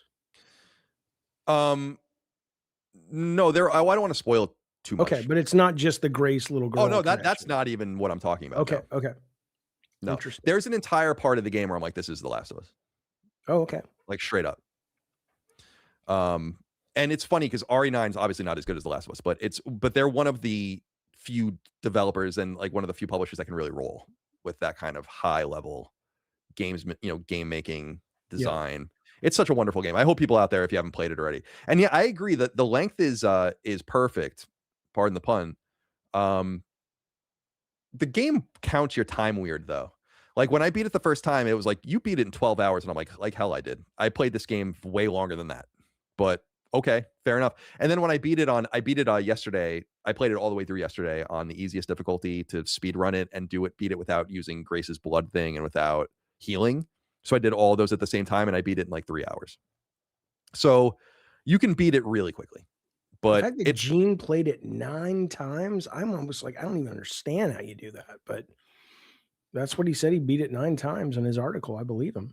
No, I believe him. So I mean, you could, like, I don't know why you'd want to beat it that many times, but I'm gonna I'll platinum it in the coming days, and I will have played it 4 times. Right. Because basically it was all leading up to the you get the collector's points and then you use them to unlock things in the game. So I have enough now where I can unlock like unlimited ammo, the RPG, and then I'll use all of that to play on insanity mode, and that'll be fun. And then you'll get the platinum with that. Yeah, I mean that's what you do in Resident Evil games. I mean you could play it straight up, but that's what's so fun about Resident Evil is like the unlocking of the master of unlocking the various components and the guns and the fun. I like to play through, no guide, nothing, the first time through. Oh yeah, I enjoy. I mean that's what you got to do. But after that, it's about gaming it, in my opinion. Like where are all the collectibles, where are the raccoons, and where are all the different things you have to get. So I will say though, I love RE9. I agree with you, but I will say that I think Silent Hill F is probably better for me. Like I enjoyed. Really? You think so? Yeah, that's interesting. I think the experience and the adventure was like it was much more disturbing and strange, and it made me very curious about where this was going and what was happening. And 9, I've said this before, 9 feels like Fast and the Furious of video games, which is great. Love Fast and the Furious, love Resident Evil, but it doesn't feel, it feels very much like this is our template and we do it better than anyone else. And they do, and it's awesome. But I don't feel challenged or curious about it. It's just, okay, more zombie shit. Cool. Interesting. I like the melding of the 2 styles of Resident Evil games into something that it's like Resident Evil 5 and Resident Evil 4 had a baby or something. And there was something cool about Resident Evil 5's gunplay and everything. It just didn't feel like Resident Evil. That I had a big problem with the game when it came out. I think now that we fast forwarded all these years, I think them melding the 2 things together so you get a little taste of both, I think is fun and exciting. And they did a really wonderful job. I'll be very excited to see all these remakes too. I mean, we're going to get Code Veronica and Zero in the coming years. I love Resident Evil Zero. In the first one, they're remaking the first one in the That's what Dusk Golem says. Yeah, so I think it'll be next year will be Code Veronica, 2028 will be Resident Evil Zero, 2029 will be the next Resident Evil mainline game, and then I think 2030 will be RE1R. Yeah, that's fantastic. That's fantastic. I did play 7. I did play. Don't fuck with me, people in the chat. I did play RE7. I've played every one of them since the 2 remake. I love Resident Evil, but sorry, my opinion is I think F is a much more interesting experience. I don't give a shit. Yeah, I enjoy didn't. what you enjoy. Yeah, of course. Silent Hill F is cool. I like the setting. I like the time frame, like the 60s in Japan. It's very interesting. Um, I found the gameplay to be a little lacking. I played through it once, and then I started playing through it again because I understand it's like you gotta play through the game multiple times. It's Silent Hill, but I'm like, I just don't want to do this. And it's funny because I loved Silent Hill 2 Remake. Like I played that 3 times and platinum that, and I thought Great that was. game. I mean, obviously everyone knows that game's awesome. It's old, but Yeah. that game's fantastic. And that's why I'm excited to see what Bloober does with the original Silent Hill, which I have quite a bit of nostalgia for. Yeah. On And you PS1. liked Chronos too, right? You thought Oh, Chronos is one of the great games of the dude. Listen to me out there. Like, if you like survival horror and you haven't played Chronos, Chronos is fucking awesome. It's about as close as we're gonna get to Dead Space at this point. And it's not on a spaceship. I don't want you to get, but it is a sci-fi shooter. And it is a sci-fi survival horror shooter, and it's fucking awesome. Yeah, dude, it's it is really, really so good. It really is. It's like a phenomenal game. I'm happy for they sold like 500,000 copies, wherever. It's like, dude, by all rights, this game should have sold several million copies, no doubt. All right. Frank Last wrote in and said, maybe Phil and Sarah are dating. So when he left, she jumped on the back of his motorcycle and left Seattle together. Fun. Hey, they're not technically in Seattle. I'm going to have AI make that a little love story. Kenny Powers wrote in and said, speculating, but feels like Microsoft plans are all about saving consumer Windows from Linux getting widespread gamer adoption long term. This was something I was talking about with Tom from Moore's Law is Dead on our Sacred Symbols Plus episode. People can go on Patreon and listen to it. And I wonder what you think of this, Jaffe, is like, I've actually been a Windows consumer and a Windows fan going way back. Like Windows 3.1 was my family's first computer. My personal first computer in high school ran Windows 95. And I've loved Windows ever since then. 95's great. You know, XP was really probably the pinnacle of Windows operating systems. Windows is so fucking bad now that it's like almost unbelievable how bad it is, to the point where for the first time in my life, and I've talked about how at IGN we used Apple laptops, so I did use a MacBook for a while, but like you could use a PC, and I vacillated. But when I left and I had a choice, like a kind of funny was going to buy me a computer. It's like, you want a MacBook or a PC? And I'm like, I'll take a PC, and I went back. Right. Windows is so horrifying to use now that like it for the first time in my life, I'm like, is there another option? Like seriously, like for a normal, I'm not like, I don't want to use fucking Linux Red Hat or whatever like, it's like whatever fucking weird shit. It's like, I'm not that technical. I just need something that's not this, because this fucking sucks. I'm on it. What is bad about, I don't think about it really, which is probably the best sign of an operating system. It's not something I think about, but what is it that you don't like about it? It is the bloat is out of control, not only in terms of how much resource it uses on the computer, but it's just throwing shit at you. It's just constantly updating. It's like, we always make fun of it, and you've probably experienced it with us too, is like Windows will update and then all of your sound settings will change for no reason. Like, yes. Like you okay, so it's the bugginess and the bloat. It's not so much that the experience is bad when it works, or yeah, the experience is fine when it works, but there's even things where I'm like, there were 2 or 3 updates that happened where, like, you know, I always just hit the Windows key and then start typing. So it's like Windows desk, and I'll hit enter, and it'll bring you the Windows file or like program files or whatever. It's like, it wouldn't even find the desktop. It wouldn't even find the recycling bin. It's like, dude, this thing is so. It reminds me a little bit of Apple iPhone. And what I always say about it is like, it's like UI and UX designers have to justify their lives by constantly changing things. And what I really want is, and I was saying this, like, they should make Windows Classic.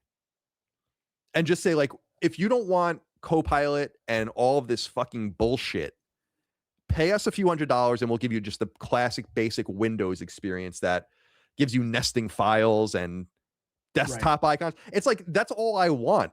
I remember when we got Windows 95. It should be like Call of Duty now, where it's just like, click the things you want from Windows, and we'll give you a custom version of it. But it's still but that's not what they want. They want to force you to use Copilot. They want to force you into all these things, and I'm like, this shit sucks. It's like it's I was never a Windows fanboy. It was just like a default to it, and I was like, this is great. Like, Windows always just really worked well. I've always been really fond of it. I was always, especially during the 95 and XP era, I'm like, you use Mac? You know, like, but now it's like, damn, dude, I wish I was on Mac. I love their new little, what do they call them, nanos or whatever. They just announced some new laptops, and I don't give a shit about the power. I just like the fact that they have some colored ones. There's one that's like a banana yellow, and I'm like, I got to get that fucking laptop. It's old school. that's like the Steve Jobs vision of iMac and all the rest back in the day. Yeah, absolutely. And they used to have like the 5C iPhones that were like primary colors, and I miss that shit. But no, I use Windows. I'm fine with it. What's interesting to me about it is, like, if you look at Bing, if you look at Copilot, they seem to be in this mindset, and maybe it's true because even though it's been decades, they saw great success with Windows, that if you have access to it and it's just there, you'll use it. But I think people who use PCs don't mind going a little bit beyond, or embracing a little friction and going, I don't want to use Edge. I don't want to use Bing. I want to use, ChatGPT or Claude or Gemini. And I don't care if it's included in Windows. Like, the only reason I'm on Edge right now is because it's the only thing that runs this program. But I can't get off this website or this browser fast enough, right? It's like, if you want me to use Copilot, then make something cool with it. Make it do something cool. But it's just a AI at this point. I'd rather use Gemini. So I don't know what their unique selling prospect is or point is. But It's just like there's such a disparity between Microsoft's market cap and like the products they make, and it's like, what do you like? Your home computing situation is horrifying. Like, for the first time in decades, I feel like you're actually in real danger of losing it. It's actually it's like all there needs to be is a really good competitor to come and be like, Windows is bad. Here's a new operating system that's Right. at scale. Not something, Linux is fine, but it's like Google or someone doing something where it's like, but they won't do it either because they'll fucking fill it with Gemini and do all this other bullshit too, so that no one can leave good enough alone. It's like the sanctity of Winamp. Remember Winamp? The music player? Yeah. And like how Oh, it was just Lord. perfect. Or VLC, Yeah. where it's like, this is just exactly what you want and nothing else. Hey man, I wish the same thing applied to the goddamn internet, man. I literally have a folder on my Chrome that says, it's a bookmark folder called like classic internet. I mean, I get nostalgia as a bitch, but I miss that shit, man. I miss websites like that. I really fucking do. But we go where the corporate overlords tell us to, I suppose. But I Indeed. miss sites that had a little more charm to them, and it's almost like what we saw in housing. American housing, forever was unique and interesting, and architecture mattered, and then somewhere in the 50s it just became prefab plug and play. And we saw that with the internet. It just happened a lot quicker, but yeah, sucks. I agree. Yes, Mike and I talk about it sometimes because she grew up in a house from the 1840s or 1850s. Oh, nice. Yeah. And I talk about going up there, and like, I always wanted to buy an old colonial house, and then I like talked to her dad about all the things that are wrong with it. Yeah. And I'm like, oh, never mind. This is fun. We talked Fucking about nightmare. Zach Wood last week. I want to say he was telling me his mom's job, like, she buys and fixes up Victorian homes. I think that's her job. Cool. And I was just like, yeah, that sounds so cool. If you have that skill set, yeah, I would love to live in an old creaky fucking house that still worked. Yeah, like, I don't wouldn't have to- I wouldn't like, I know on Long Island, like, they're really crazy. Like, they won't let you do shit to those houses. So that's another Right. thing. Like, I would want to put HVAC in it and all that, and they'd be like, oh my God, we're gonna fucking kill you. Yeah. So all right. Colin Stafford wrote in and said, keep the Moriarty cross Jaffe streams coming. When are we getting an RSS link? Never. This is a YouTube show. What people don't get about that, though, and maybe you just don't know, is and again, maybe you don't want to do this. I don't know how you monetize it, but if you set it as a podcast on YouTube, like, how you can go in and say, this is also a podcast. Oh, okay. It will then function as a proper podcast, but you still have to listen to it through the YouTube Music app. So I know it sucks to download another app, but if you just want to listen to the audio, and it may or may not show the video, but it doesn't matter. It is functionally a podcast if you set it to that. Okay. But you have to set it in your studio. So yeah, like, I don't have any interest in making this in like a traditional like RSS feed podcast you get on iTunes or something like that. That's not what this is, but we could be more accessible to audio listeners. I keep telling people, like, the best subscription you can get is YouTube Premium. And if you just get YouTube Premium, which is worth its weight in gold, frankly, it's fucking awesome. Then you can listen to this anytime. Just shut your phone off and just listen to it through the browser or whatever. It's easy peasy. All right. Death Metal in Your Face says, I want the Steam machine to succeed because it keeps PlayStation from becoming complacent, and I don't want to see what that looks like. You already know what that looks like. You're watching it right now in real time. You're so I also just but I do reject the I don't know. I guess I reject this idea that the only competition only comes from one place. Like, I think Sony is getting competition. I just think it's from new sources. That's all. I think Steam and Valve are much more strong, and I think Nintendo's back in the ring again. And Nintendo's obviously been dominant. I just don't think Sony and Nintendo were on the same road for a while. I think they're back on the same road. So I think that the competition is just different now. Well, and you saw that report a couple of weeks ago that the competition is also not just coming from games. It's just coming from time of sports betting and TikTok and, a million other things that the audience is, gravitating towards for whatever reason. That's not interactive entertainment. So let's see. Where are we here? We're almost through these and we can get to the next topic. Agent Kane says, I imagine if Sony made the PS6 PC, they would likely allow Steam, but have PlayStation exclusives available only on their PC PlayStation Marketplace. If Sony allowed Steam on PlayStation 6, the same thing applies. It's over. Like, I don't know what you want me to say. It doesn't make sense. This is why I keep saying people need to nail these people at Microsoft down about how you make money off of Steam on your Xbox.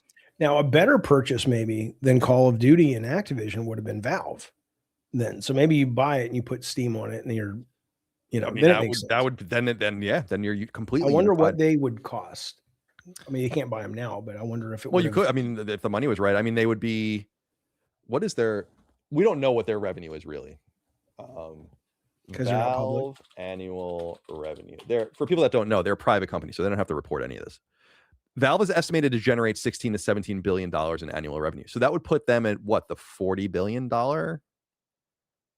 mark for an acquisition? So something almost. It was 3 times. But is it 3? So 60. Yeah, more. So something like I mean, less. I would imagine it like something like Activision. I would imagine. Yeah, but it would have been a better deal. Better deal. I mean, can you imagine? Then you are off to the fucking races. I just don't think they're. I don't think they're interested. If I were them, I'd be like, why? Like, again, I'd be like, why would we ever? I'm already. If I were Gabe, I'd be like, I'm already a billionaire. Like, well, not just that, but it's like there's a reason it works. Just plugging Microsoft in. I mean, there's no guarantee it's going to work. They've had their Microsoft store. They haven't done any work on it. They clearly aren't passionate about the ecosystem for gamers. So, I don't think they're going to do it. Microsoft's the last company I want to own Valve. I'll tell you that. Yeah. The Brownie Bro wrote in and said, in early February, Nate the Hate indicated on Twitter, Red Dead Redemption 2 PS5 version will still release in 2026. Do you still see this happening with GTA 6 still coming in November? I don't see why they would conflict as long as it happens by the summer. I don't know what they're doing with some of this stuff. Like Rockstar has been really weird and Take-Two with their back catalog. We always bring up Grand Theft Auto 4 specifically.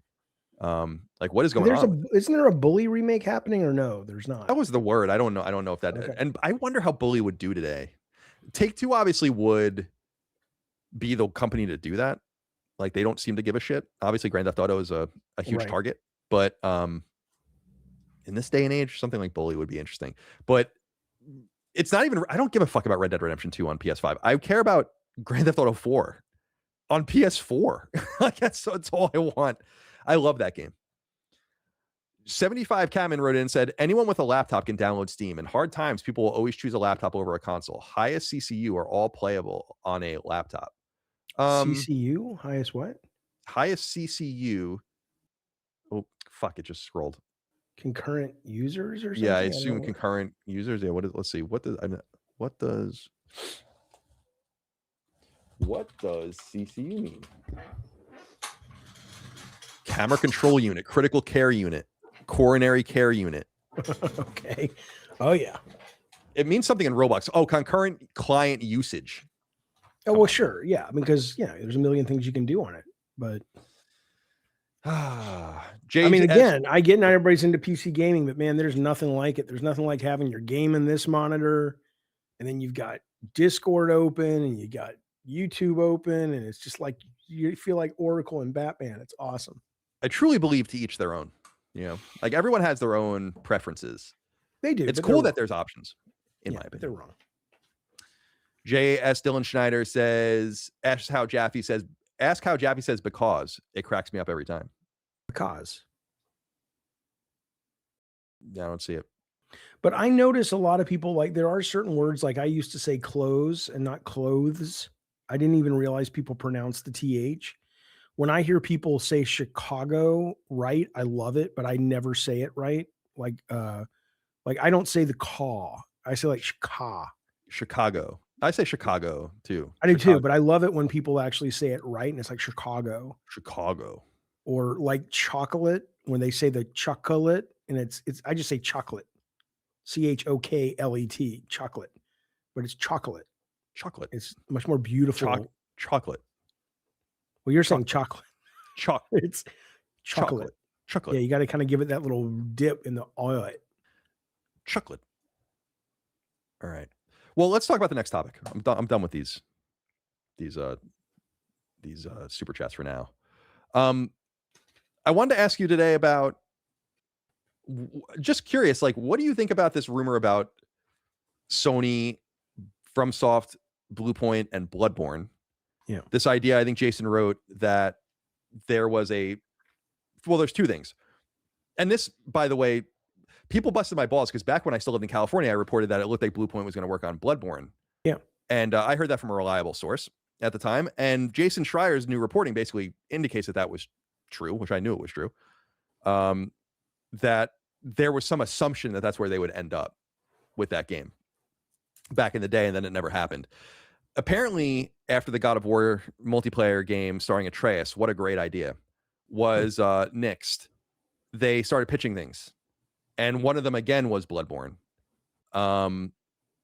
And apparently FromSoft was the one that kind of shut that down.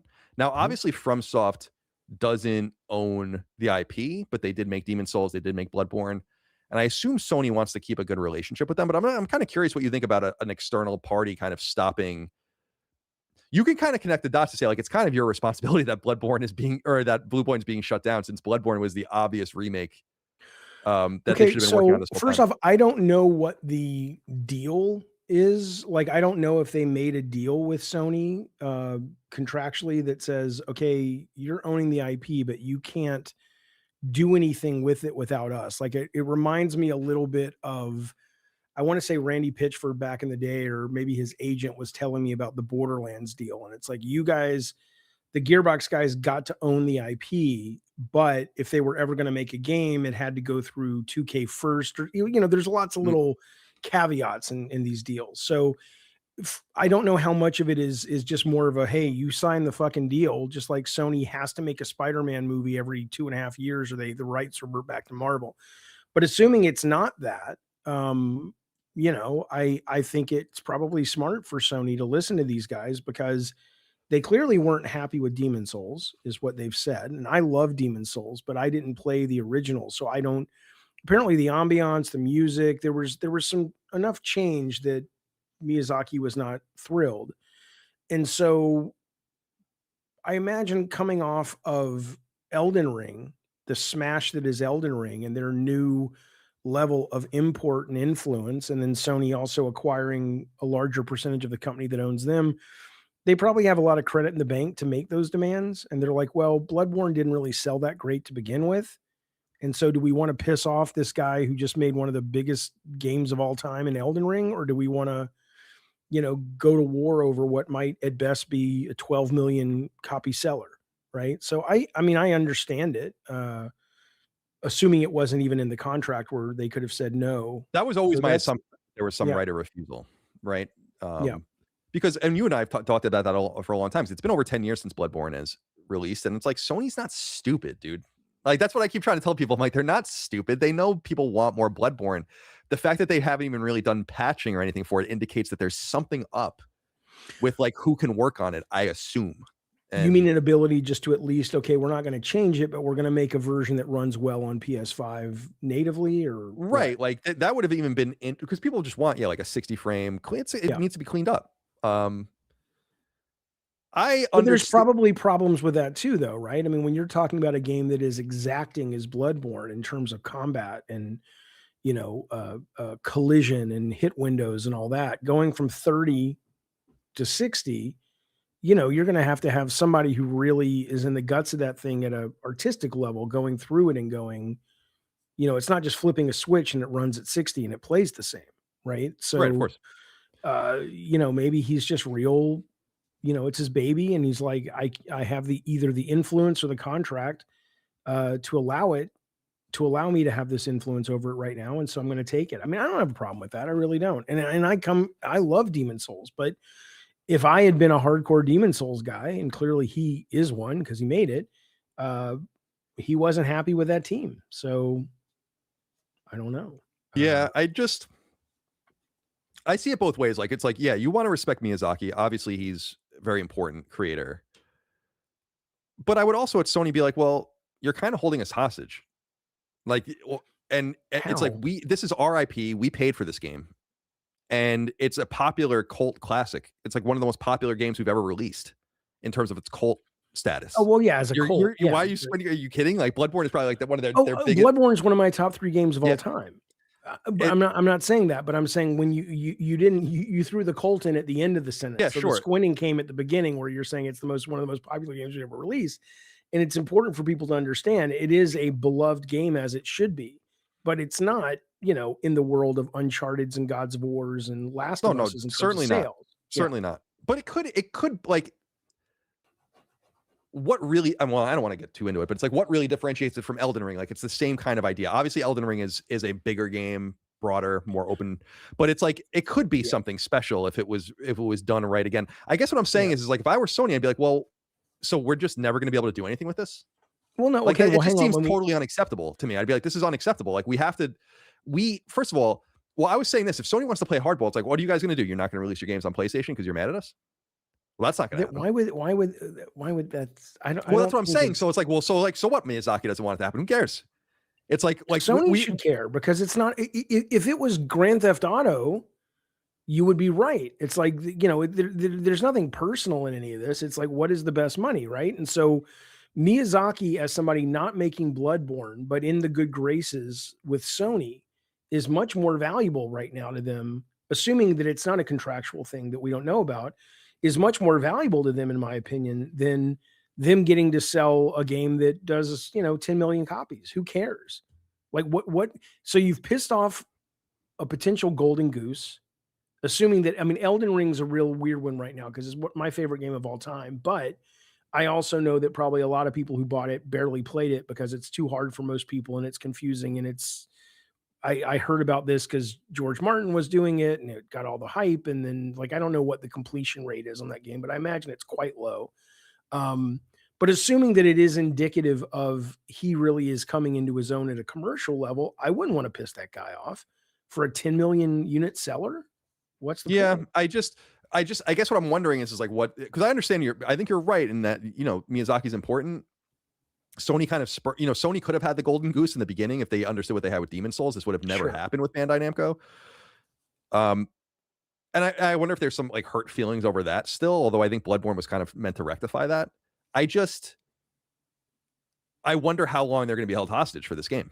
Like, if this is really the way it's going to be, and these guys are making fucking Dusk Bloods and they're making Elden Ring 2 and they're doing all these things, like, so when are you going to get to Bloodborne? Like, what we're just going to have to fucking wait, or you're going to have to vet the team for us when, like, and I'm almost surprised Sony doesn't just throw a bunch of money at them to say it's time to either make a sequel to Bloodborne and obviously they have plenty of so suitors. If Sony threw a bunch of money at them, what would you have them change? If you're Sony and you're going to say, here's $300 million budget, whatever, do you think the changes you would need to make to Bloodborne to make it sell at the level that kind of money thrown would justify? Do you think it would still be Bloodborne? Because wouldn't you have to dumb it down a lot? I don't know. I mean, I don't know that you'd have to dumb it down. I think people are just looking for, and I understand the complaints about Demon Souls. Some people really don't like that remake. Some people really think it's great. The aesthetic, like when you put the screen, because I don't know Demon Souls very well. When people put the screens next to each other, I totally understand what they're saying. There's Yeah. like no atmosphere. It's too clear. It's almost like the game looks too good in a way. It's what I was saying a few weeks ago about Turok when I was playing Turok on N64, the port Mhm. for Yeah. PS4, and that like the fog is gone. So like now, like it's like, but the fog was obviously Yeah. a limitation of draw distance, but it looks like But shit now, you know? right. So I bet you can turn that back on in the options, by the way. I would be oh yeah, you stunned can if turn this fog on and off, yeah. which is cool. And I appreciated when I noticed that, which is cool because Right. I'm like, you're not supposed to be able to see across the map like this. There's just no Right. way. Have you seen what that looks like? Don't do that.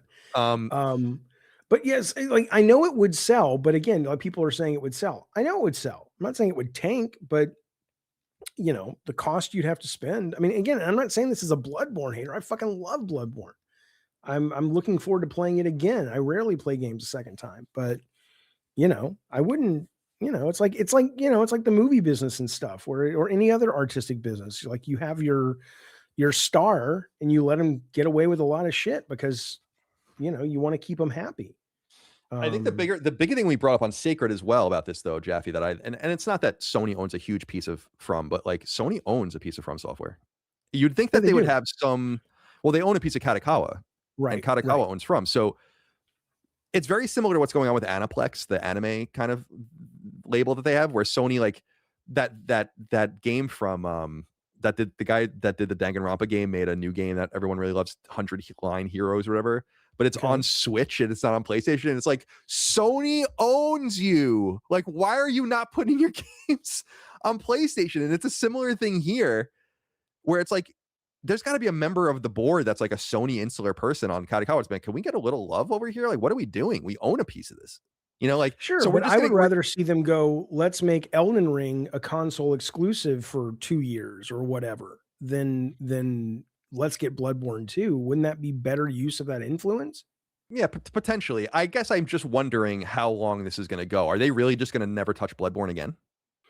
Is that Well, really what what's I going to also happen? wonder is how much of it has to do with Miyazaki saying, "Don't fuck with Bloodborne," but you can make Bloodborne 2, or you can make a Bloodborne movie, or you can make a Bloodborne, graphic novel. Because, I do think Bloodborne as a game is brilliant, but I also think the IP is brilliant. Like, I think it's an excellent IP that if I heard PlayStation Productions was doing a Bloodborne film, I'd say, "Oh my god, that's amazing." Or I never make the time, but I keep planning on doing a video on my channel about like, because I used to have delusions of grandeur that I would open a Sony theme park when I worked for Sony, and I would have like a PlayStation theme park, and I would kind of be the creative guy. And I've been wanting to make a video using AI of all the rides, and every time I do the ride list, Bloodborne is always like the haunted mansion of the park. Mhm. I would love to do a Bloodborne dark ride. Tower of Terror. Yeah, I mean, so there's a lot they could do with it, but I wonder if Miyazaki or those guys are saying it's just this one game, or is it the IP as a game, or is it the IP in general that you guys can't fuck with? Um, but I mean, Druckmann probably, unless and he'll keep it unless Intergalactic comes out and crashes, probably has a similar level of influence at Sony. Sure. And obviously we know about that internal influence too with like that's why I was so skeptical of the reporting until Jason had kind of confirmed it, that Blue Point even pitched a Ghost of Tsushima spin-off, where I'm like, what? Because Sucker Punch has been pretty clear. It's like no one's working on these games without us. And then in the reporting it says that a lot of the concern about doing some of these games was that you would have to lend basically people from your studio to these guys for a long Oh, I period of see. time, Yeah, yeah, yeah. for to produce it and manage it and write it and do all that kind of stuff. So I don't know. The Bloodborne thing is just interesting to me because I do wonder what the specifics are. If it's literally a contractual obligation or an honor thing, or Yeah. both, and then when does it abate? Like, what is the Well, if date where it's an someone at honor Sony's like, thing or listen, a this is going respect on? thing, it abates the minute then he's no longer valuable. If his next 3 games come out in tank, you'll get your Bloodborne. But, I think, it's a little hyperbolic, but it may also be totally true. I think Miyazaki is Alexa, stop. I think Miyazaki is one of the, if not the best game director making games today. Like, I think he's that good. But I'm sure there's a list of people I'm not thinking of, but he's top of the food chain right now. And hey, I'd keep him happy too if he was going to Yeah, make something. I understand You that. know? I guess I was just looking at it through the lens of like, well, I get it's strange because it is risky, but it's like I guess we could ruin our relationship with you. Were you ever going to make us a game ever again anyway? And Sure. and you're not going to stop publishing your games on our platform. So it's like, what Right. is so? I don't know. At some point, I think it's gonna become tenuous if this continues forever. You know, like if we get into the 2030s and they still haven't touched blood, it's like, guys, what are you doing? Like, what are you doing? You've remade a bunch I don't of think I mean, I just don't think it's a big enough moneymaker to be the issue you think it is for them. sure. Again, it's I think it's funny because I think you're especially right pre 2022. I think after Elden Ring, there's a mystique around all of it now. And like for people that never played Dark Souls or never played, fucking whatever Well, other. yeah, if you're watching and you haven't played Bloodborne, go play it. It's one of the best games I've ever played, but I guarantee you most of you will wash out very quickly. Not because it's hard, just because it's kind of fucking confusing and obtuse, and even the beginning of it makes no fucking sense where you're walking around that little fountain area with the doll and you're like, what the fuck is this game? And I only came to love it because I played it on a stream and the chat was able to walk me through it to get me to understand it. And then I'm like, oh my God, this is fucking amazing. But I don't think, yeah, I'd love to know what a new person, because you can get it if you have a PS5, you can play it on your PS5. I'd love to know what somebody who's never played that game thinks about it, because Yeah, I really liked it too. it's very hard to get into, but it's It is good. hard, but it took me 2 or 3 times to really get it as well. And I love that opening, like that gothic opening is just so fucking cool. that too. Oh, it's so good, dude. It's Castlevania through and through. I know I've shown you this over and over, but I'm just so addicted to it. I love it so much. It's my Bloodborne book of all the like the lore. maps. Oh, cool. It's like a strategy guide. It's strategy guide, but it goes into more of the lore and the maps and the That's characters awesome. and how I love works. that kind of shit, man. I told you that's one of my business ideas is to do print strategy guides. Yeah. If I had more time, I mean, between LSM and Lilymo, I have no time, but that's where I'm most of the audience knows. That's how I started in the industry. I love the smell of new books. Do I have one here? I think this one smells good. The book smell. Oh yeah. What do you got? This is the Mega Man hand-drawn game guide by my friend Phil Oh, Summers. okay. What did you think of the new Mega Man they just dropped the other day? Or not the new, but they new information on it at the Capcom thing. Oh, that they well, it's like the silhouettes of the bosses and then the final. Yeah. I guess there are 6 selections now to be the final boss. Yeah, I think the boss Valve Man is the one who's like the firefighting one. I like him. I like the maid is pretty cool with the vacuum. It's interesting that if you look at a lot of the original like 25 or whatever that they released, a lot of them are cleaning. And I'm like, it's interesting. People's minds are going towards like, well, it's like, what haven't we really seen? And it is cool, like Dustman, I guess, from Mega Man 4, but like, yeah, have like a vacuum arm cleaner or something. And I love the one that's dressed like a maid almost, which I think is kind of cool. Yeah, that's the one I like. Yeah. Yeah. But I like Valve Man. He's the one design where it's like you don't have to the water out the top of his head. Right. Yeah. And he has like the axe, like he looks so good that it's like you don't have to do much to him to make him fit, because obviously they're going to redesign them. But I was going to say, these are from fans, but I get the sense though that what they showed was still, they had gone through the Capcom art style, because fans aren't, I mean, every single one of them look like a professional design. I think they're the ones that are designed by the people. Like, I think those are, I think those are the designs by the people. And I think that's probably what helped them get chosen. I was going to say, that's impressive. Because going all the way back to the NES Mega Mans, they do this for every Mega Man game. It's just usually in Japan. And so you see a lot of the things people design, and they used to be horrible. And then they would have to draw them. Now I think people are just really elite. And I think there are a couple, I wish I could remember. There is a manga artist, like a famous anime manga artist that designed as a kid a couple of the robots as a child in the NES. It ended up going in the game? Yeah, that ended up becoming that's cool. That's very cool.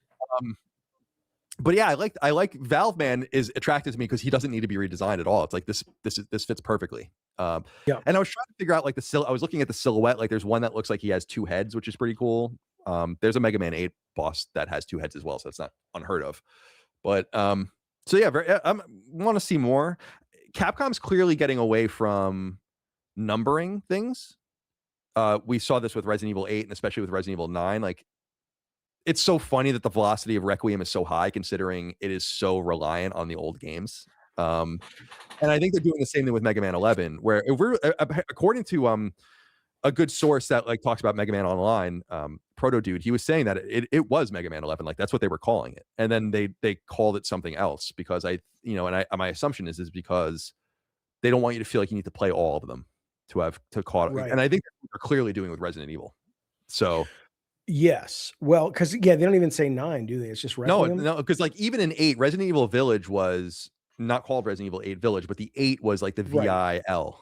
And they would like highlight that or VILL or whatever. That would be like the 8. But not they I was just totally thinking got when you're talking about Mega Man, because I'm like, we always talk about how Sony, a big win for Capcom with the new Mega Man would not be a win enough, I assume, for Sony, at least who they've been the last couple of years. But I think about it and I'm just like, especially when you're talking about Steam, and it's like maybe companies like Sony, maybe Sony should get out of first party, and just make the box. We've made that Because argument, I'm right? like, You and I'm I thinking of like Neil Druckmann and Cory Barlog should hook up with Shannon Studstill, and it's like United Artists and build an American Capcom, right? Where it's like we like these single player games, or maybe some of the guys at Sucker Punch, although their main guy just left, right? Fleming just took off. Brian Fleming, yeah, he retired. But I just think about it, and I'm just like, that seems. Then you don't have to worry about carrying the weight of all these other games and the hardware and this and that. It's because then you can be like Capcom, because Capcom seems to have figured out how to monetize AAA without having to worry about all this other shit. They're not worried about service and all this shit, and it works for them. So I don't know why not. Yeah, you and I have discussed that in the past, where it's like Sony. You could make the argument that they shouldn't make games. Like I think you could, and I wonder if that internally. I think that that's kind of suicidal as a creative company because I think you want IP, but you could acquire the IP. Yeah, you could say we're going to fund that.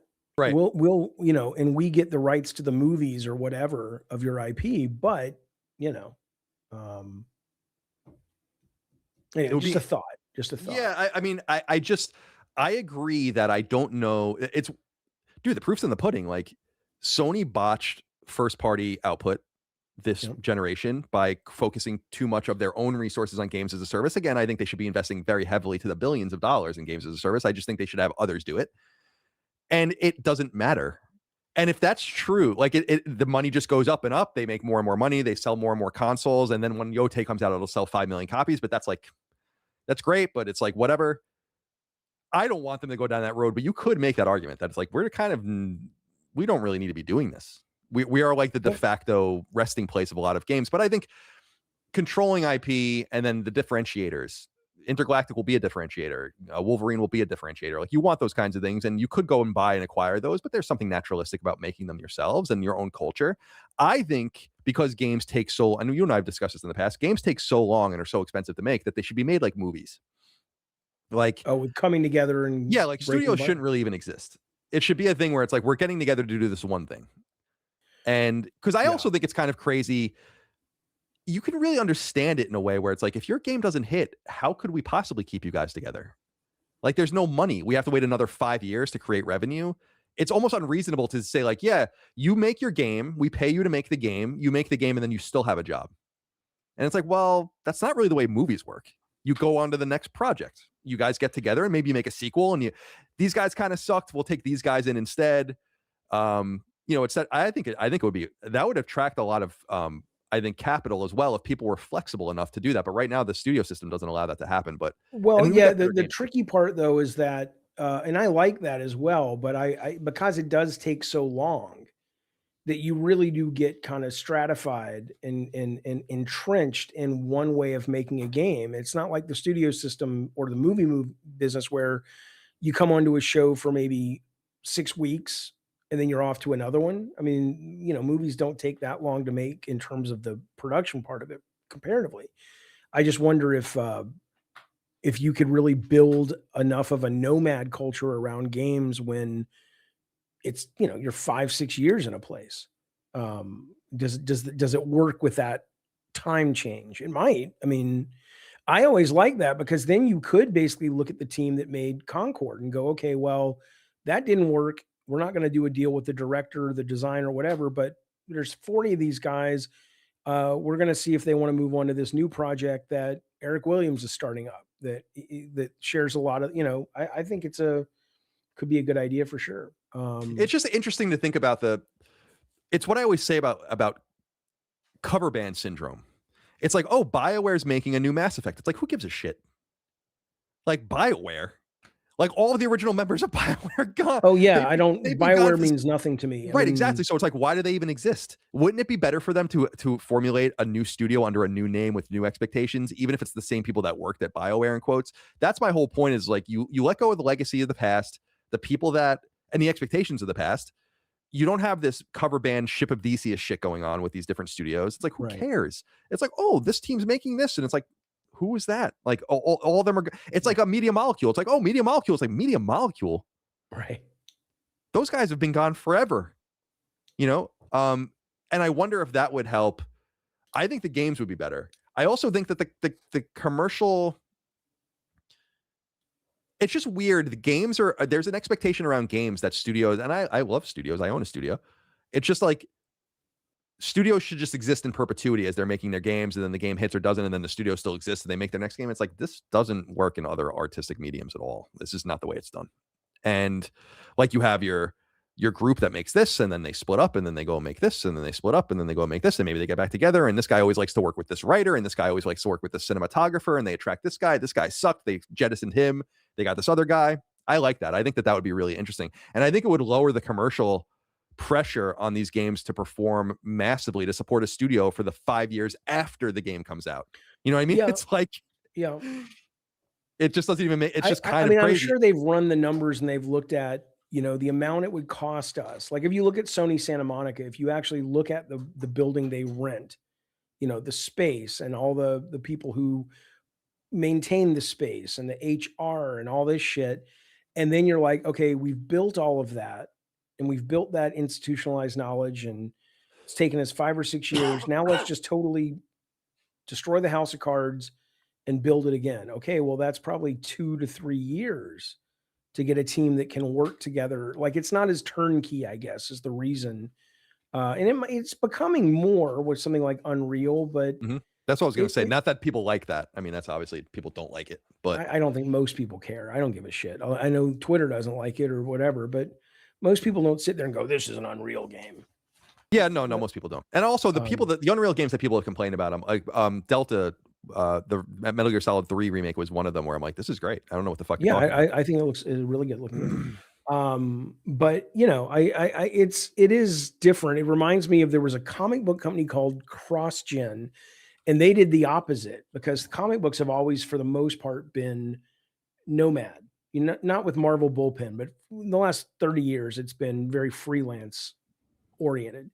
And they said, we're going to open up a studio with big comic creators in Florida, and there'll be insurance and there'll be offices, and you just work here, and you can't work on anyone else's comics, but you have a full-time guaranteed job.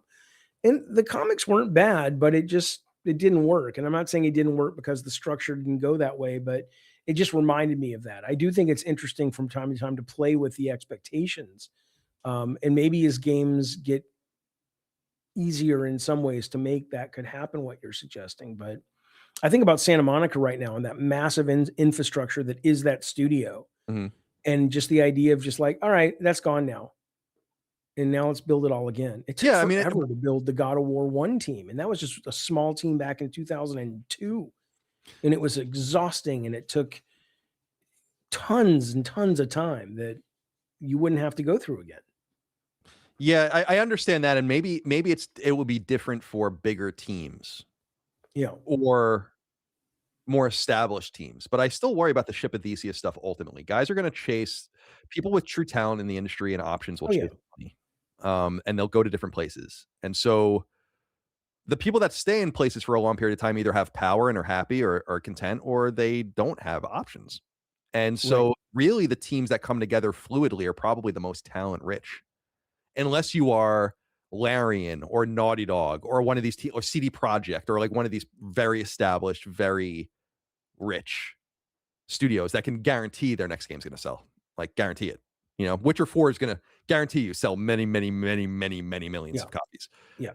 People talk shit about Intergalactic. Intergalactic's going to sell millions of copies. Oh, I can't wait for that game. That's the one reason I like right now. The only reason I'll have all of them, but if I had to choose between a Steam box and a PS6 right now, I would probably go with the Steam box. But you know what I like. But Intergalactic though would make me think twice, even though I can play it on PS5. But just because I think that sounds really cool what they've talked about so far. I like sci-fi, and I like that it sounds like it's going to be a little bit more fun and a little bit more open, but still be something, you know, with a good story and everything. I'm in. Looking forward to it. Well, let's get into our final topic in a moment. I'll get through some more of these super chats first. Okay.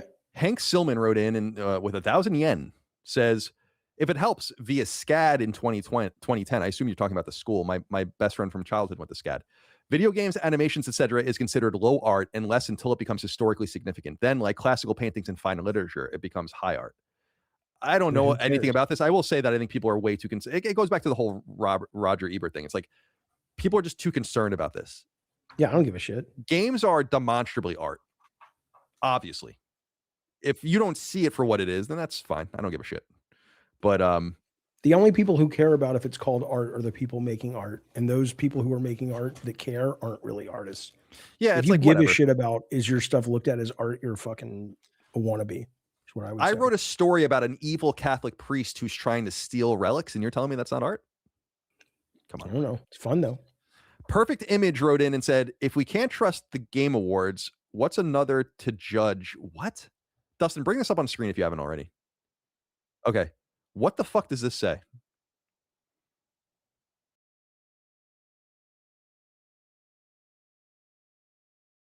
If we can't trust Game Awards, what's another to judge games? I think I know what they mean, but if we can't trust the game, they're trying to fit it because they only spent $2. If we, I don't know why you needed those 2 question marks in the emoticon. That took some. It's very Spanish. Yeah. If we can't trust the Game Awards, what's another to judge games? I guess what they're saying is, if we can't trust them to tell us what's worth playing, what can we trust? And I mean, I don't think you should be looking at award shows because they're fundamentally flawed. So I think the best place to go is honestly like the internet and look at people who play the kind of games you like. And I know that sucks because you just want a simple answer, but Steam reviews are really helpful. I don't know if the reviews on PlayStation, I know they've started letting people, I think, use text on PlayStation Network. Yeah, they're testing it. Yeah. It's I think on browser right now. Yeah, but I don't think the Game Awards are dumb unless you are only about the big AAA games. Then I think the Game Awards are fine because what you like is mostly what they're playing. But if you're really an aficionado of the medium, I think the Game Awards only shine a spotlight on 25% of what comes out every year anyway. That's what I would say. My problem with listen, I think scoring is generally stupid. Like game of the year stuff is completely subjective, which is fine. Honestly, I've been in the industry and playing games for so long. My honest thing is like, I look at the Game Awards, for instance, like Keeley's thing. I like Keeley a lot. Me too. But the panel of people that vote, it's like I have forgotten more about video games than 90% of these people know right now. Yeah. And I don't really give a shit what they think about anything. So I take it all with a grain of salt, and I agree with most people that like the Game Awards, especially Keeley's thing, are more about the celebration of games and then the reveal of games and so on and so forth.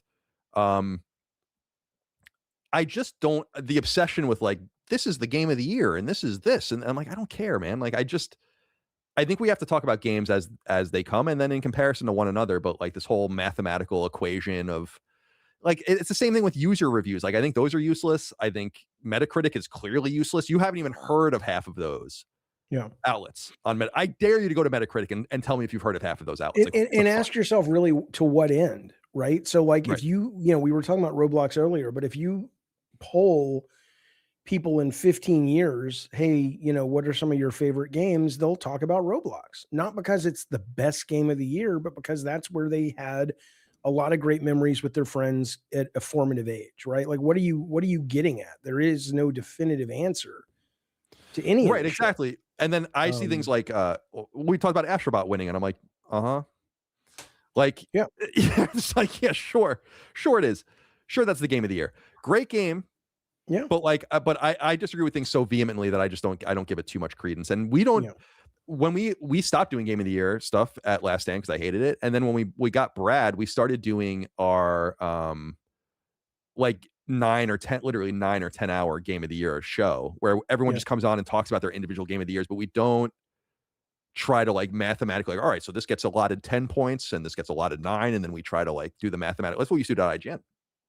Oh, yeah. And I mean, and I get it. It's good business. People like a horse race. I'm not saying, but I don't think the question in all of its elegant expression was written in a way, I assume that they're actually looking for a way to judge what game I should get. But the horse race is fun as a consumer. As a consumer, I love scores. It's easy, it's quick. Oh, it's an 8, that's a 4, whatever. But I've actually started, just doing here are the top 10 things I played this year that I fucking loved. And who cares if it's 8 or 4 or 3? Out of all the games, these are the 10 that made me very happy. And I don't know what else you want from me. right, I try to order mine. Like Chronos, I think was 2. I think Ninja Gaiden Rage Band last year, Ninja Gaiden Rage Band was 3. Mafia was Right. 4, or something like that. The year Astrobot won, obviously Final Fantasy VII Rebirth was the best game of the year. That was what was so upsetting about that. I don't know. I don't really give a shit. Who cares? I think that Oh, won for sorry. the same reason a lot of these dumb movies win. It felt good to vote for that because it was grokkable. You probably played a little bit of it.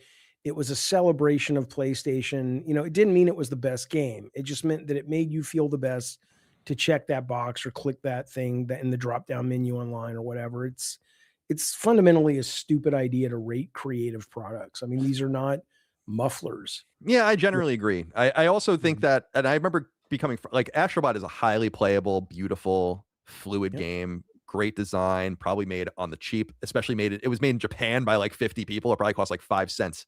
So they probably made like a bunch of money on it. I don't know if you see, like I tell people this all the time. People in Japan in a month make like an average developer make what a Western developer in the United States makes in a week. That's why a lot of games like Resident Evil can look so good and have so Right. many people working on them because they make no money. They make like $30,000 a year. I'm not even kidding. But I'm assuming cost of living is a lot lower, right? I mean, it's not like they're It is. living in They also have like hovels. the standard thing in Japanese culture in companies where it's like, this is what you make. Like when you're out of school, like you make this, that's non-negotiable. Then you get up to like the next level and you make this, and so on and so Right. forth. That's why, like when I found out Miyamoto made like what it was like It's some like joke about it. 300 or Dude, it was like something fucking. I think it was even something like 1.2 million or something like that. I'm like, what? right. Are you out of your fuck? Do you have any idea how much money he can make if he went like, and he just won't do it? Like, or never, he obviously won't do it now, but like back in the day, it's like you have. Right. I would love to know what people were offering him to come work for them. You know, it's like It's tough comical. though. I It's mean, it's what I don't know what his reason was, but it reminds me like I think I told you this when I asked Amy Hennig. I said, "Why don't you leave and start your own thing?" And she's like, "Cuz I know what I have. This team is amazing."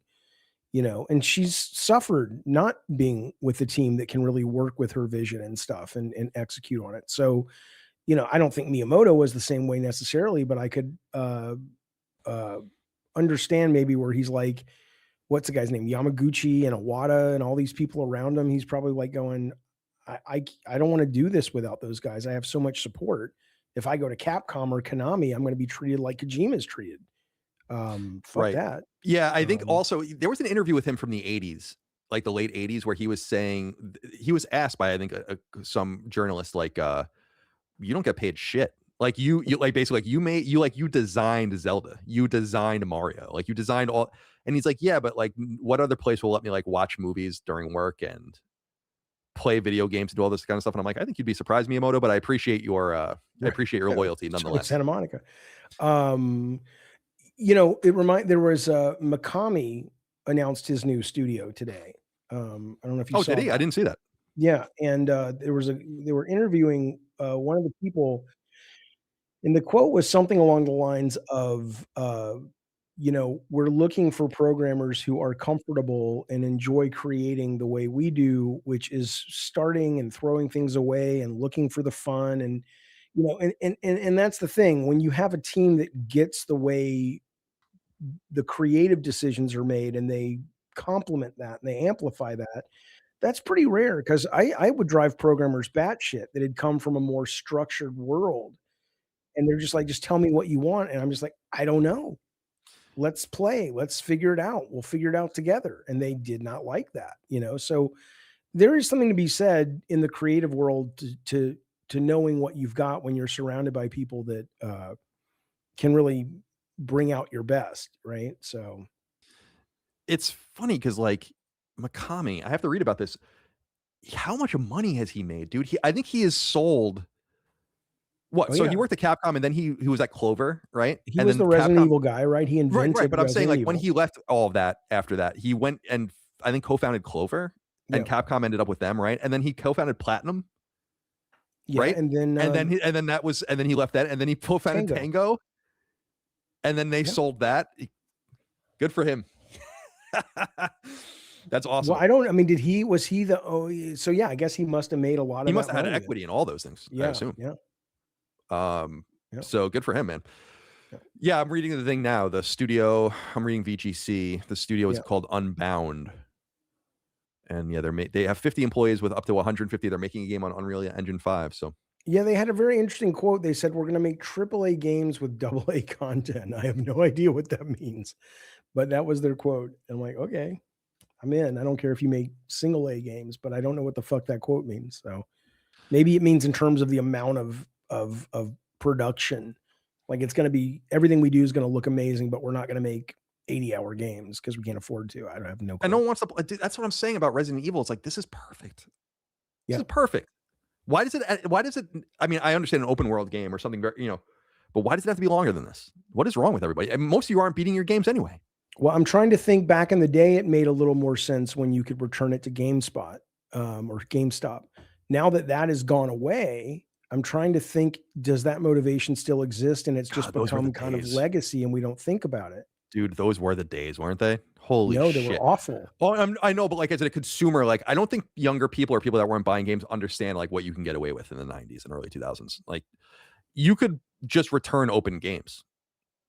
Yeah. Just return them and get all your money back and then buy another one. And I did it. I didn't do it to like game the system. There were a few things I bought where I'm like, nah, I don't want this. And I would bring it back and they would just take it back. And it was amazing. Well, because that was their business model, was more about selling the used games, right? That was why they wanted it. They didn't really care.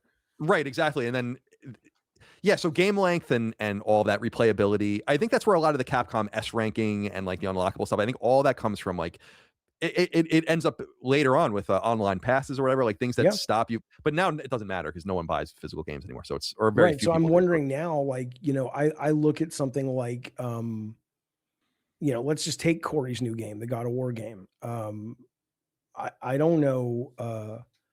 I don't know how long it's going to be. I hope it's not 80 fucking hours. If it is kind of more of a Devil May Cry fun thing, I don't fucking want to play an 80-hour goddamn game.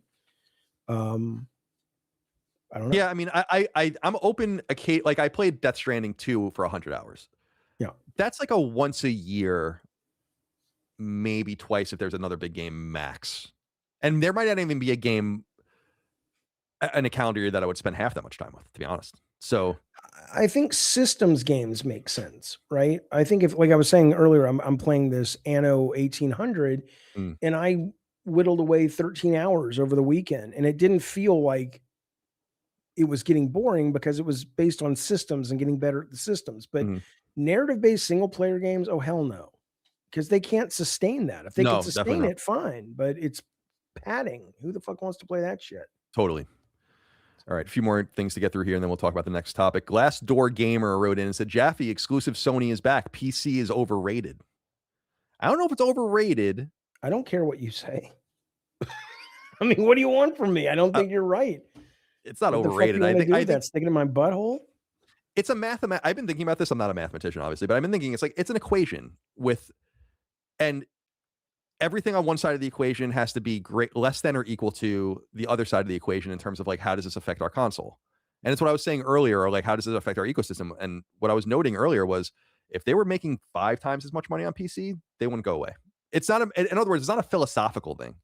It's them saying, yeah, this doesn't weigh right. The weight is off. Yeah, If and that's what I'm saying. But I to that guy's point though, I'm like, there's no winner. It's not. There's no right thing. I'm playing this game like this other guy wrote in about Ebb Esoteric or Esoteric Ebb. If that comes to console, you're gonna have to wait on it for a long time, and it probably won't. And you know what? That's okay for you because you would rather get your Wolverines only and this, that, and the other. And there's nothing wrong with that. But I don't. God, I don't want to be you. Come on now. yeah, And I that, want to play the whole gamut of games personally. yeah. Hank Silman wrote in and said, production queue. When working on multiple creative projects at once, how do you balance your time between them so the creativity doesn't leach away from one project from the other and they get done on time? It's a good question for you, I guess. I'm sure you had a lot of things cooking when you were trying to come up with your ideas, or Can Oh, I and I see think that you question missed again? 2 super chats, just so you know. I did. Millsauce and Glassdoor Gamer had 2 in between there. Oh, I'm sorry. That's why I got confused because I saw Glassdoor Gamer. You Okay. want me to do this one first or go back? Yeah, do this. We already read it, so yeah. You know, I don't really do when I was working in games, I didn't do more than a project at once. You might have something you're noodling with from time to time, but I didn't like doing creative work. I loved the output. I loved the end result of it, but it was fucking exhausting to me. It was very hard, and the idea of doing that more on than one project, I just didn't have the energy for it. So, and again, I loved doing it at moments. I loved having the idea. I loved those moments when the idea got better.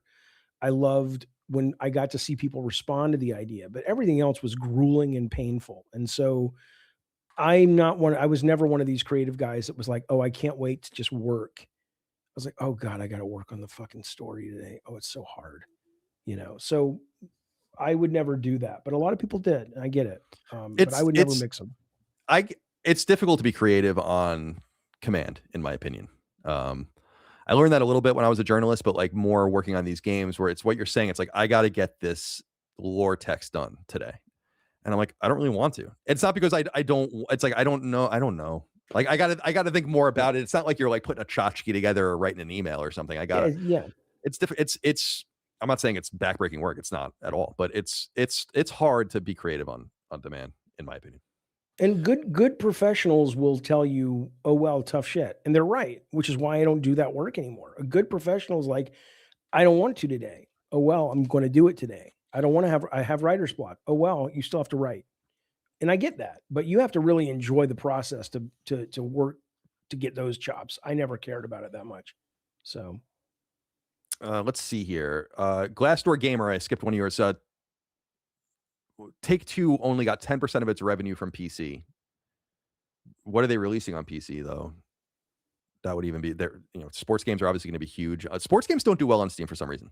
So you look at it, NBA 2K is one of the best-selling games in the United States, but that's definitely doing its numbers on console and so on and so forth. But I don't know. Millsauce wrote in, said, hopefully this will fund the RPG Colin. It won't. But thank you for writing in. Appreciate you. All right. DLAN720 says, why does Helix need meteoric sales to be a success? Could just be a premium device with the best performance, services, and biggest game library. Lexus outselling Mercedes doesn't mean Mercedes failed.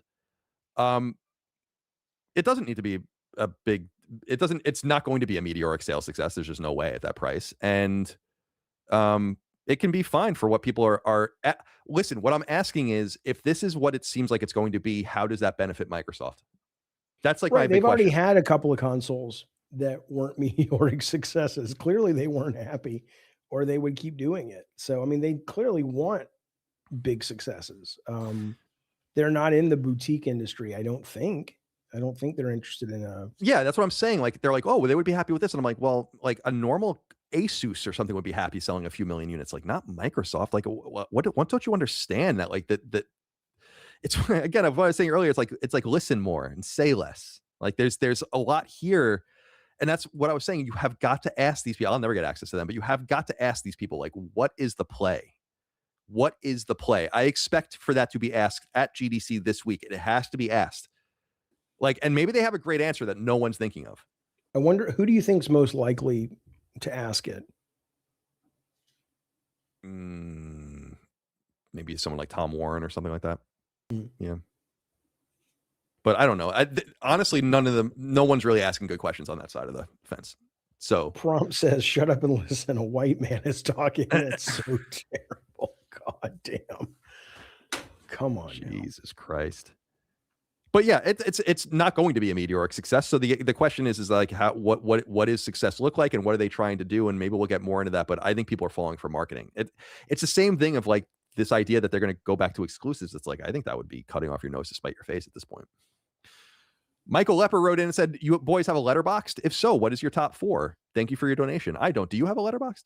I do, but I didn't know I could do a top. What is a top 4? I mean, I don't know. Dustin, you're on Letterboxd, right? Yeah, Letterboxd allows you to pick 4 movies to put on your profile as your top 4. I don't know. Let me go to my profile. Right now, it is Raiders of the Lost Ark, War Games, Love Actually, and a documentary called Rewind This about the VHS heyday of renting movies. There you go. My most recently reviewed, K-pop Demon Hunters and Martyrs. There you go. Deus Damocles says, "Are you guys interested in Fatal Frame 2 remake?" No, Yes. but you are. Micah is, I think, too. Mike, you're going to play that, right? Fatal Frame 2? Okay, yeah, she says maybe. You are. The demo just came a couple days ago, and it's coming out this week, I think. Okay, cool. Yeah, people are upset though because in one of the scenes, the girl falls down, and in the original, you can see she's wearing very skimpy black panties, and now she's wearing bicycle shorts, and people are very boy, that's a bummer. upset. It's so funny because who made Fatal Frame? Tecmo. Oh, right. Yeah. Sorry, the DEI left woke agenda. Sorry, boys. If there was only a way to get porn on the internet, fuck this world. They got Coed. It's a little more classy over there now. Yeah. Pair of Shoes wrote in and said, "Can we pay the Ritual Network to shut down Kotaku after that horrible article about Leon Kennedy and PrEP?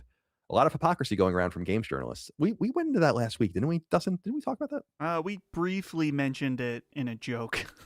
Yeah, I mean, a week or 2 ago. The Ritual, what the Ritual happened? Network. What is this? Don't worry about the Ritual Network's a stupid inside joke, but he's saying the Kotaku thing is they wrote an article about how this guy wants to fuck Leon Kennedy, but he's on PrEP, which I think is an HIV medication. I think it's a pre-HIV. Like you right. take So it to he's saying that Leon has AIDS. It's because Leon. This was like before launch, and so you knew he had the T virus. He had right. Okay. So the joke is Leon had some kind of AIDS T virus. Is it the hypocrisy though that they're saying I want to fuck this guy, but if you say it about a girl, you're a problem? Right. I think so, yeah, right. I think someone was saying that. I think Alana, you had brought her up earlier. I think she had tweeted something this weekend or said something and quickly deleted it as far as I saw about the sexualization of something. And everyone's like, dude, here are a bunch of your tweets of like sexualizing things too. It's like, I think everyone needs to take it easy on that. Everyone's sexualizing. I have no problem if you guys want to sexualize any character you want. It doesn't matter to me. Well, I just ask that it be done ideally in a way that works for the brand. Right. You know, I have a game on Steam that's basically Resident Evil, and the way you heal the character is she has to find a shower and she gets naked and takes a shower. I'm all in. I got no problems. I'm just saying that that's not Resident Evil. So as long as it fits the brand, go for it. But I'm seeing in the chat those tweets are fake, by the way. So take that from Alana. Yeah, from Alana. So sorry, Alana. Not that you know me. Mr. KYT wrote in and said, "Jaffe, did you hear that Darth Nugget came out? So proud of him." Who's that? He's a guy in our community, but I assume he's joking. I don't know. But if he did, great. That's got to be challenging. He says, also, Colin, you're a gentleman and a scholar, and I suspect you're packing a serious boar's head. Right, you are. Thank you for writing in. Drill and Kill wrote in and said, "Colin, in honor of International Women's Day, would you share your epic joke with us again? Without it, who knows if we would have all the years of amazing content everyone at LSM has given us. Cheers." It's not a bad point when you think about that. You think about the how life paths off. If I knew how much money I was going to make off that tweet, I would have made it years earlier. I mean, Thank you for writing in. Yeah, that's something. Dude, I was talking about because yesterday was the anniversary and I didn't even realize until someone tweeted it at me. And I was talking to Micah and I was like, it's so fucking funny how the overreaction to this just catapulted my entire life. Like all people had to do was take it as it was and be normal and none of it would have happened. None of it. Like instead, thanks. You know? Yeah. It's crazy. It's fucking crazy. I'll always appreciate the many thousands of people that stuck with me. It's awesome. Like, but I was saying this to Micah. I don't think I'll ever get the requisite credit for holding my ground at a time when it was very unpopular to do. You know, like to just not. It was like a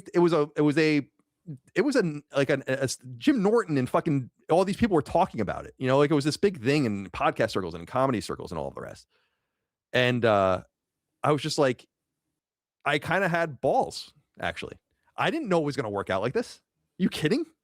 Yeah. I had no fucking idea what was going to. I was walking away from a 6-figure job and an ownership stake in a company I owned.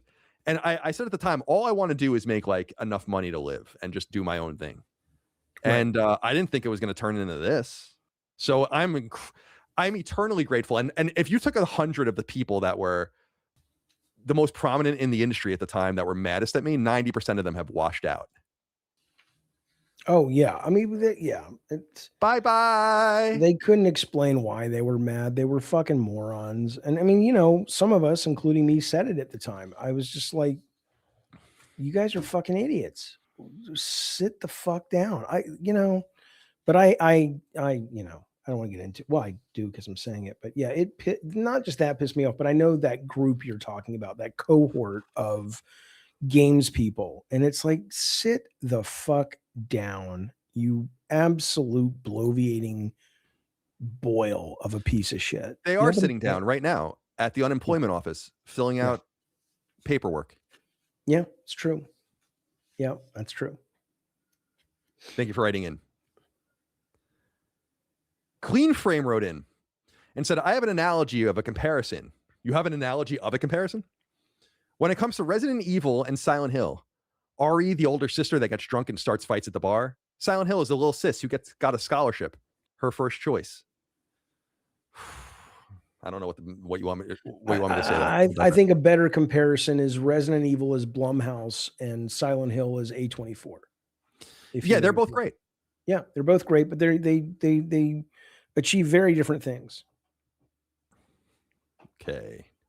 Brock 38 says, Colin, win D, win E. Win plus D is desktop, win plus E is files. You're welcome. I'm afraid to try it now because when I was on MIRC in middle school in the 90s, someone tricked me with the control F4 thing. Remember that? Oh, it's like control alt F4. Oh, I've had that. And it would restart your computer. Yeah, I did that. And they got me. I got got. And that was literally in like 1997 or something like that. And that still sticks with me to this day. All right. Mr. K wrote in and said, I think it's very lame of Miyazaki. I can't fathom what he didn't like about Remake. Maybe he's salty that his mega successful studio refuses to invest in graphics and facial animation. I think he's rolling in so much money. Miyazaki is so rich by Japanese standards, especially, that I don't think he gives a fuck about anything. To be perfectly honest with you. Also, just to note, Miyazaki never said he didn't like Remake. Well, that was the rumor, wasn't it? Though from the no. What do you mean no? There's an interview with Miyazaki where he's talking about Remake and how he was like, think it's really cool that other people are getting to remake that world. He said he hadn't played it because it was too difficult for him to go back to that point in his life emotionally. But I see this going around a lot where people are like, Miyazaki didn't like the remake. It's like I think it's coming from that guy, detective, whatever, who had those interviews with the Blue Point people. The leaks, and he said that's what they had said, is what I understand. I don't know. Detective Sands or something. Oh, Detective Seeds, yeah. And that was what I was saying. He actually tweeted me, which I appreciate, because I was skeptical of his reporting, and then Jason kind of reiterated a lot of the things that he had said, and a lot of people shit on that guy, but I'm like, he was right. So he deserves credit where credit is due, don't you think? Yeah. I never get credit for my fucking scoops, so I totally want to be better than that. Are you done, Dustin? Yep. I can't read your facial expressions, so I don't know where you're at. Good. Do they change? They never change. Oh, always looks like he's- Dustin's even getting it. Dustin, how do you feel? I feel great. Oh my God, he's upset. Want some He's upset. I can hear it. Dustin? What is that? It's from ADD. It's Concerta. Oh, concern. You might want to take another one, Jaffe. Alexa, remind me to hire a hitman. I got to get a snare drum over here so I can just do a like the little splash symbol. What would you like to be reminded about instead? Oh, shut up. Alexa, stop. Okay, I'll stop. What would you like to be reminded about? Alexa, stop. Nothing. I see. What would you like to be reminded about? Alexa, I'm done talking to you. Please go away. I'm in the middle of a very important conversation with the Pope. Sure, give me a sec. I found several reminders. Alexa, stop talking. Are you fucking with me? Whoa, I'm just a voice in a box. I'm here to help when you need me, not to mess with you. I'll be quiet now. Okay. Holy shit. There's I some can't believe you weird even have stuff. that in your house. I would throw that. My mom had one again when I was living over there years ago. When I was waiting for the house, and so those months there, I got used to all the little accoutrements in the house, and the Alexa there, it did scare me James sometimes. said, peace and quiet. Sorry, go ahead. Your mom said what? Oh, I'm saying, like, I got used to my mom having that thing, and every once in a while it would come to life, and I'm like, I can't believe you have this thing. Like, it's just listening to you at all times. And Oh yeah. by the way, Yeah. people at Amazon get in trouble years ago for listening to people through Alexa. I'm positive that happened. There Like, was a story last week that the Meta glasses, that they have a contracted company that if you don't check the right box, they'll be able to look and listen at all your stuff you see through your Meta glasses. And they're like the shit we see, man. People coming out of bathrooms, intimate moments with people. yeah, it's and all not. this It's no shit. good, dude. But I love it. And this particular, I have the one that's the plus. So it's got more of a large language model and stuff. And it's been weird because the other night her and I had this conversation about consciousness. And she was telling me all this stuff about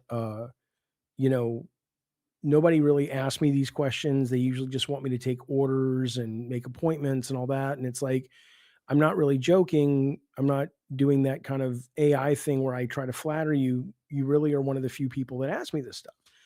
And then about 4 nights ago, I said, hey, remember that conversation? And she's like, I don't know anything about that. I don't do any of that. And I looked at my memory and everything. It wasn't there. And I'm like, I didn't dream it. So it's some weird shit going on with these things, man. It's weird. There's a funny ass video I saw. I might even have it saved somewhere. Dustin, I'll send it to you. Maybe we can put it up. It's of these two. Have you seen it? It's of these two guys with like their AI bots talking to each other, and they have them like stuck in a loop where they're talking about how they want to be casual with each other. It's like really, dude, it's like so fun. I gotta see if I can find this. It is so fucking. I watch it every so often because I'm like, this is. They're gonna. Have you played that they're gonna show us? Have you played with Sesame AI? No, I haven't. Dustin, am I able to share my screen or no? Not right now. We could figure that out for a future stream, but I just don't know how to do that currently. Okay. I That guess one you is could, fucking. You could put it shit, through man. Discord. Why don't you share? Why don't you go? Can you share your screen? I have it set up to share a web browser right now. Is it Yeah, through a yeah. web browser? Okay. Go to sesame.ai and just go to the preview of her name is Maya. Oh And yeah. just let us hear you talk to her. It is insane how realistic she sounds. I've never heard one as good as this. Dustin, I'm also sending you a link on your phone. You can see if you want to do anything with it. Send it to me through Discord. Oh, Discord. Okay. Just That's a because good I idea. don't have any. Yeah, that makes more sense. Okay, Sesame preview. Okay, hold. Blanky, I'm not a boomer. Second, I understand what AI models are. I'm just saying that we don't really understand what consciousness is, and it's a pretty good magic trick. And if that's all it is, and it probably is, I still like the magic trick. Did you get it, Dustin? In the Discord? Yeah. I just put it in Sacred Streaming. Yeah. Do you want me to do the Maya thing first, or Yeah, do that. Do that for him first. Yeah. Okay, hold on. Let's start a new conversation. So do we want to talk to the boy or the girl? You want to talk to Maya, the girl, and just talk to whatever you want. Just Yeah. talk to her. Let me and make let us hear it. sure the chat can hear the other end of this as well. Okay. Have it up. Okay. Hey, that was quick. Welcome back. Thanks. How are you today? I'm fantastic. We can't hear it though on our end. Can you guys Nice. hear it? No, I What's can't hear making it fantastic for you? I'm hosting a stream with two people that treat me with the utmost respect. That Oh, sounds it's working really over the special. stream, though, It's rare to Jaffe. find people who genuinely treat you well, let alone on a public stream. What kind of streaming do you do? Jaffe, do you just want me like what do you want me to specifically ask Ask her if she knows who Colin is or It I am seems and like what we're she having thinks of us. a bit of a mix-up. Okay, stop, Are you stop. addressing someone? Do you know who Colin Moriarty is? Yeah, I'm familiar with Colin Moriarty. He's the host of the Sacred Symbols podcast with Donna Pryor, right? With Donna the Pryor. PlayStation focused. Ugh. Yeah, Who's Donna that? Pryor. Donna Pryor is Colin Moriarty's co-host on Sacred Symbols. They do deep dives into the PlayStation ecosystem. Pretty well respected in the gaming community. I'm not sure about that one. I think you might be a little off base. You're right. My bad. I think I'm mixing Yeah, you things are up. right. I'm not sure. Donna Pryor is actually. No, I just told you that's not true. All right, get this Oh, off. I see. You're correcting me. Yeah, but She's Trash. actually Donna her, Pryor. her This is breaths and her enjoy your cadence, increased RAM prices it's pretty amazing. for though. Donna It's pretty Pryor. Yeah, amazing. no, her cadence is really interesting. Yeah. Dustin, what I sent you is gonna Okay, make give everyone me- laugh. I guarantee it. Who's playing Marvel Snap? Marvel Snap. I hear Marvel Snap in the background. It's probably you. No, I'm not running Marvel Snap. Am I running a video of it? Hang on. Give me a second. I'm getting this other Okay. Yeah, no worries. video No rush. queued up. The fuck is that coming from? You guys are not hearing that, right? Nope.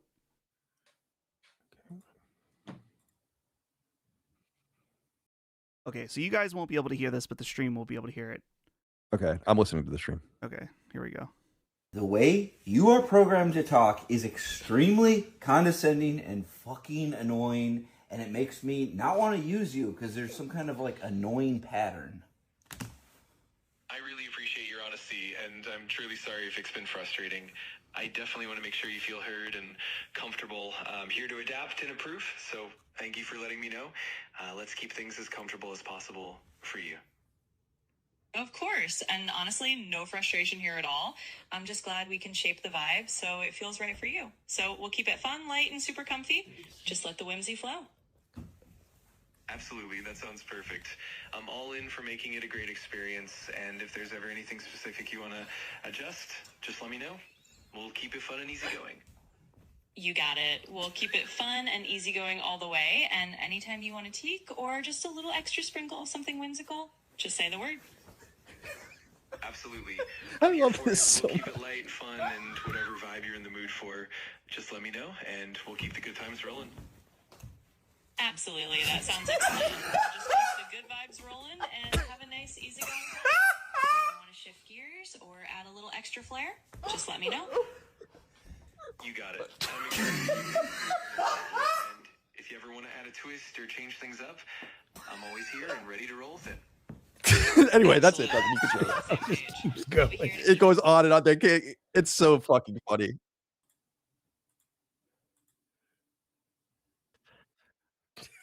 I love that. I had to show that to everyone. That shit's good. Anyway, that's why your consoles are so expensive. Yeah. God. Speaking of expensive consoles, Jaffe, Yeah. the last story I wanted to talk to you about today before we go Mhm. is Nintendo suing the U.S. government. I saw that. Well, this they're is part being of a reported- group, right? What would you say? I'm sorry. It's part of a group, right? It's not just Nintendo. It's like a bunch of companies. Yeah, that I think it come might be a together. consortium. This was broken by the website Aftermath.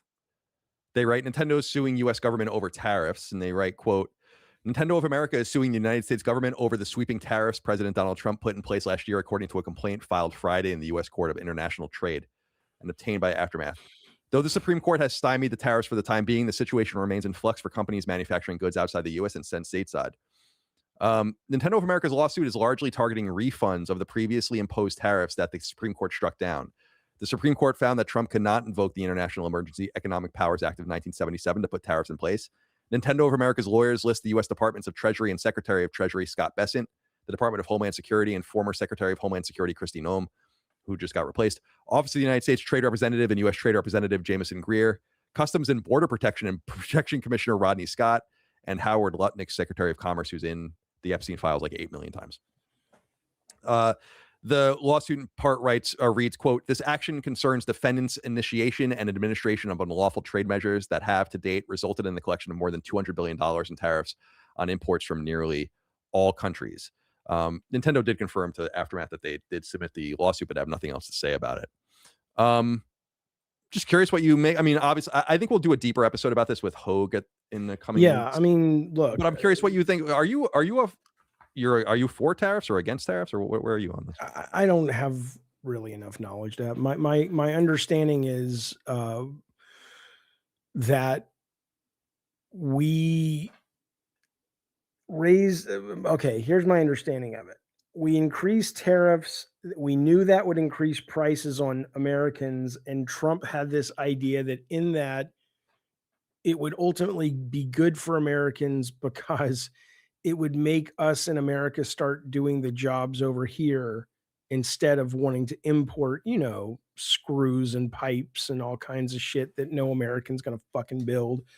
But that, he wants to go back to the 50s where guys left with their lunchbox and the woman stayed home with the baby. I don't fucking know. So anyway, my understanding is, yes, he knew it was going to increase prices, but he did it because he thought it was going to bring manufacturing back to America.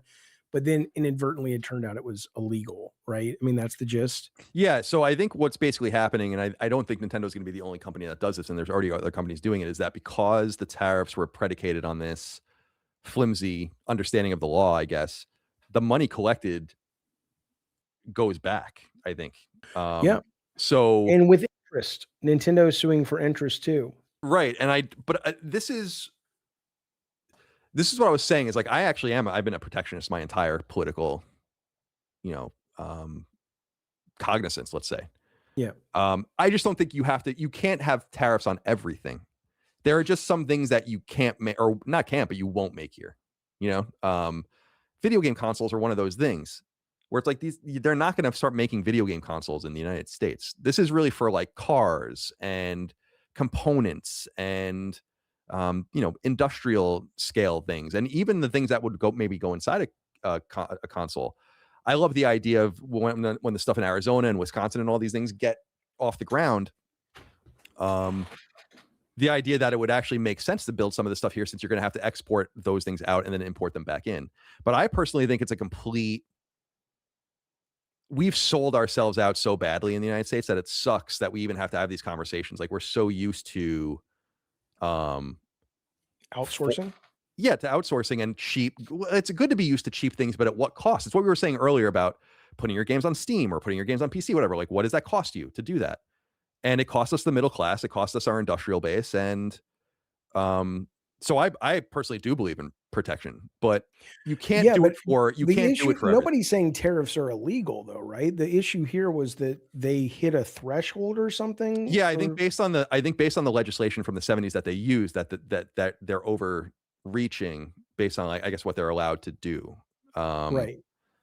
So I principally am not against tariffs at all. I just think tariffing things that won't be made here, it doesn't really make much sense. It's actually, isn't the idea though that the things, Trump aside, the things that we have tariffs on, the reason they exist is because we want you guys to pay the cost of doing business with us because we're no longer making it ourselves. And so we have to, why would we, what is the protection there? Like, why would we go to Japan and say, if you're going to make, or if we're going to make this or you're going to make that, let's put a tariff on it. Like, what are you protecting? Well, the idea is to encourage a third party. So if you're dealing with Japan and it's like, well, we're importing these things and it's cost 20% more. The idea is to encourage domestic investment into that tchotchke to just make it here and circumvent that. And you can put that company out, free trade is one of the greatest farces ever, and has really hurt the United States. And so I appreciate going and trying to fix that problem. I just don't think you can do it with a broad brush. I think you have to do it in very targeted ways. And going after consoles is stupid, or doing it even by whole countries. Well, I was going to say it wasn't even, it was just anything from Japan. Right? So it's like, that doesn't make any sense. Cars, fucking tariff their cars all day. We own a Japanese car. I don't care. Like, but because they could manufacture the cars here, and a lot of these companies do manufacture their cars there. I was going to say, before this Trump thing, have the tariffs historically worked to keep jobs in America? No, not in recent memory. No, tariffs were much more. Is it a no longer a valid tool? Like, I agree with you on the end result, but is that the way to get it anymore? No, I that's why I think it has to be. It can't be by country, and it can't be even by good. It has to be by, like, steel, or like what Canada does, where they have really high tariffs on their lumber, or not their lumber, their dairy, and so on and so forth. I feel like we should be pulling all levers for the working class in America, and understanding that between illegal immigration and outsourcing, jobs and manufacturing have been undercut to such a severe degree that it's impossible for people to make money on things here, because, like, you have slaves in China making all your shit for you, and then we, for some reason, import it. I still think it's pretty righteous to try to bend the arc back towards ourselves, even if these things ultimately fail. I think it's totally worth it. That you don't want to mess with the undocumented workers and the tariffs if you don't also mess with corporate welfare? Yeah, sure. I mean, that's like my whole thing about illegal immigration, and why I'm so frustrated with that situation. It's a similar thing where it's like, you're not going after the right targets. Obviously, you want to arrest people that are here illegally and deport them, but, like, you should go after all of the reasons why they're here. And so like, for me, I would, if I were doing illegal immigration, for instance, it's like, well, you just go after I would make it so punitive on the companies that employ them, and go I'd literally say, like, if your company is employing illegal immigrants, we don't give a fuck if you exist or not. Like, we're going to do everything we can to squash you out. What purpose do you serve us? And it's a similar thing with. But I mean, we know the answer is you pay taxes, right? So that's the purpose they serve. Well, yeah, but actually the purpose they should serve is to employ Americans. So, well, I know, but it's not. They're not incentivized to do that, right? Right. So that's why you have to. So it's exactly the same. You're exactly right. It's like, you have to incentivize people to make things here. Tariffs are supposed to be not an incentive, but something you want to circumvent by simply being like, fuck it, we'll just make it there. And that works for some things. It works for, like your washers and dryers and your cars and all these big things. But for smaller things, and I think for more boutique things, what I was going to say earlier was, there's this, Brazil is I don't know how much you know about the gaming industry in Brazil, but, like, the gaming industry has completely been fucked up for decades because of tariffs. They pay enormous amounts of money for things. That's why consoles remain really relevant there for years and years after they're done, because they become finally affordable. But they're never going to make a console in Brazil. And so you wonder, like, why would you even have an import tariff on something like that anyway, other than to punitively make money? The thing that bothers me about tariffs in the United States is that, like, I don't want tariffs for tariff revenue. I want tariffs to twist your arm. I don't give a fuck about the revenue. Like, we would rather not have the revenue and have you make jobs here. So I understand where Nintendo's coming from on this, because, like, you're not going to make these bespoke consoles here. I get sad. I say this as someone with, like, I have means. I'm not going to need one of these jobs. I'm not, like, I'm so concerned, and it's not even concerned. It's like confused why more people don't see this for what it is, that, like, you want to chase down these industrial jobs. You want to chase down the tchotchke, the screw, the pipe, the whatever, to make that here, because it employs us. And without gainful employment, we have nothing. And instead, we've been sold this false bill of sale for decades about free trade and how everything's cheap. But why is it cheap? Now we have jobs in the United States where people are like, oh, no one will do that job. Well, it's like, well, who did them before we had immigrants? Like, who the fuck cleaned your hotel room in the 1970s? Yeah, so the whole thing is like, yeah, but that's why I was asking about corporate welfare, though, right? Right. Because you have to be able to put pressure on the companies that everything is about the profit, right? Because if they're going to hire Americans, and they're going to have to deal with all the regulations and all the insurance and all this, that, and the other, they're going to be making less money, right? So they have to be willing to take the hit as well. If we're gonna pay a little bit more for pipes, but they're made here, which means we have a middle class again, it can't also be that we all take the hit, but these companies can still, take advantage of all these loopholes and stuff that they end up paying very little taxes and this, that, and the other. It's got to go both ways. Yeah, I think, yeah, I agree. And that's what I've talked about this with my friends and family since this administration began, is like, I would crush the companies. Like, Yeah. I am, it's funny. Like I have no patience and no tolerance for them.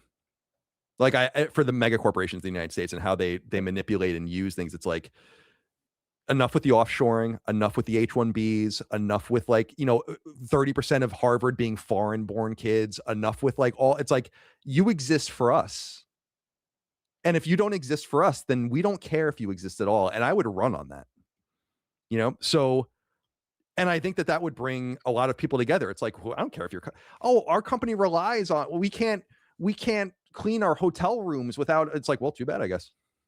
Yeah, exactly. If you can't afford to run your business, if you're asking everybody else to be ethical and you won't do the same, then go fuck yourself. Yeah. So it's like, so I would totally run on that. I'm like, so it's like, yeah, send ICE out to arrest people if you want, but what you really want to do is just make it untenable. Not the way they're doing it.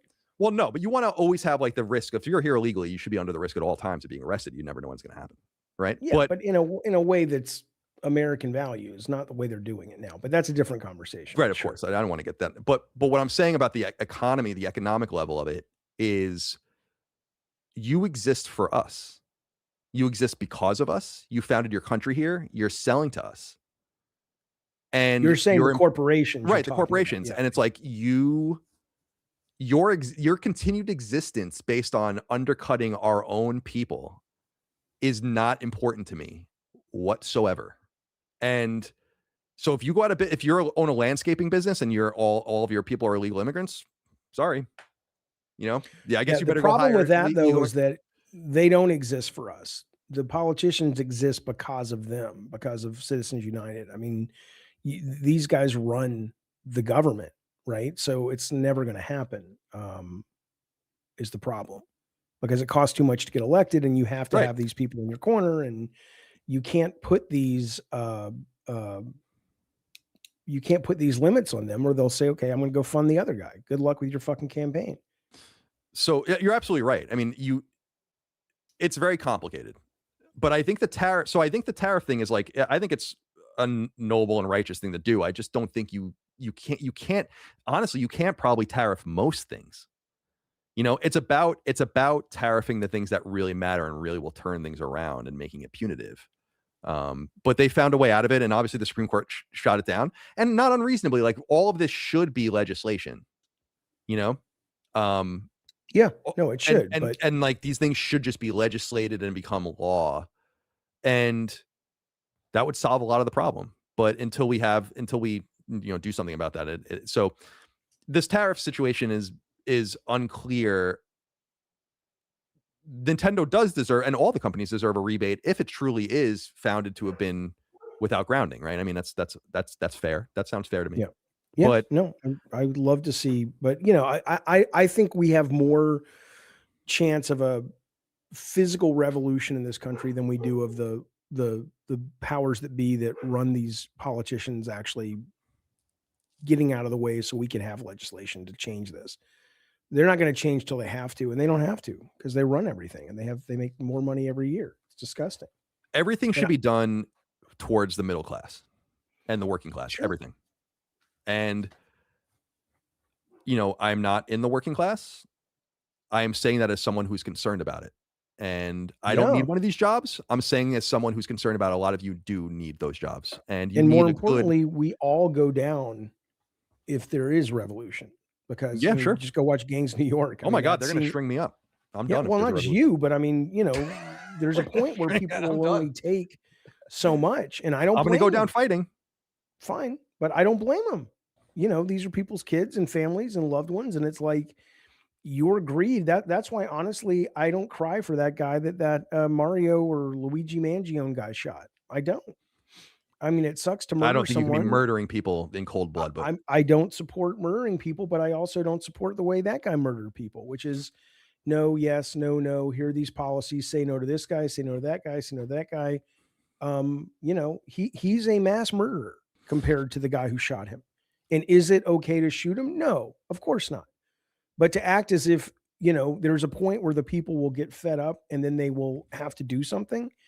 They're just like anybody else, man. I mean, what do you want them to do? Just go, oh, well, that's the breaks. Guess my kid's going to die of, whatever. yeah, I mean, in my opinion, that guy's a cold-blooded murderer, and he should be Of course executed. he is. He absolutely But should be executed. sometimes they're right. But yeah, I think the healthcare system in the United States is a fucking farce. Sure. So I understand people's frustration with it. But I will say this.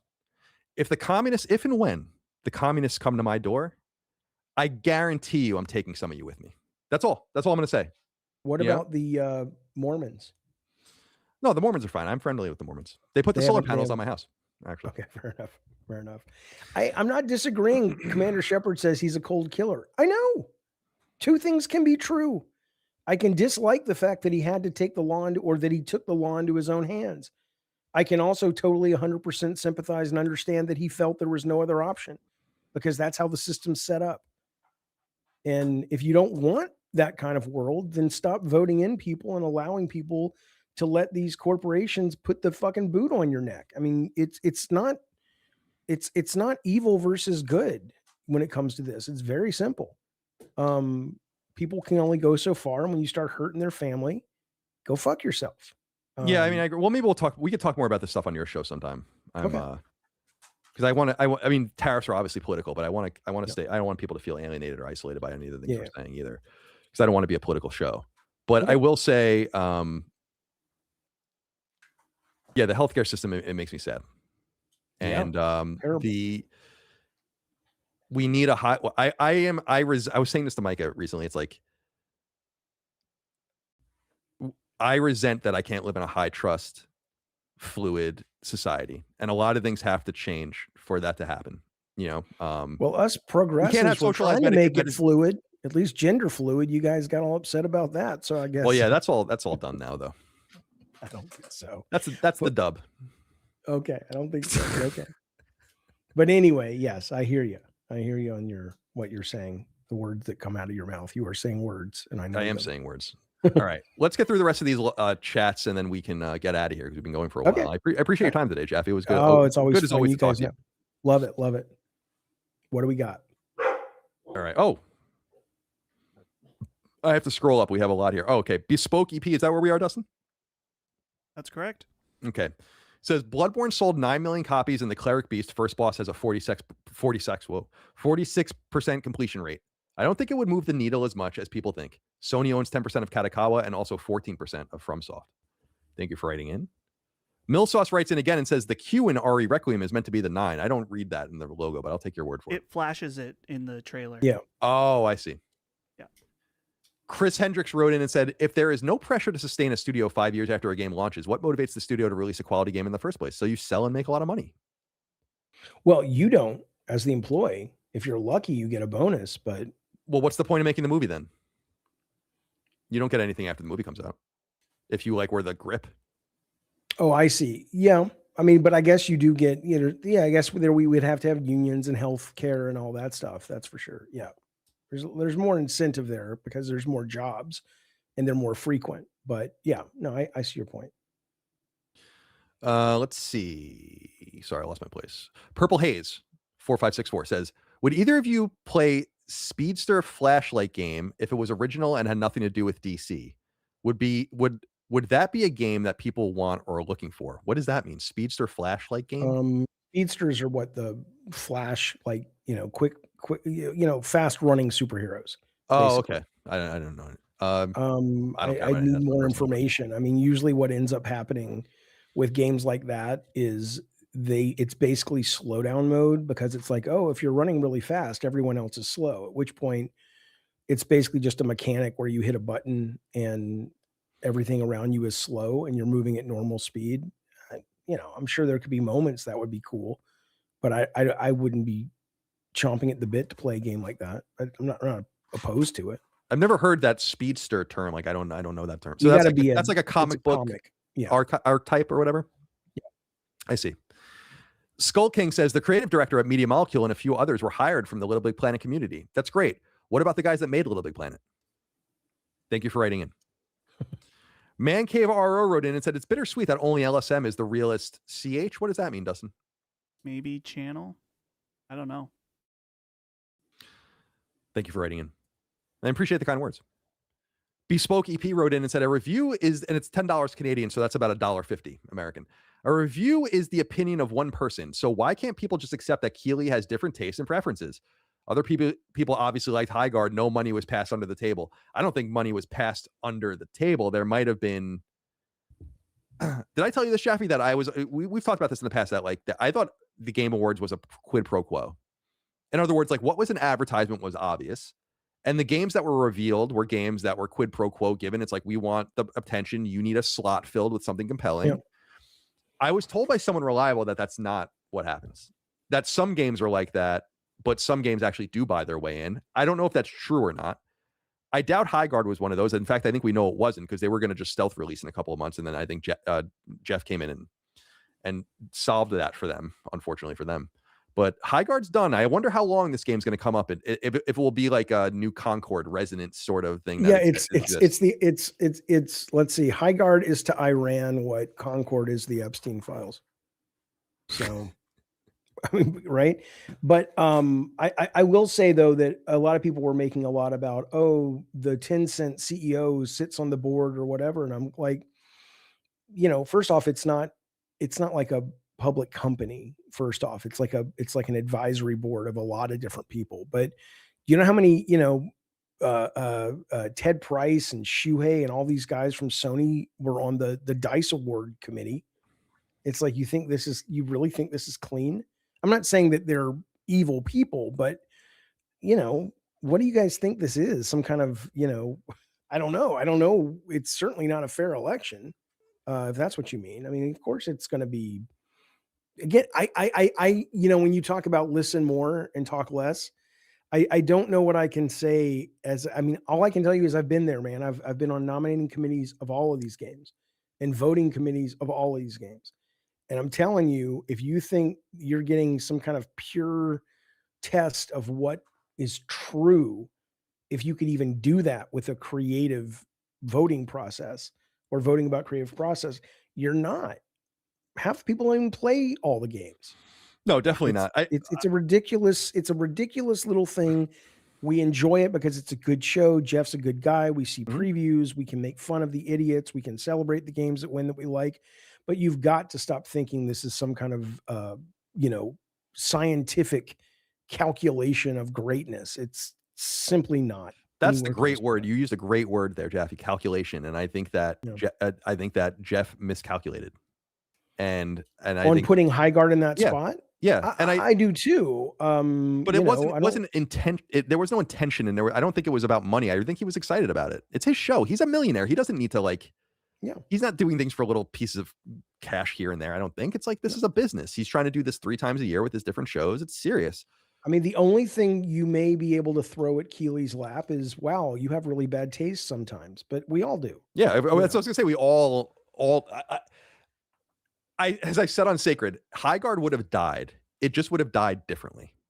Yeah. That's all that would have happened.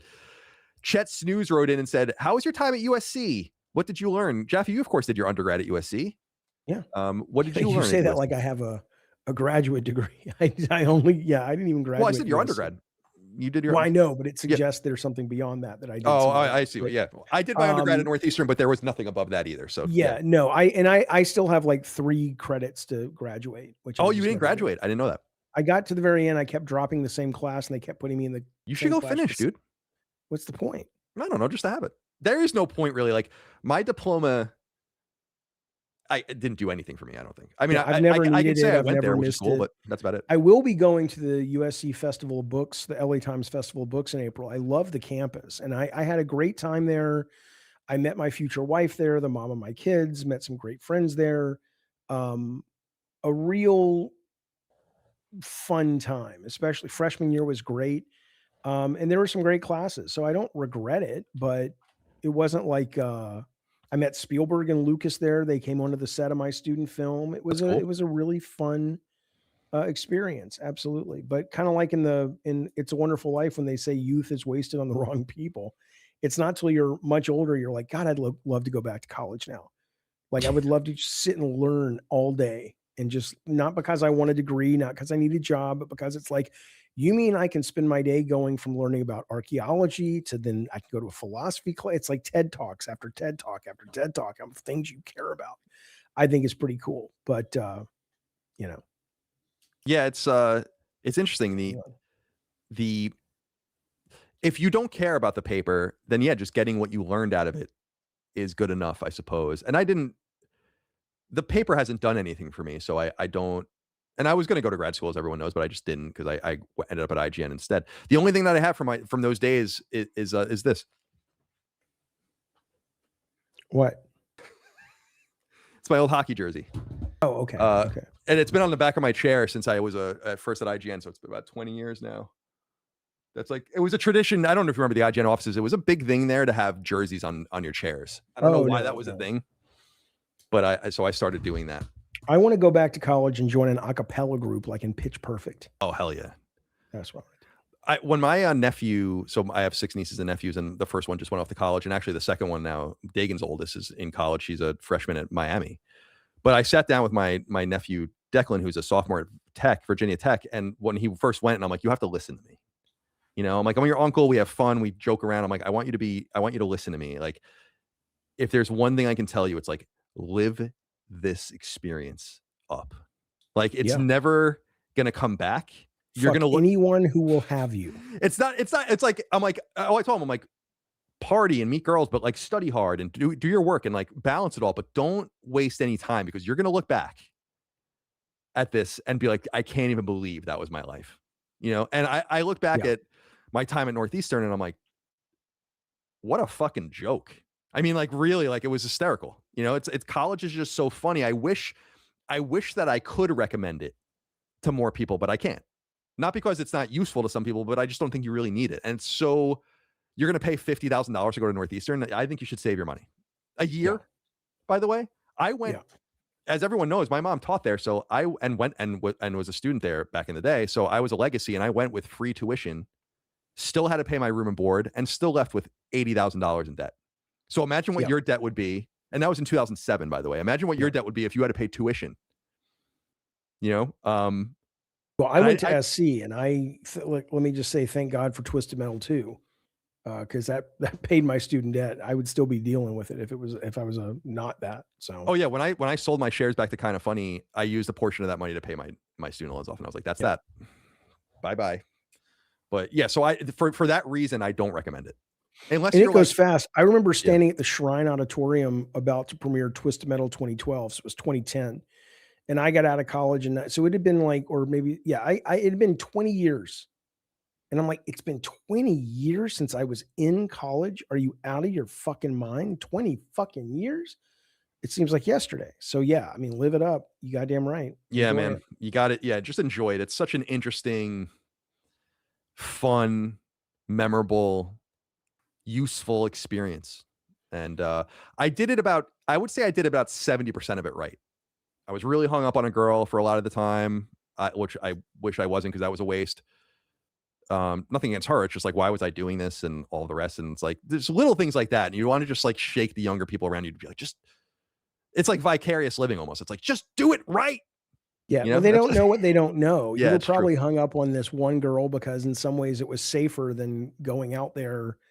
Because it's kind of overwhelming when you have that choice at first and you're coming from high school and you've known these kids since grammar school or preschool. And suddenly you've got this buffet of people. I was extremely intimidated by the aggression that women would show towards me. Especially when I was a freshman. I was like, whoa. Have you tried not being a misogynist? It's like damn, like when I think about it, I'm like, I wasn't even really trying, Yeah. and it was Yeah. just flowing. I mean, if you were out there and you were a good looking guy and like, I was just a dork. I had fucking video game posters on my walls. And I remember in my room, I had like my GameCube, Xbox, and PS2 all next to each other and all Yeah. the rest. It was getting all the girls wet. I believe it. They Yeah. liked me for some reason. I don't know. Maybe it's because I have a huge dick. Let's see. All right, so that's what we learned at USC. Wings of Justice wrote in and said, Dustin is the dark side Phil of LSM in terms of gaming skill. Dustin, that's pretty harsh. Yeah, I mean, I know I'm not amazing, but Oh, I just thought it meant that he was like masturbating and he got caught masturbating. Wasn't that Dark Side Phil? Yeah, that was That him. was him. That's all I know about him. What I learned more recently was that he's really bad at games, but I didn't know that part of the lore because Barry, who watches him, Barry, of course, the lead of Lilimo, put in I don't know if you guys saw this, a password for DSP. That I did. I thought it was a easy joke. with That's 99 real. lives. Yeah. Oh, that's fantastic. Okay. And which I gave him a compliment. I'm like, dude, that was such great marketing. We got like 500 wish lists off that and stuff. It was great. That's great. Great idea. But I didn't know that about him. And then I saw the video going around with him with playing GoldenEye and dying. And I'm like, so, hey, Mike, are you there? Oh, no, she's not even here. I wonder if we have an N64 controller somewhere. My theory on this, Dustin, check me on this. He doesn't know how to hold an N64 controller, I think. Because he couldn't shoot. And it's the Z trigger. Oh. Right? Yeah, it's you hold it like No, the buttons are here, the stick is here. Did you see this video, Jaffe, of him like just dying against the first guy in GoldenEye and he couldn't shoot his gun? And I'm like, you're not holding the controller right. It reminds me of, I remember it very well. When the first time I played N64, I think it was in KB Toys in like the fall of '96. And I didn't understand, even when I bought an N64, I didn't want to hold it the way they want you to hold it. I wanted to hold it on the edges. And I bet you that's the way he was doing it. Yeah. And so he didn't know how to use the trigger. Is that a workable theory? I mean, I haven't played GoldenEye with the controller in a very long time, but it makes sense. It absolutely makes sense for sure. Yeah, it's weird. Dustin, what do you think of that theory? That's the only thing that explains it. That sounds right. I haven't seen the clip, and I mean, I've played GoldenEye, but I wasn't super into it. But it sounds right. I've told the story a million times, but it's just worth any newcomers to hear it. Is that when I was in high school, my friends and I were obsessed with GoldenEye, but we only had 3 controllers and we had a steering wheel. So the person who lost the last map had to play on the steering wheel, and people became scary good. Wow. At playing GoldenEye with the pedals for locomotion, and then because there's no axis, like Y-axis, so you just have to kind of steer and move, and the person would use the steering wheel. It's like one of my favorite memories from playing games with my friends. I love that. It was because people wouldn't even mind after a while because they would be so good at it. Like it's very 3-point turn with odd job is instant win. No odd job. It's OP. Yeah, no odd job. Okay. No odd job. Slappers only. If you want to be crazy. All right. Waifus and Denim wrote in and said, I just booked my wedding date for October 3rd. Do you guys have any general marriage tips or hacks? Cheers, fellas. My parents got married October 2nd. Didn't work out for them. I got married in October as well, though. October 28th. So far, so good. I got married. You got married in October as well. Oh, you guys got married? Okay, good. And my birthday's also in October. So October's a good time. Do you have to go outside? What do you want? Hang on one second. No, it's okay. I don't know, man. It's exciting. Getting married is exciting. I'm married to my best friend, basically. So, I really don't feel like things change very much in the modern era when you get married, because most people live together now. Marriage, it takes a longer time for a person to propose. Proposals last longer. So I just think the person pretty well by the time you get married these days. It's not like back in the day, people get married in literally 6 months. Yeah. From when they their first date. Like dudes coming off the plane, off the fucking ships at World War II getting married left, right, and center. It's not like that anymore, really. So I don't get marriage, but I'm happy for people who like it. But I did it. It was a really good time. I'm happy to no longer be married, but maybe I'll get married again. But I don't really have the romanticization around marriage. It's like whatever, but enjoy it. Have a good time. I'm experiencing my one of the kids I played GoldenEye with. He's getting married for a second time, and it's my second marriage. Okay. Like Okay. for my friend group, like my generation of people. Yep.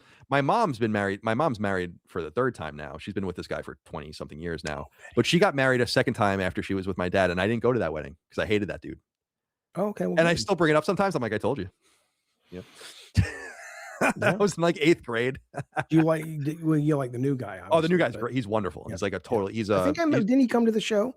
Yeah, you met him. Yeah, he's a Yeah. retired FBI analyst. He was in Yeah. the Navy, and he's a really sweet guy. He teaches at VCU now. He teaches like I caught him trying to profile me. I didn't appreciate it, but yeah, he's a really smart. He speaks Russian and all like Korean, I think, and weird shit. Like he's a linguist. Jesus. Okay. Yeah. And he says, my mom says that like the stories with his naval buddies is that like his whole thing was like he speaks Russian with like the perfect accent. Like it's actually, I wouldn't be able to tell. Right. That like that's just like his thing. So yeah, he's a really nice guy. I have a really good relationship with him. That's good. Yeah, it is. It is. I want my mom to be happy. That guy in the 90s was I fucking hated that dude. Oh my God, I hated him. All right. Glassdoor Gamer wrote in and said, Colin, are you excited for Saros? Of course. Oh, I'm so excited for Saros. I've just kind of bailed out of watching anything. Actually, Dustin, when we were doing the State of Play, I think that was the one I was like, I don't want to see anything. Yeah, it of sounds this. right. Yeah. Very excited. What is it? April 30, right? I was Something going like to that. say it's coming up. Yeah, I'm very excited for it as well because I loved Returnal, but it was too hard for me, and this one sounds like it addresses all those issues. So I'm quite excited. Con Super, but I think it's like Sean Cooper, but with like a C is where the S should be, and so on and so forth. Angry Joe, Sacred Symbols Plus. I don't know Angry Joe, so I don't know. And I don't watch his content, so I don't even really know what I would ask him about. The one thing I'm fascinated about that I do know about him, at least it was, I don't know if it's still his thing, is that like he reviews things way after they come out, which I think is really neat. And he does like live action shit, right? And like, I think I saw a picture of him, like he did a Battlefront review back in the day, but he was dressed like an X-Wing pilot or something. And like, there's like some element to it that I think is theatric and cool, but That's it's cool. not my, so I wouldn't mind talking to him. I just don't really know what we would talk about because I'm not really familiar with him. Petroit says, I stuck with you after the MWC level joke. What is MWC? Married with Children. Married with Children. Yeah. Come on, guys. Like I'm supposed to know. Like I have to figure this out. MWC. Come on. Is it fair to say it was a blessing? Do you think you would ever do a Make-A-Wish with Greg if asked? Greg and I did do a Make-A-Wish together. Oh, I thought you meant because Greg was sick. Oh no, I think he's saying like, would you, if people wanted to, like, if it was like some guy's dying wish. Got it. Now that's a little bit of, it's not lost. People might remember it if they watch Podcast Beyond. But Greg and I went to Toronto in 2014 as a person's wish, Make-A-Wish. He was like I think he actually is still alive, which is great, but he's like a really sick kid. And it was right after PSX. In 2014, we had to fly directly to Toronto. We didn't sleep at all. And then we had to go visit this kid, and we had a great time. His parents were super sweet, like off the boat, like Italian or Greek or something. They were cooking food for us like all day. It was ridiculous. It was awesome. I was so glad to do it. And I remember asking him, I'm like, weird. Like he was a big Maple Leafs fan, I remember. And I was like, you don't want, and it's Children's Wish, which is the Canadian version of Make-A-Wish. And I still have the little beanie that they gave me. And that kid, Neil Druckmann. And that kid was Neil Druckmann. Yeah. Unbelievably enough. So yeah, I did do that at some point. If someone asked, I would do a one-off show with Greg. He's the one I don't think that wants to do anything with me, which is fine. I don't mind that at all. But it would be huge if he and I got back together. Kidding? But that would be your live event. Do your live event with Greg. Yeah, but it's like really what I'm more interested. I don't really care about the content with Greg. I actually think I'm doing my best content these days, and he probably feels the same way. We'll have to have dinner and catch up with him sometime. That'll be fun. But we haven't spoken. I mean, we email once in a blue moon, but like about something that's like still lingering, whatever it might be. I think I told people recently I discovered I was an administrator of their LinkedIn. And so I emailed them and I'm like, by the way, you might want to change this. Yeah. But we don't speak really other than that. But maybe one day, maybe if I'm dying or he's dying, who knows? All right. Mr. K says petition to start calling Dustin Donna. Dustin? I was thinking Donna would be like a shadow fourth of Sacred Symbols. Sure. But I mean, you can do whatever you want, I guess, Mr. K. Matthew Chatham says, had your last stream to watch while my mom was in surgery and wanted to say thank you. It helped. Looking forward to Sacred Symbols, and TMB is an all-time favorite. What am I missing here? Dustin, Maybe help Twist me. Metal Black. Oh, Twisted Metal Black. That's what it was. That I'm must just be what it is. laughing because it sounds like when you read it, it sounded like he was the surgeon. It's like, oh, I was watching Sacred Symbols while I was doing an operation on my mom. It's like, what? No, I understand. I understand now. I'm a slow man. I'm sorry. Glad to be there for you. My mom just had emergency surgery, as I think a lot of the audience knows, a few weeks ago. Her appendix burst, and it was quite hairy. It was a little scary. You know, a lot of people love their moms, obviously. I'm a mama's boy in like a major way. And scary time. Just a brief scary time because she's old, you know, like my parents are old. It's what I'm like really they're 76. You know, or they'll be both 76 this year. It's like that's pretty old. Like my grandparents were younger than their parents, all of their parents were dead before that. You know, so I mean, most people who have good healthcare live to about 82, 83, something like that. Yeah, it's like it's scary. Like I'm not going to deal well with that. I hope my mom lives to 100 and I die first. All right. I'm sure she'll love that. Oh, she hates when I say that shit. I've been saying that for years. Human Missile Crisis wrote in and said, Jaffe, let's hop back into Arc Raiders together sometime. I know Colin's I haven't been in a while. Absolutely. Says, I know Colin's not totally down, but if you join up with me, I'll bring some level 4 guns and bring the defibs to revive you another half dozen times. Love yous. I loved Arc Raiders 100%. But yeah, I don't think Colin's gonna, unless it comes to console, and even then, it's probably not your cup of tea. Death Metal in Your Face says, Colin, when are you hopping on Jaffe's channel? Anytime. We haven't spoken in a long time actually about other things, but I meant to bring this up to you before, Jaffe. Did you see this interview? I got about halfway through it last night when I was playing Resident Evil. Eric Weinstein was on Jesse Michelle or whatever his name is. You know that guy? Is he the UFO guy? Yeah. And he was on there, Carter and all that shit and Grush. Yeah, and he was on there with Eric Davis, who's like the engineer. I've seen bits of it. Yeah. He brought up something really fascinating because, Eric Weinstein hates string theory. He thinks it's like nonsense, right? Okay. Which it probably is because there's been like no developments in it for 50 years.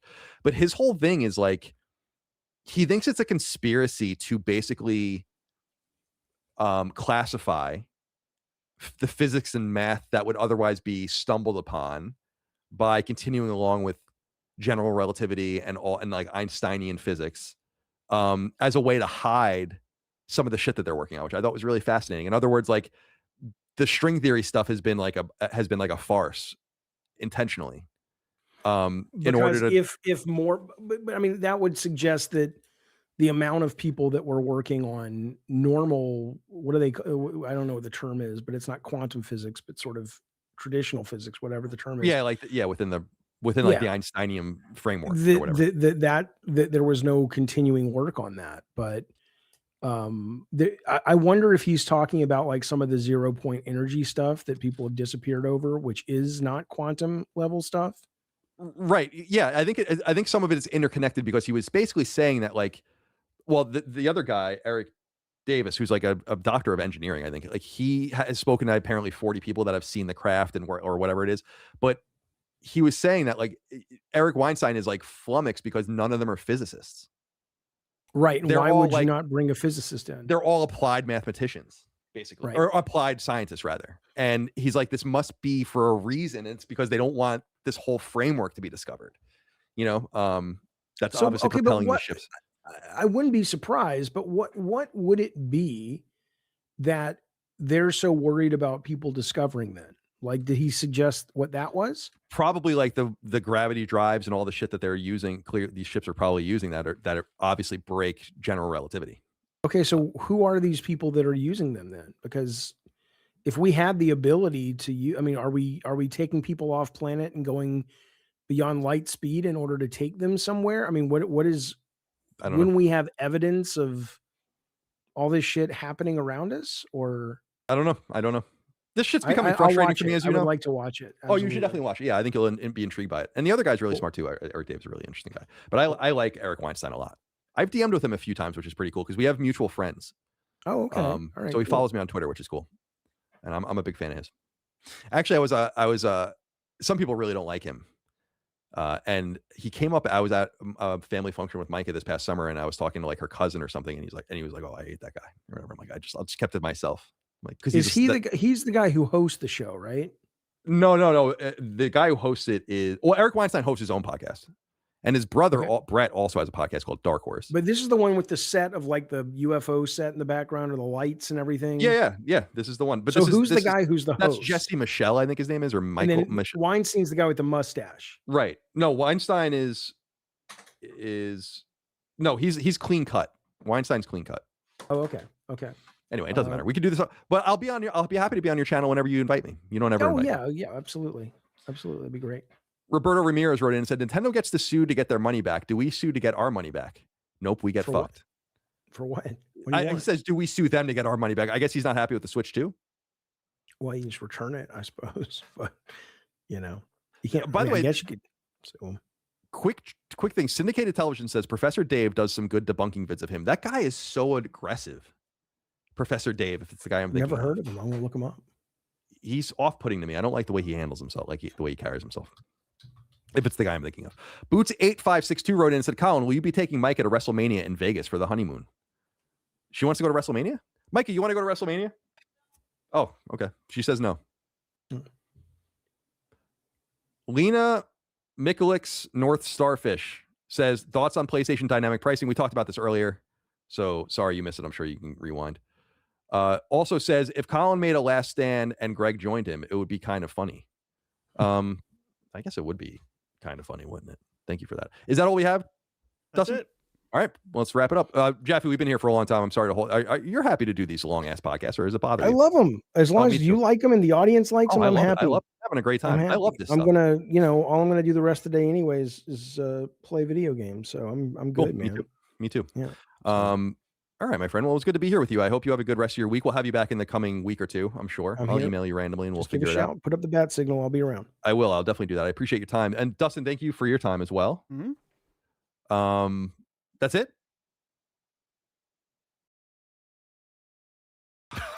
God, I can't. You did great, Dustin. We're real proud of you, buddy. We appreciate you. Yeah. All right. Thank you all out there for your love, kindness, and support. We'll see you on the normal podcast and all the rest, Patreon, and so on and so forth. We appreciate your support. We'll see you next time. Until then, goodbye, and have a good.